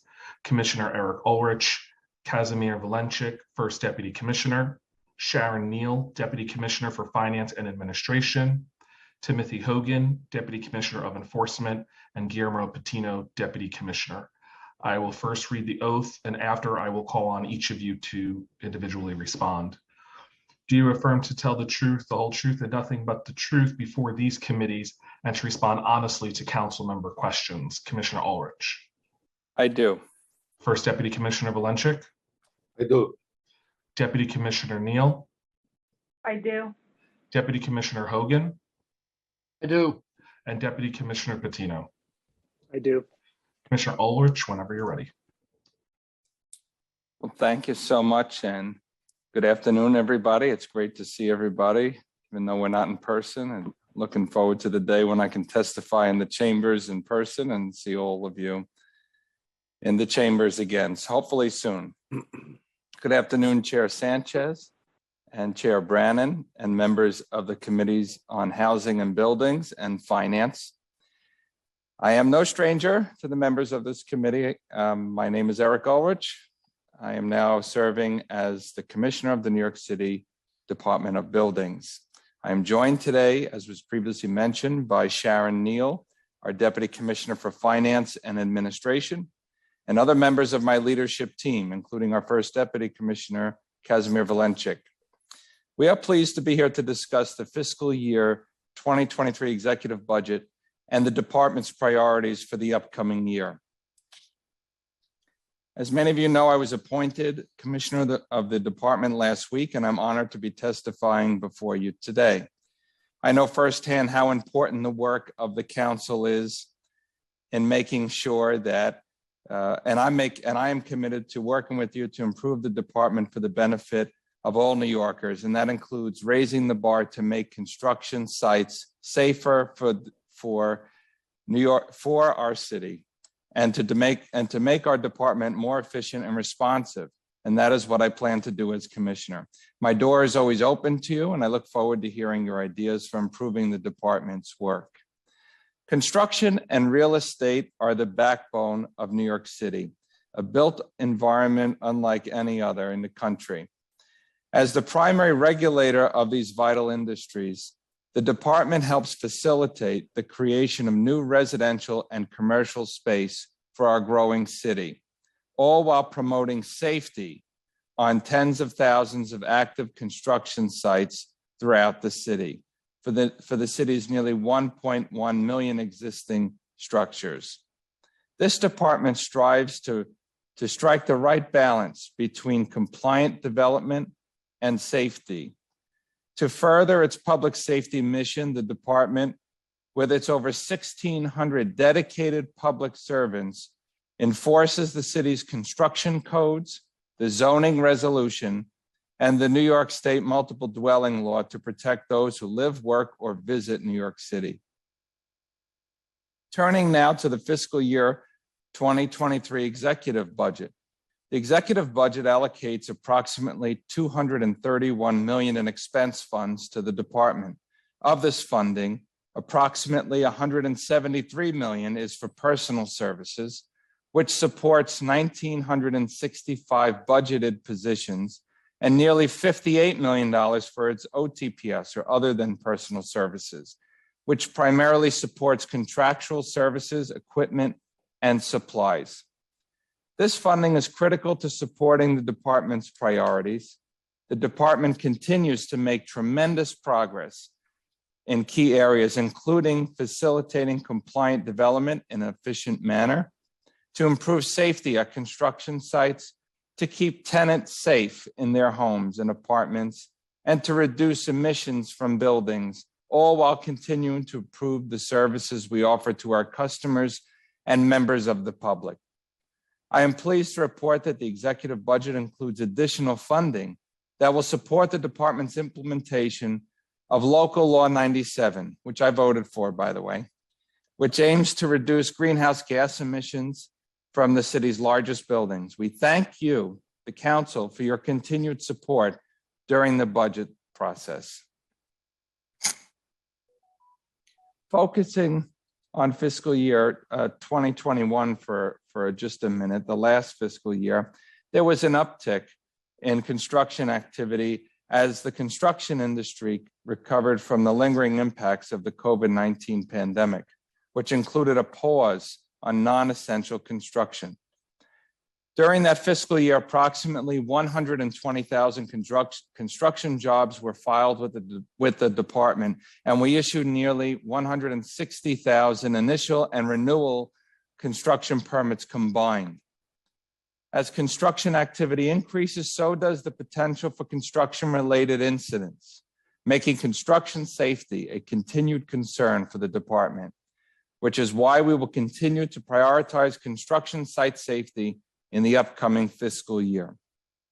In March, we issued our second annual construction safety report, which covers calendar year 2021.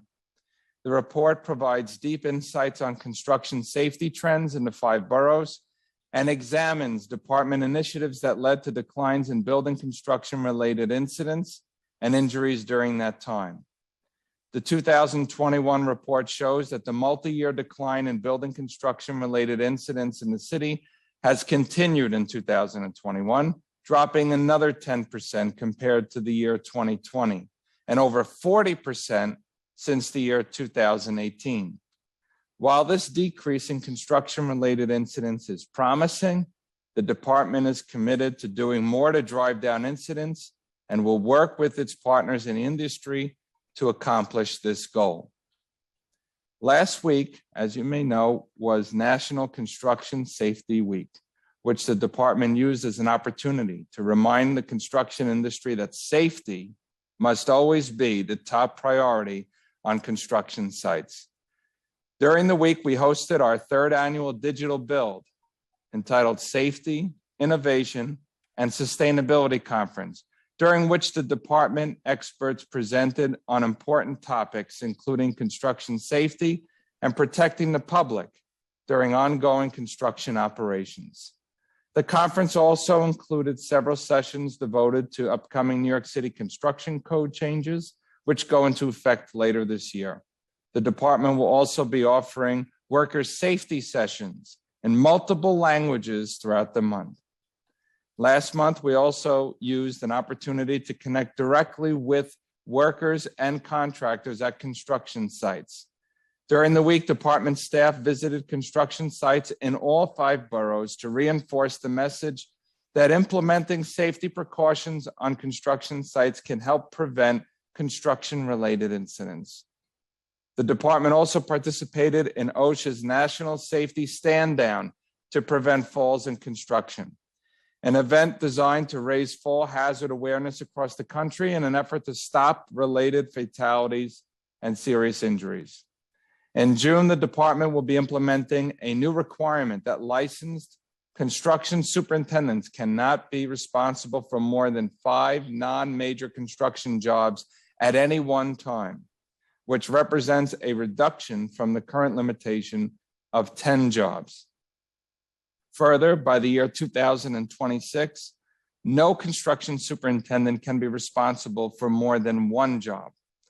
This measure ensures that dedicated site safety professionals have the capacity to provide appropriate oversight at the jobs for which they are responsible and will improve safety at construction sites.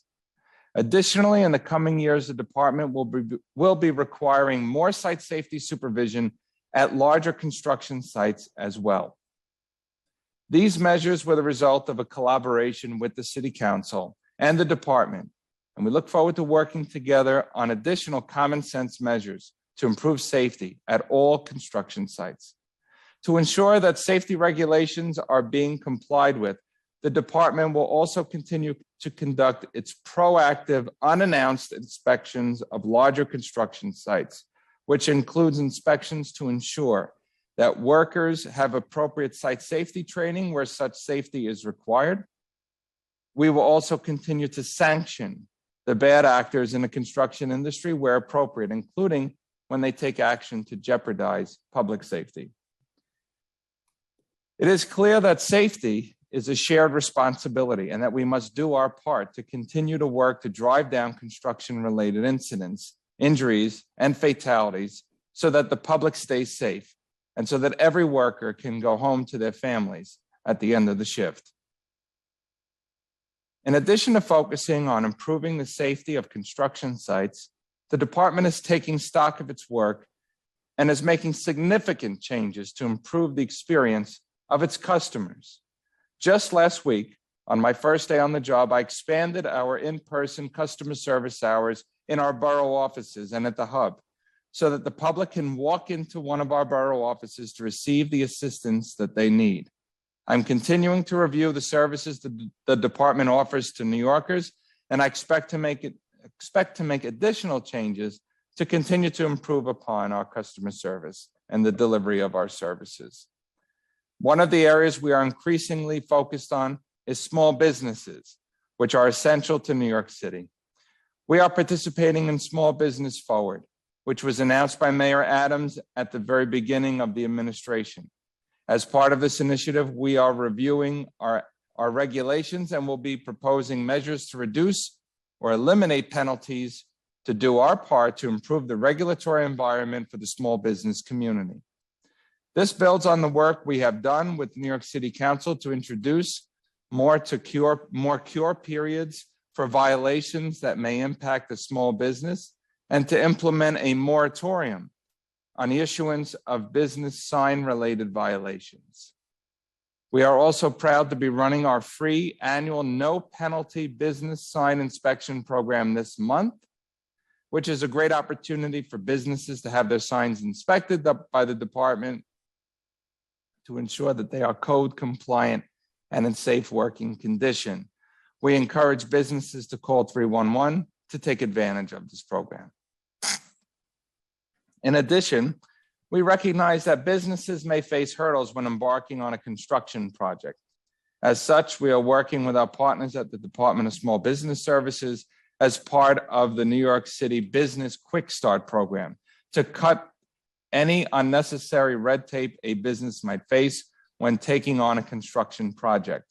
In addition, we are preparing to launch a new program that will provide businesses with dedicated resources at the department who they can rely on even before they start a project or at any time during which the process, if they have any questions or face any hurdles.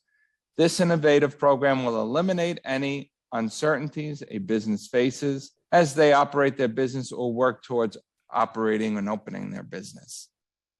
As the construction industry continues to recover from the pandemic, we are also concerned with larger projects that contribute to New York City's economy. As such, we are preparing to launch our major project development program, which will provide larger construction sites and construction projects with dedicated resources at the department. The goal of this program is to engage with larger construction projects even before they begin their project, to review the project scope, and to work together to find the best path forward. The department's expectation is that this will be a hands-on approach and that we will help prevent delays later on these larger construction sites with the goal of keeping the industry working on safe and code-compliant development projects. We are also transforming the way we interact with small property owners with the introduction of our homeowner relief program last summer. Instead of receiving oath summonses from the department, which could result in monetary penalties being imposed, we are providing small property owners with the opportunity to correct violating conditions without ever incurring any financial penalties. This is a shift in the way the department has done business in the past, and it's an effort by the department to support homeowners who may not be familiar with the regulations they must comply with when conducting a small construction project in their home. Further, to support and empower new property owners, we are reaching out with a toolkit they can use to maintain their property and comply with regulations before they run into any trouble. Now property owners are receiving a mailing from the department that shares critical information about their property, including any open violations or permitted construction jobs. And that tells them about compliance inspections they must comply with, which may also include inspecting the elevators, their boilers, or the outside facades. We are also reaching out to property owners when we receive a filing for a construction job at their building for the first time, so that they know what to expect as their job moves through the approval process. We recognize the significant impact that our work can have on the public, whether they are planning a construction project, attempting to resolve a violation, or wanting to find out more about the construction work in their community. As such, we will continue making our work transparent and accessible to the public by providing them with resources they can understand and use, like our customer service dashboard, our real-time map of after-hours construction work, which allows the public to determine whether after-hours construction in their neighborhood is occurring, if it is occurring with the proper permits, and our interactive map of our construction projects in the city. We will also continue conducting outreach directly to members of the public impacted by our work, which includes sending letters to property owners when their neighbor is conducting construction work, so that they are aware of the work and any disruptions it may cause in their neighborhoods. Thank you for the opportunity to testify today. We look forward to partnering with you to improve the work of the Department of Buildings for the benefit of all New Yorkers. And I'm pleased to say for the first time that I welcome any questions you may have. Thank you. Thank you, Commish. Good job. If there's anybody that can really dig into the often Byzantine nature of the buildings department, I think it's you. You have a healthy distrust for bureaucracy, which I think will come in handy in your position. So let's get right into it. The committee may not get to all the questions we have, or you might not have the responses that we want. So we'll make sure we send a follow-up letter of any unanswered questions as we go along today. I want to jump into Local Law 97. You spoke a little bit about it in your opening. For those that don't know, Local Law 97 of 2019 established the Office of Building Energy and Emissions Performance within the DOB as part of the Greater Climate Mobilization Act, which requires that buildings that are 25,000 square feet or higher must meet mandatory carbon emission limits by 2025, which is not that far away. So, Commissioner, can you please provide the committees with an update on the status of the Local Law 97 implementation? Sorry about that. I had to unmute myself. Thank you very much, Chair Brannan. And as I mentioned in my opening remarks, I was very proud to say that I voted for Local Law 97 to improve building energy and emissions performance. The administration wholeheartedly supports this law and the execution of this law. In its preliminary budget response, the council called for 6 additional positions to be dedicated to the implementation of Local Law 97. And I'm pleased to say that the department has received 5 additional positions to implement the law, nearly doubling the team responsible for Local Law 97. We also have a number of other folks at the agency working on making sure that we fully implement this law. So is there sort of just large print? Is there a status update on how that's going? Yeah, I have, as we mentioned, other members of the department on the call. I'm wondering if Sharon, you can give a brief update. Sharon is our Deputy Commissioner of Administration, or Guillermo might also be able to chime in. Maybe Guillermo is better. Let's hear from Guillermo first to elaborate a little bit. I'll jump in here. Thank you, Commissioner, and thank you, Chair Brandon, for that question. So since the law was passed, we've been primarily focused on the advisory board process and the working group process that stemmed off of that advisory board. So to date, the advisory board and the working group has met over 200 times. and they're dedicated to providing the department with input as we work to implement the law. And the culmination of that work will be at the end of this year when we submit a report to both the council and to the mayor with recommendations regarding the implementation of the law. So the advisory board and working groups have been hard at work, and we're grateful for all of their efforts and for the volunteering of their time as they work through the law with us. And that's been the primary focus. But we've also been focused on reaching owners directly that are impacted by the law. So for example, the first group of owners that we targeted with our outreach were the owners that could benefit from some of our adjustment programs. So if building owners were significantly over their cap, they have the opportunity to apply to the department for an adjustment. So we focused on conducting direct outreach to those owners, and that outreach to owners will continue leading up to 2024 when they must first start meeting their emissions limits. Thank you. That's helpful. So do we know to date how many of these buildings have met the emission limits set by the legislation? Sure. Good. No, please go ahead. I was just going to say, so we have done some of that work and some of that analysis. So for the first compliance period, about 75% of building owners who are subject to the law will be in compliance, is what the data is telling us. So we have about 25% who won't be in compliance if they don't make changes today to start addressing emissions coming from their buildings. And I'm not sure if Guillermo or if the commissioner wants to take this, but the preliminary budget response, the council called on the administration to include the baseline funding, which then got us to the five new positions. So it's a total of $2.4 million. Do we anticipate that these 5 positions would be enough to carry out the work, or do you anticipate needing more?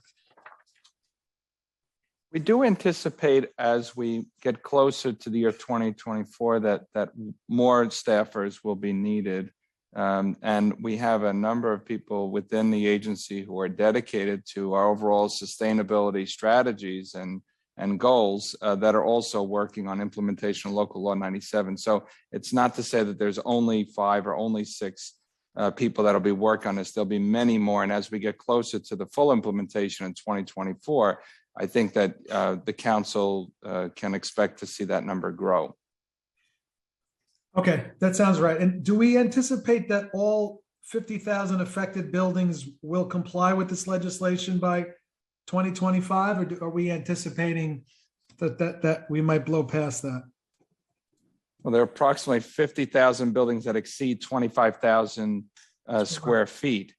And we're going to have to partner with our partner agencies in the city to refine this universe. I think understanding the universe is very important. Sure. Rent regulated buildings make up approximately 42% of the universe, or 21,000 buildings, and are not subject to the emission limits in some instances. So, this is going to require collaboration with other agencies to make sure that we can get as many of that 50,000 universe in compliance before we get to the full implementation, which of course would have consequences for buildings that are not. But at this stage, you're confident that we're on, in this early stage, you're confident that we're on track. Look, the administration is doubling down on Local Law 97. I have regular conversations with City Hall about how important this law is and the implementation of the law. I fully expect the administration to meet the goal by 2024, and whatever resources and staffing are needed, I'm sure we will receive the support that we need to get that goal accomplished. Okay. I want to move on to the Office of Special Enforcement, which does a lot of great work with the illegal Airbnbs and the Airbnb registration. The executive budget includes $1 million in FY23, as well as the out years to implement the legislation we passed in last December, 2309A, which requires applicants seeking to rent out rooms in Class A dwellings to register with the mayor's office. Does the DOB plan to conduct any outreach to ensure, or have you been conducting outreach to ensure that Airbnb hosts comply with this law? We have been doing extensive outreach since the law was passed, but more specifically with respect to enforcement, I'd like to ask our Deputy Commissioner of Enforcement, Tim Hogan, to chime in because he can provide a lot more detail than I can give you right now. Thank you. Good afternoon, everyone. So the issue with Mayor's Office of Special Enforcement is that although we fund the positions and the lines come through the buildings department, they actually work independently for their director. And so the actual actions that they take related to these programs are handled through the Office of Special Enforcement and Christian Klausner, who's their director. So we supply the manpower, we do supply some training for them on how to write types of violations, et cetera. But the actual work that's done is actually handled through their office directly. And they would be best to address the issues related to the new program. Okay, so Christian, I guess, and his team, they're in control of enforcing the legislation? Correct. Our responsibility is to provide them with the inspectors who are properly trained. And then they get assigned over to their office, and he does all the day-to-day handling and the decisions on how to best enforce on that particular law. Got it. Okay, I guess we should have asked for them to testify. So the role DOB really has here is just supplying them with the inspectors. We train their inspectors so that they know how to write the violations, what violations they can write. We train them through our regular inspector academy. And when they have vacancies, they come to us to have inspectors transferred to that unit. Okay, I'll have to follow up with you on that. Okay, talk about budget transparency. So for years, the council's been requesting that the DOB's budget include additional units of appropriations to provide transparency on the DOB's budget. But despite multiple requests, there's been no attempt to break up the funding into more transparent buckets. DOB's budget this year appropriates nearly 173 million, or nearly 75% of its total budget, in a single unit of appropriation. The remaining 25% is in a second unit of appropriation, and there's no further breakdown for the entire $231 million budget. What actions do you plan to take as commissioner to expand the DOB units of appropriations? I mean, as someone who sat in your chair at one time, not chairing this committee, but that's something that we're going to defer to OMB about, because they're the ones that help us guide what the units of appropriation look like, and how requests are made and how those questions are answered. But I can appreciate your call for more transparency, and I'll be working with our friends and our partners at OMB and also in the administration to see if that can be accommodated. I want to ask our Deputy Commissioner for Finance Administration if she has something to add. Sharon Neal works very closely on this issue. So I would say that we've actually worked pretty hard to make sure that we are using the responsibility centers and budget codes in the supporting schedule that's part of the published budget documents. And we consistently update that. So there's plenty of budget transparency in terms of how resources are being allocated. If there were units of appropriation, it would make it more operationally difficult for us when we need to move resources around, especially since we're dealing with very hard to recruit type of positions. But we separate them by inspectors, plan, exam, and administration. So I still think that that we're providing full transparency without having to go through the constraints of what the unit of appropriation separations do. Yeah, I mean, I would push back on that just because in the entire budget, there's just 2 units of appropriation. So it's hard to really get clarity. I mean, what is the main barrier, I guess, to incorporating additional units of appropriation?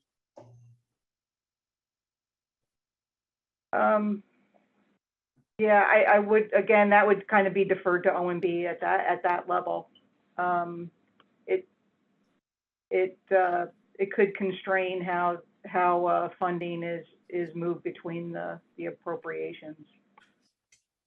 Yeah, okay. Yeah, I'd like to dig into that more. I mean, because that's obviously why I know some agencies don't love units of appropriation and why the council wants to see more units of appropriation. But I will. Yeah, I mean, we would definitely work with council and OMB on what that would potentially look like. Okay. All right, in the interest of time, I'm going to move on. Last thing, and then I want to hand it over to my co-chair for this hearing. With regard to how DOB prioritizes different inspections. So DOB receives safety complaints through 311, and I think by law, you have to respond to the complaints. But how does DOB prioritize which of these complaints to investigate or inspect? So that's a great question. Inspections in response to complaints that we receive via 311, or in some cases from elected officials or community groups, community boards, or in some cases also directly we receive complaints to our central office or to one of the borough offices. They are prioritized depending on the risk that those particular complaints pose to structures or members of the public. Tim Hogan can really go into more detail about the different classes or classification of complaints, and I think that would be helpful. So, Deputy Commissioner Hogan. So we have various types of complaints. We have A complaints, which we have to respond to within 72 hours. Those are usually ones that are extremely hazardous conditions, such as buildings partially collapsing, bricks falling off, etc. Our actual response time currently is about 0.6 days. So we usually get there immediately within the day on those types of complaints. Then we have B complaints, which tend to be things such as illegal conversion, damage to a property from a neighbor that is not structural. Those we have 40 days to respond to, and we're currently responding to those in less than 10 days. C complaints are a little bit less important as far as their severity towards the public. They would include things like, neighbor using a property for a backyard mechanic, or drainage of water on the property that's interfering with the neighboring property. We have a 40-day response time that's allowed per our guidelines, and we're responding to them in less than 15 days. And then D complaints, which are things like a curb cut or an illegal fence. Those are 90-day response time requirement, 60-day response time requirements, and we're doing them in less than 20 days. Additional to that, we have certain areas where we have specialized enforcement. So if we have an accident on a construction site, we have a hotline number for the contractors to call in. We respond to that immediately. Additionally, we have a work without a permit group that specializes just in properties where people are calling in with work without a permit complaints, and we try to get to those in the shortest period of time possible.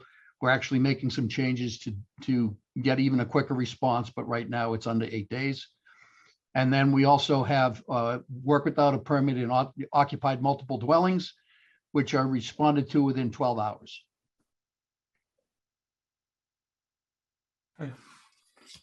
Okay, Tim, I appreciate it. Commissioner, I appreciate it. Congratulations again. I'm going to hand it over to Chair Sanchez to take it from here. Thank you. Hey, thank you so much, Chair Brannon, and welcome, Commissioner Ulrich. I'm excited to work with you in this capacity after knowing you for so many years. This is really exciting, and I just echo Chair Brannon's statements about your healthy dose of skepticism for bureaucracy, and I think that'll be a really helpful perspective and to have here. So I want to just start off with some clarification questions from your testimony. So you first, one of the things that you mentioned was a changing requirement for construction superintendents. They can only attend to 5 major sites versus 10 in the past. Just where is this requirement coming from? Our Deputy Commissioner for External Affairs, Guillermo, was working on this issue most recently. You want to chime in? Yeah, thank you, Commissioner. So this is stemming from a package of local laws dedicated to improving construction safety that the council passed at the end of the last administration. I believe these bills were passed at the last dated in December. So this is Local Law 149 of 2021, where this requirement is coming from. Great. Thank you so much. Super helpful. And then I feel like you made an announcement. So you're going to be starting a major project development program. Can you talk to us a little bit about the resources that are going to be required or are going to be taken from DOB to staff and resource this program? Because of course, anytime that we are focusing on anything new, it's could be taking away resources that would have been, for those more mundane homeownership, homeowner concerns, and other, the other important work that the agency does. So are these new lines that are coming with the major project development program?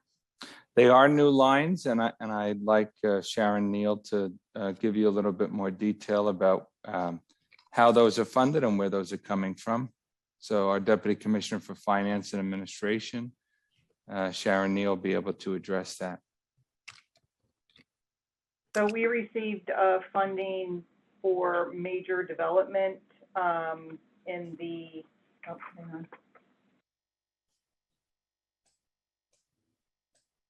in the FY23 November plan of 35 positions.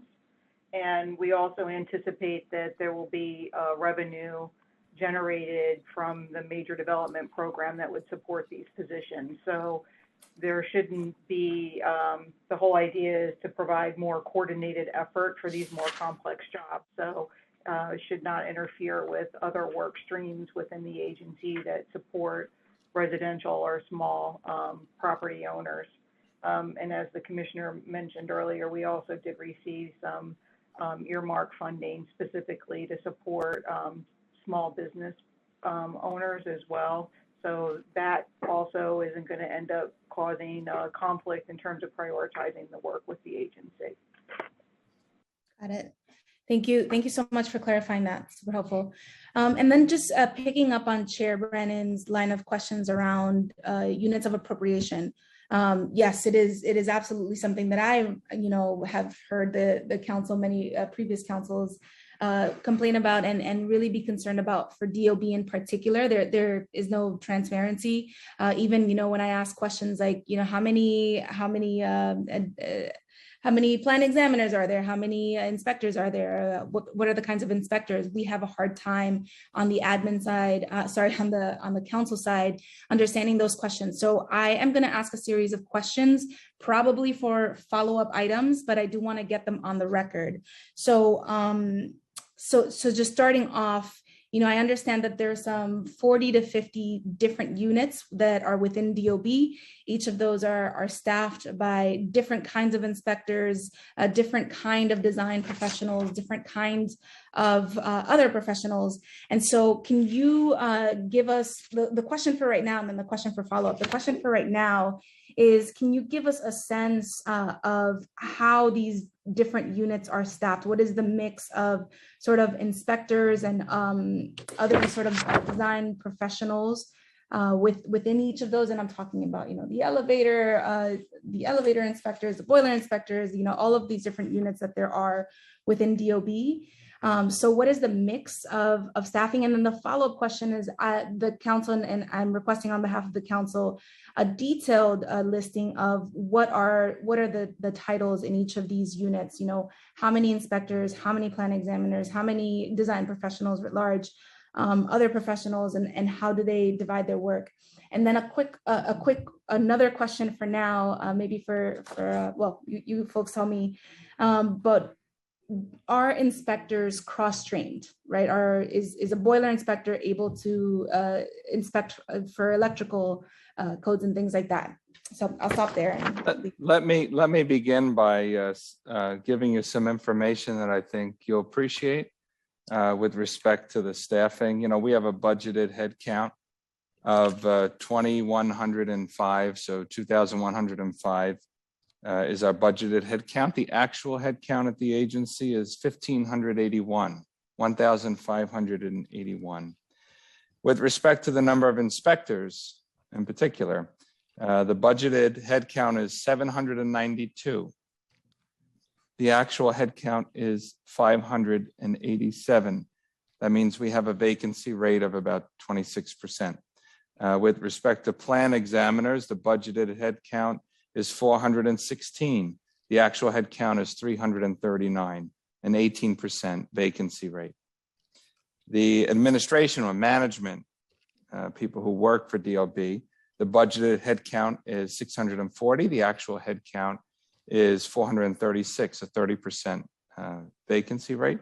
And our clerical staff, the budgeted headcount is 257, and the actual headcount is 219. Again, overall, the budgeted headcount at the agency is about 2,100. The actual headcount is just shy under 1,600. It's a 24% vacancy that we're currently experiencing, but we don't hide in any way who's an inspector, who's a plan examiner, who works in the hub or in the central office, in a clerical position or otherwise. So happy to share that information with you, and to get you a better breakdown if you'd like that. Send that request over, and our finance and administration team, I'm sure, can put something together for you. Thank you so much, Commissioner. That would be great. And are the the question about cross training? I'm sorry, I neglected. I'm going to ask our Deputy Commissioner of Enforcement, Mr. Hogan, to answer that, because in some cases I think the answer is yes, but in some cases the answer is no. Tim? So we have a very limited number of inspectors that are called multidiscipline. There's literally a handful. They are trained, basically are certified home inspectors by meet the New York State licensing requirement. So they can do some inspections of plumbing, electrical, and construction. When it comes to the electrical and elevator and boiler inspectors, they are all trained under what's called ATC 45. ATC 45 is structural stability after a major storm. So they are cross-trained to do response to Sandy events or Ida events where they have to inspect for structural stability of houses. So although that is not their particular expertise, they do get that training. We also give all our inspectors OSHA 30, and OSHA 30 is a training class for construction safety and how to be safe on a construction site. So we can use those inspectors depending on what their day-to-day needs are. If they run into construction safety issues, they are authorized to do that. There are other areas that are very, very niche. For example, an elevator inspector. You can't expect a person who's been a mason or a carpenter to start looking at the integral parts of an elevator and how they operate. So we do have some and boilers, high pressure boilers, low pressure boilers. The training on those are extensive. Cranes, for example. We send the people to crane schools all over the United States to learn how to climb cranes and diagnose crane issues. So there are very specialized inspectors in certain units, but the majority of them are able to be called upon in the event of a natural disaster to assist the public. If I can too, I know that you've been on the call for a long time and maybe you want to move on to other questions, but our first Deputy Commissioner, Kazimir Valenchik, was the Borough Commissioner in the Borough of Brooklyn. And he served as a Deputy Borough Commissioner or Assistant Borough Commissioner in other boroughs throughout the city. And I'm just wondering if he wanted to add anything about how units are assigned, or how inspectors and plan examiners and how they are organized at the borough level. Maybe Kaz, you want to chime in for a second? Sure, of course, yes.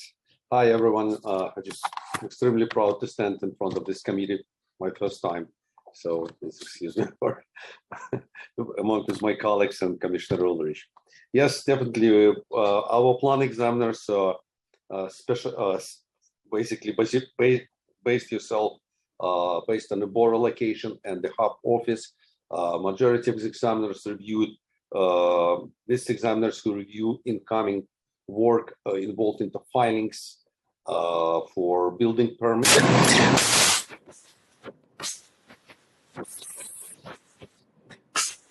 Deputy Commissioner, I think we lost your audio. No, we still can't hear you.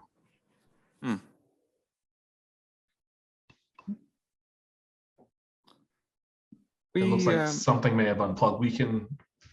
Ed's going to go over and assist. Okay. Okay. So just another point, as I mentioned before, we separate the unit by each budget code. So each unit that we have has its own represented budget code in the supporting schedule. So it seems a little overwhelming, which is why when we talk about our positions, we talk about them in the 4 categories that the commissioner reported on before, because field inspections and their supervision is very niche. And as Tim Hogan mentioned, they're also very aligned with the trades that are in the industry. So obviously, if you need to have a plumbing repair, you don't call an electrician, you call a plumber. And we have, our code is organized according to trade as well. So in some ways, it seems as if the way that our department is organized seems a little overwhelming, as you mentioned before, between having potentially 40 to 50 units, but many of them would be subunits. So as Kaz was going to explain, we have the borough offices. There would be one for each borough, but plan exam happens in each of those boroughs, but they're fundamentally doing kind of the same high-level function, which is reviewing plans for permitting.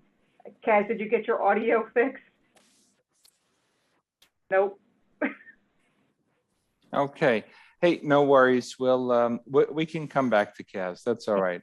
I just want Kaz has on the ground experience, many years working for the agency, and he's a pillar, really a pillar of the DOB, and has, I think, a lot of great insight to provide the committee. So I wanted him to introduce himself, but also to talk about the work that they do in the boroughs at the more granular level.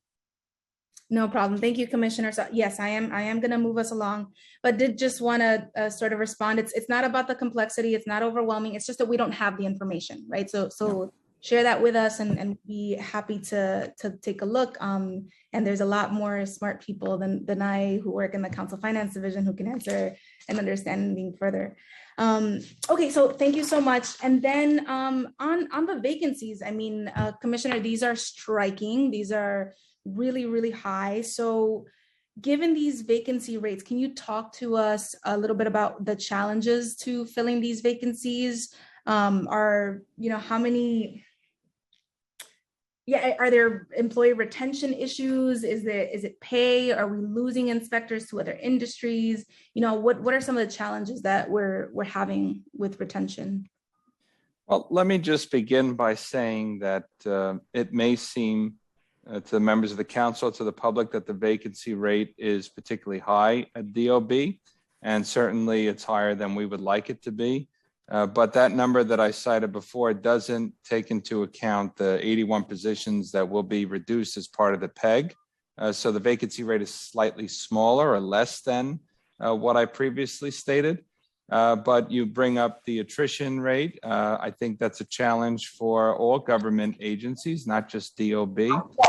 There's a very competitive job market in the private sector, and many times people are shopping around. There's no shortage of jobs right now in the market, and in some cases, in places where they're able to pay more, people will take those opportunities. So we focus on keeping the great employees that we have and attracting as many qualified inspectors, plan examiners, design professionals, and other professionals to come work for the agency, because it really is a great place to work.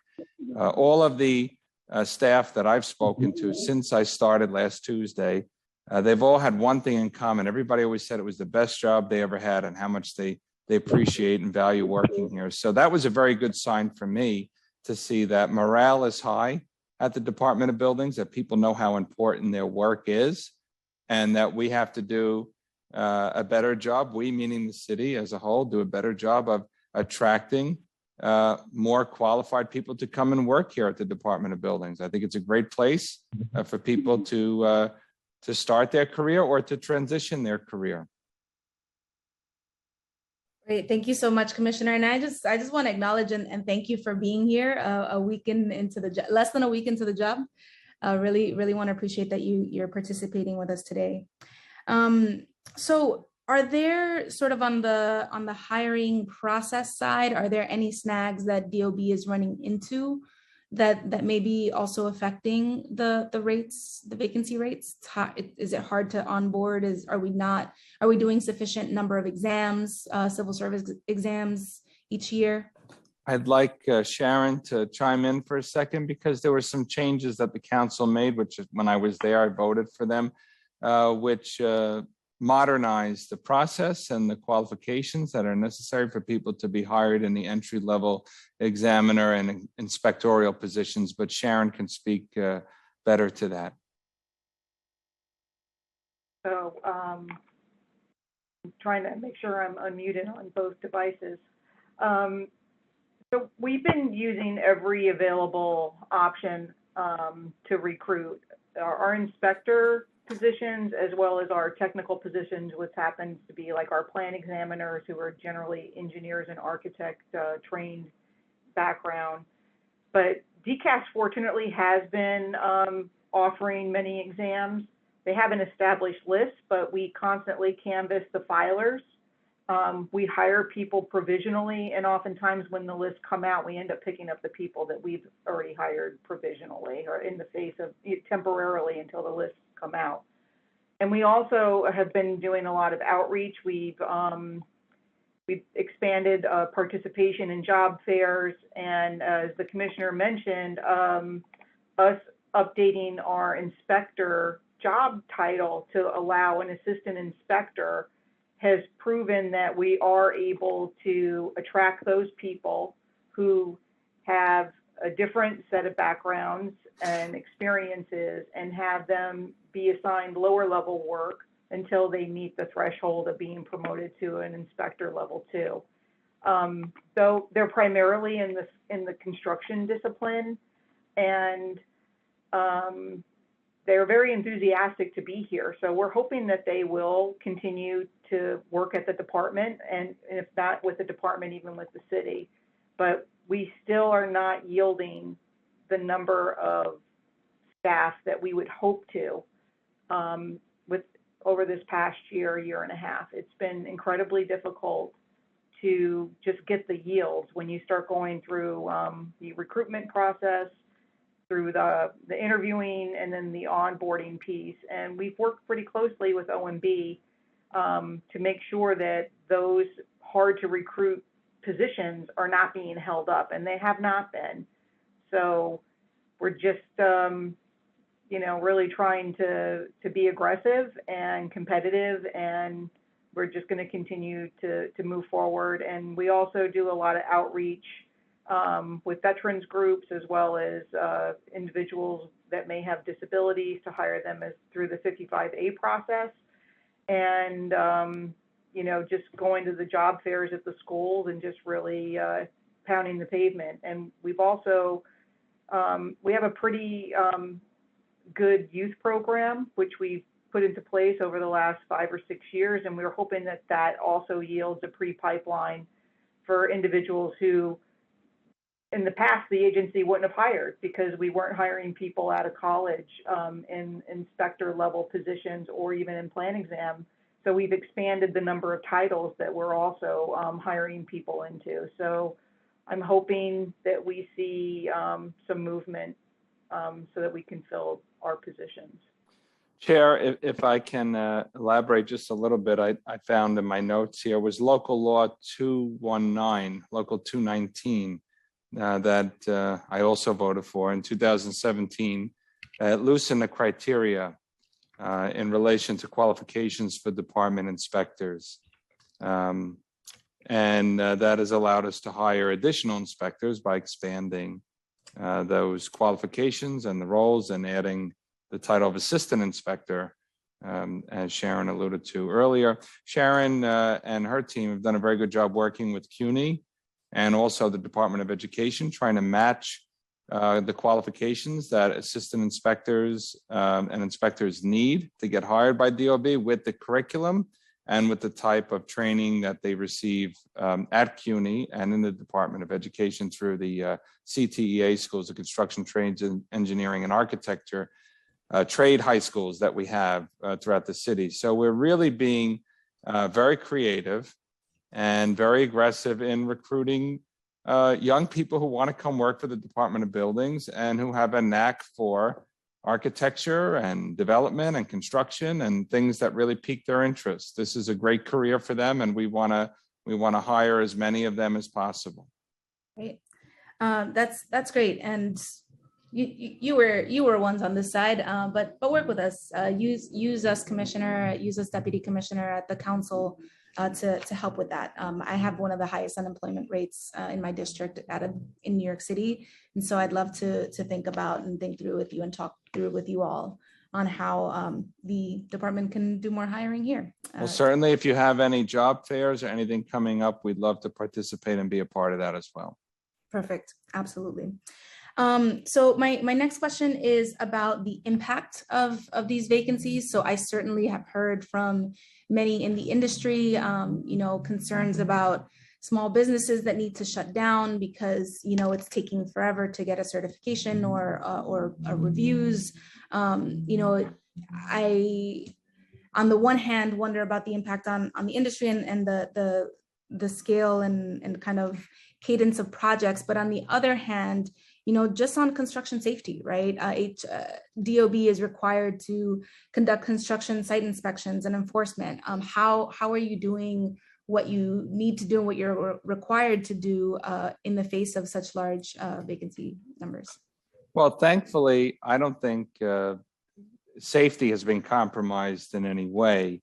As was mentioned previously by Deputy Commissioner Hogan, the inspector staff throughout the boroughs does an amazing job, not only with enforcement, but also with compliance and just getting the information out there directly to the workers, to the construction managers and the site safety superintendents. So making sure that people are aware of the fact that we are not going to compromise safety in any way on any construction site, no matter how big or small. Notwithstanding some of the staffing challenges that you have identified and that we've spoken about, we are still meeting the demand for the agency.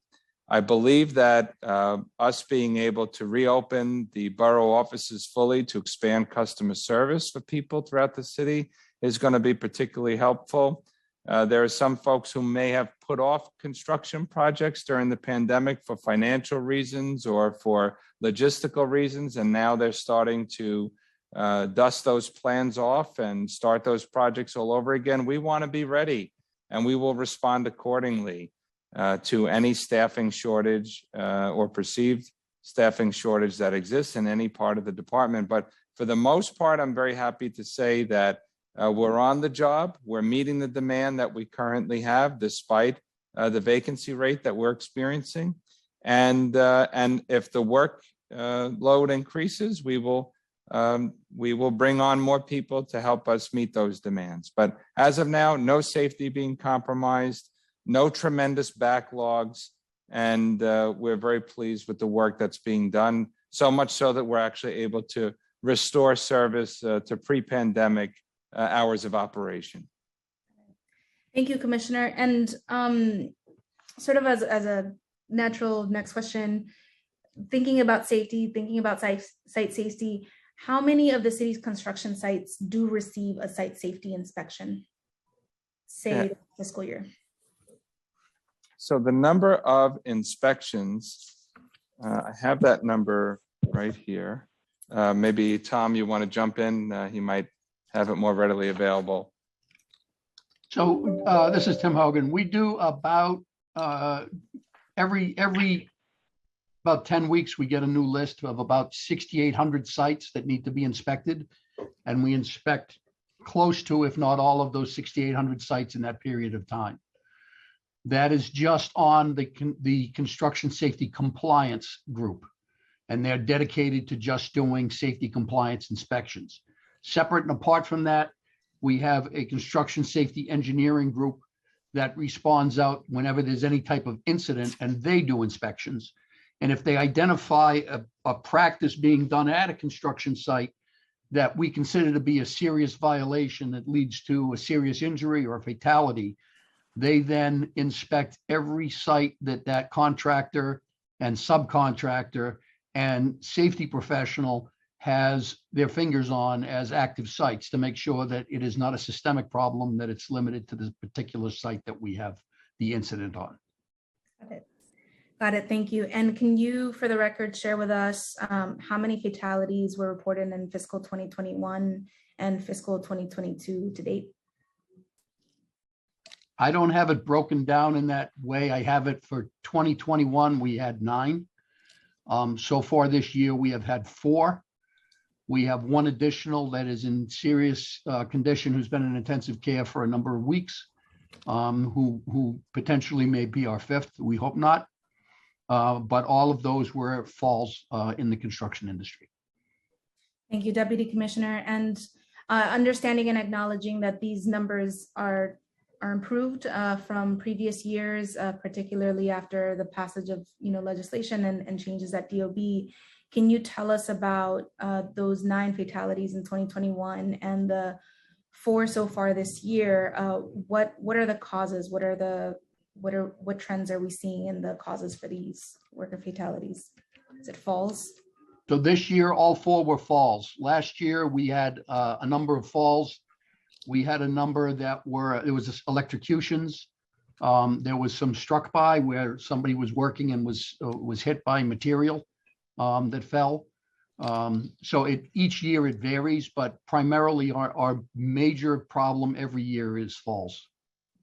Got it. Thank you. And what are some of the changes that the department is looking at to address worker falls and improve that statistic? We continue to do outreach. We have various worker training that we've been doing. We're working with small business services to try and get more outreach, especially to the day labor community, so that they have a better understanding of the dangers and what their rights are. And we have put a number of different safety presentations. They're out on YouTube. They're in multiple languages, so that people are able to look at those as workers, that they don't have to take time and take a day off to view those and to learn about how to protect themselves. Great. Thank you so much, Deputy Commissioner. And then my last question, and I don't see any colleague hands up, so I would turn it back to Chair Brannan after this. But my last question is about diversity at the agency and diversity within the leadership of the agency. Commissioner, can you talk to us about the leadership ranks within the Department of Buildings? What are we looking at in terms of race, ethnicity, and gender diversity in the leadership? And how does that compare with the sort of, the remainder of the agency? I certainly can. And if you give me just 1 minute, I anticipated that question would come up, and I am going to be able to provide that for you right now. If you give me just 1 second. No problem. And please provide it however makes the most sense. Maybe executive versus, plan examiners versus inspectors versus. For sure. Just give me 1 minute, please.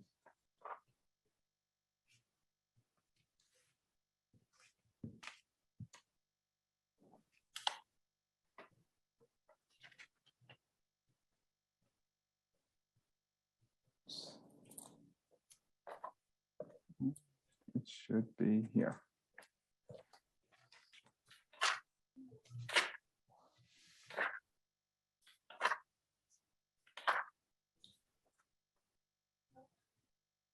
Just give me 1 second, please. I can't. No problem. Yeah, we do have agency-wide data available. I know because I was just looking at it.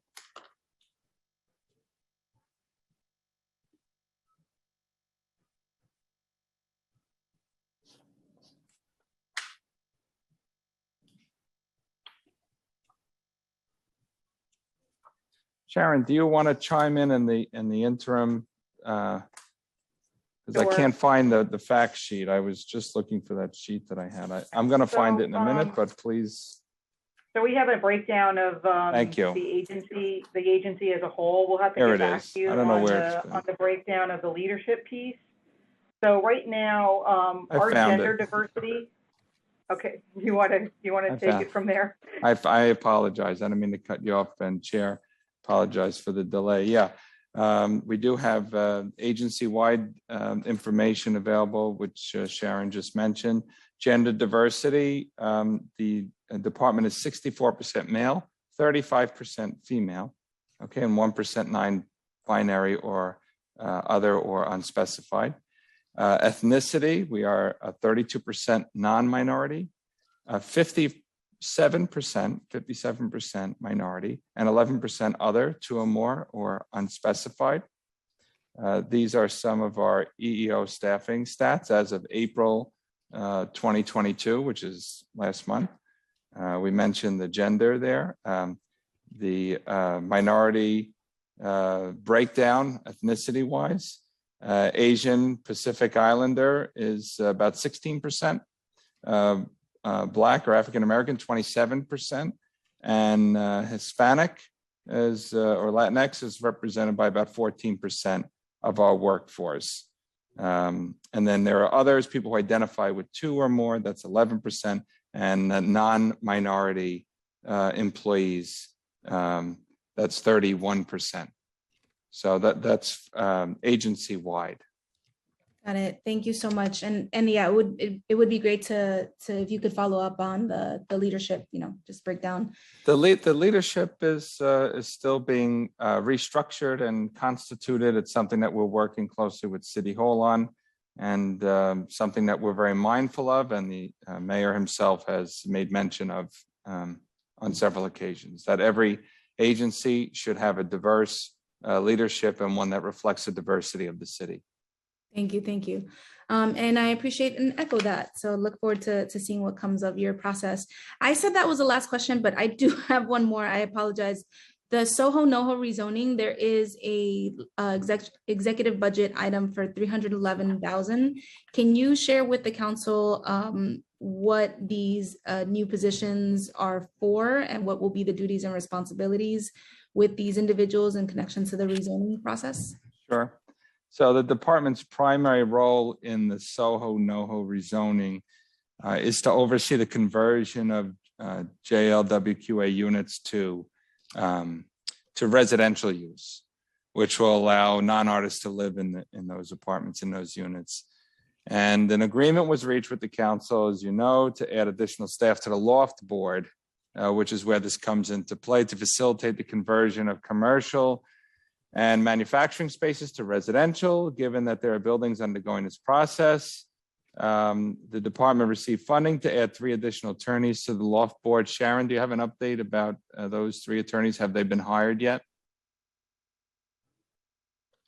No, because the positions would become available July 1, but we obviously would work with OMB to get people on board prior to and start the recruitment process now. Yeah.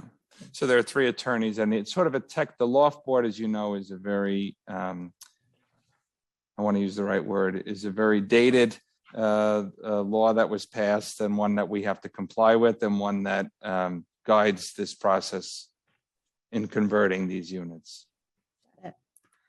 Great. Well, thank you for that clarification. Very helpful. So with that, I want to thank you all on my own behalf. I don't see a colleague hands up, but if you do have any questions, please do raise them. And Chair Brannon or Malcolm?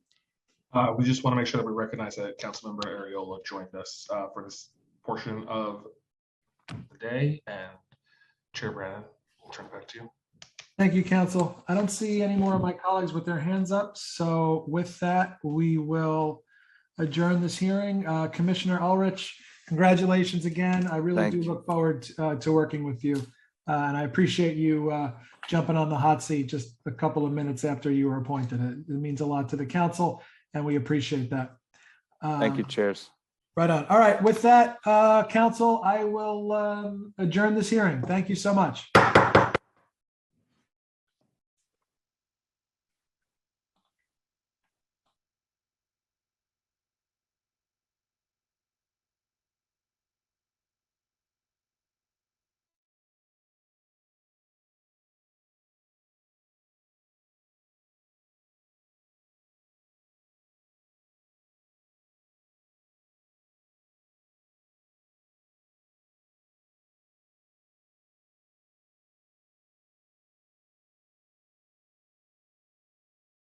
Nicole, you can close whenever you want.